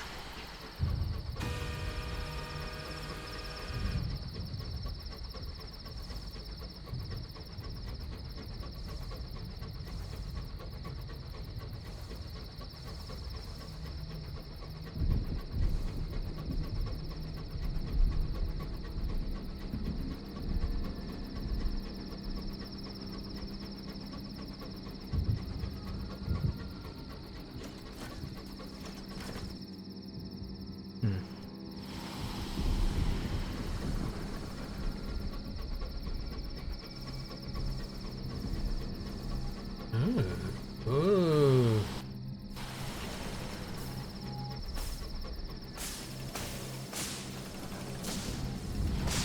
You stuck in there? Refuse to lower our terror. Big head is stuck in there. That's good. Curator's hunt here. Ha! Good luck with that, idiot.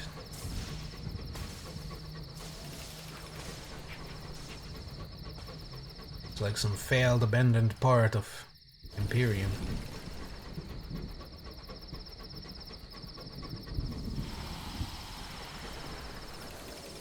Claimed by the darkness.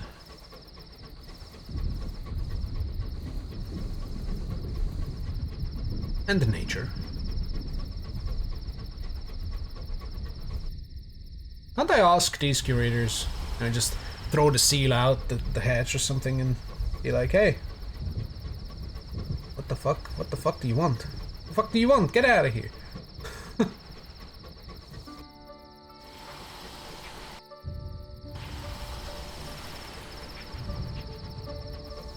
Ask them if they know barleycorn.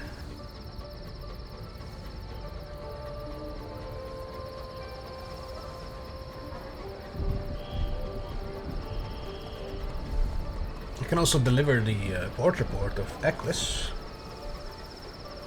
to the Khan. The Khan's people.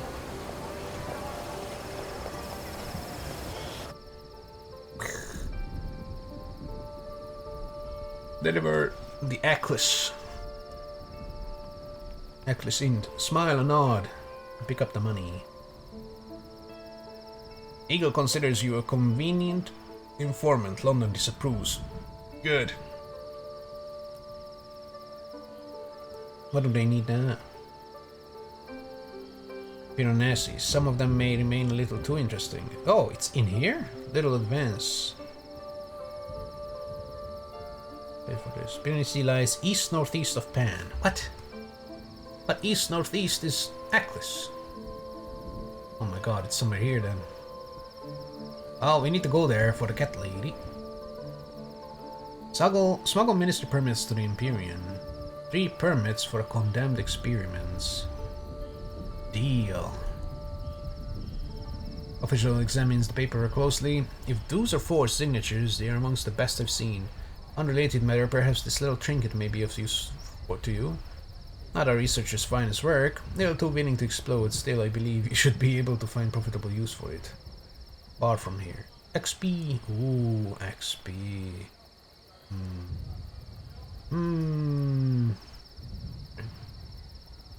No more. No more than that. Repair my locomotion device. Let me drop off the thing. Yippee. What remains of the Guinevere? Lights failed, the scrap merchant explains, so she crashed. Still selling the Guinevere. Not buying that. I'll buy some fuel.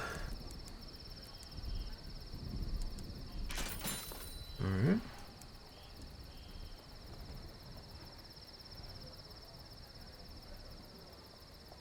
We got a port report for the Cinder Man in the middle.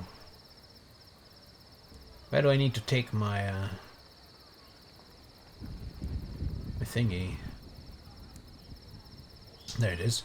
Journey towards Geralt graveyard. Geralt, the fortune navigator knows the way. Best not tell the guards where you're going, though.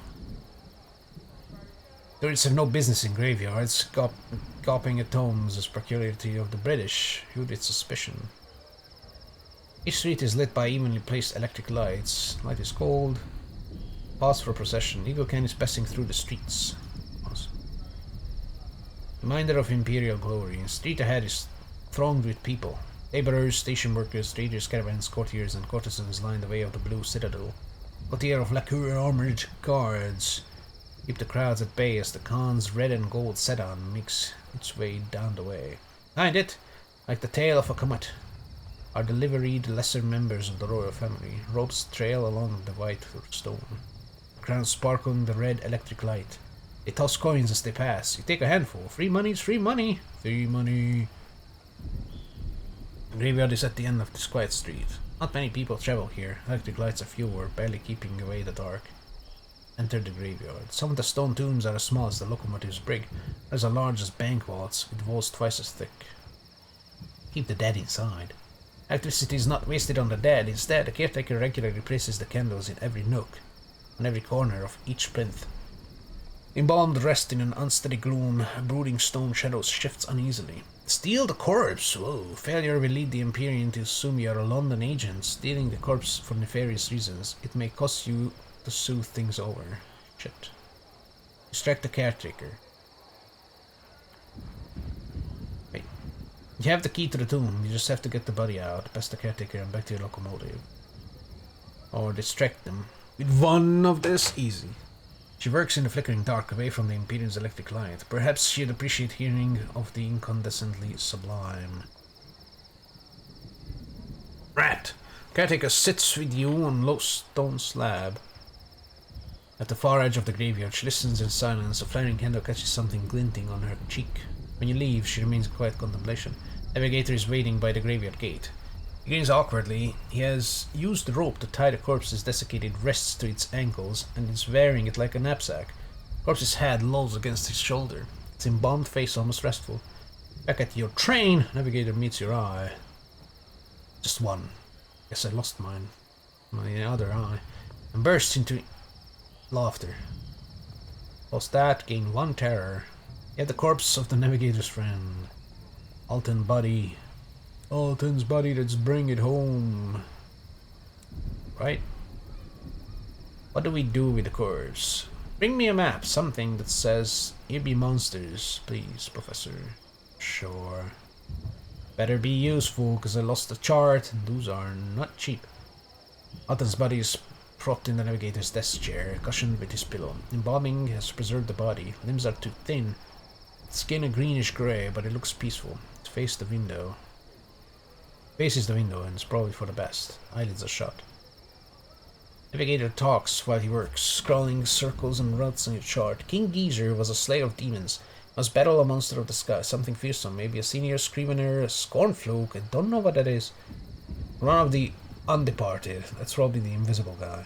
Something worthy of a song. Map here returns. I need kill one monster. I need to kill one of these? The senior fucking sphincter is danger. Scornfluke, I don't know what. Oh, let's postpone that. Outrider, ooh, lower the terror a little bit. Very good, very good. I guess we have our next assignment.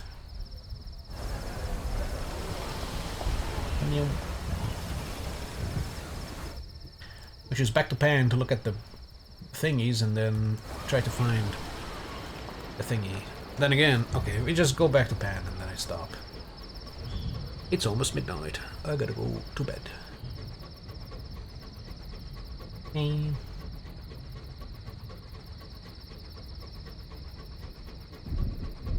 No.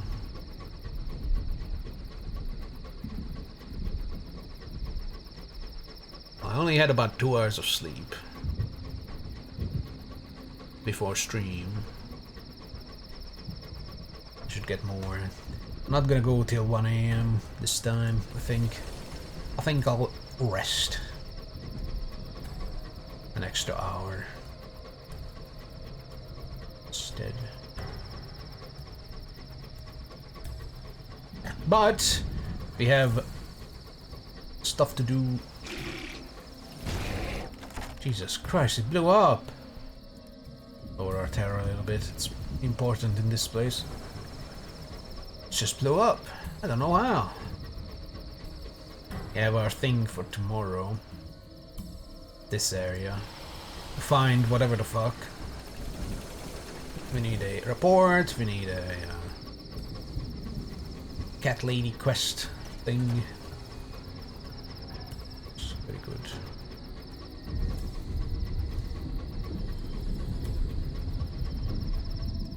Slowly, well, I'm not really making money, it looks like.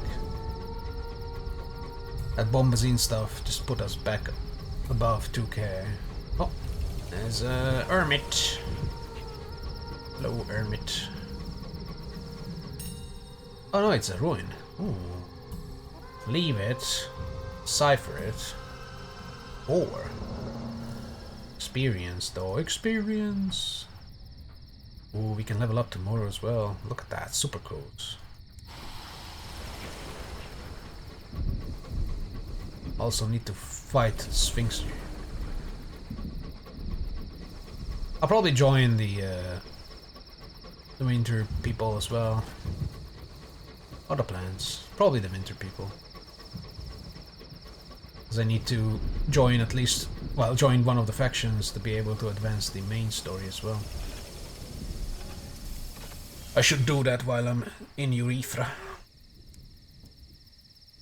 T for Eccles. Ooh, how much? 5, easy. Crockery to Langley Hall. 5 crockery. 5 tea, 5 crockery. I have 3 crockery, so I can't complete that, but I can do the tea. And since we're going Eccles's way, might as well get the tea. I that the Morgator is 1 tea, though. It's weird, man. Weird, I say. 7 thingies for Corillon. Gotta go back to the Reach and do these 3. Or at least these 2, because these 2 I can do. 3 and 7. 3 and 7. Oh, I have 13. Can't do the cheese now. Just to, you know, clear the thingy. I could just abandon this, though, actually. The crockery one is not more profitable than the souls one, I think. Souls sell for 70, crockery sells for 50, yeah. I'm not gonna do the crockery thing, I'm not gonna bounce it off. So it can stay for now. We need 1250. Yeah, I don't wanna go that low with money. Because repairs are now expensive because we lose a lot of health before repairing. Because I'm more reckless. Because we can tank a little more. Supplies also always cost, so.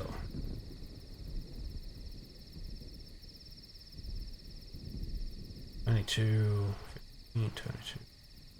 3,600 for this, an extra 11. That would be nice as well. Iron at 65. Man! My fucking iron got lowered again. I lost 2 iron and 1 of the other 3 overall. Yes, that's very bad. Anyhow, tomorrow we continue swimming around in this area. Doing things. Join a faction. Hopefully get some more money to buy the other gun. Wait. Let's drop off the thingy, the king, before I forget. I have 16 of these mysteries, so I can go around the place and maybe trade these in, because apparently they are useful, but so far I haven't found another use for them other than repair my thing here. Oh, we'll see. Anyhow, I hope you enjoyed. The more Urethra, and one day we'll go back to Albion and also do things there. Continue the drivers stuff. one day. And the rats. I really don't like the whole farming at Corillon thing.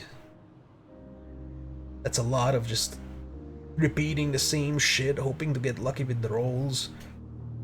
Get like 5 of everything. Ugh, but we have to go back there to cleanse our soul of its bullshit if we want to advance the Devil's storyline. That fucking deuces. Or I could just go to Landon and advance his storyline there. But I have a feeling we need all 3. Oh well, we'll find out at some point. Goodbye.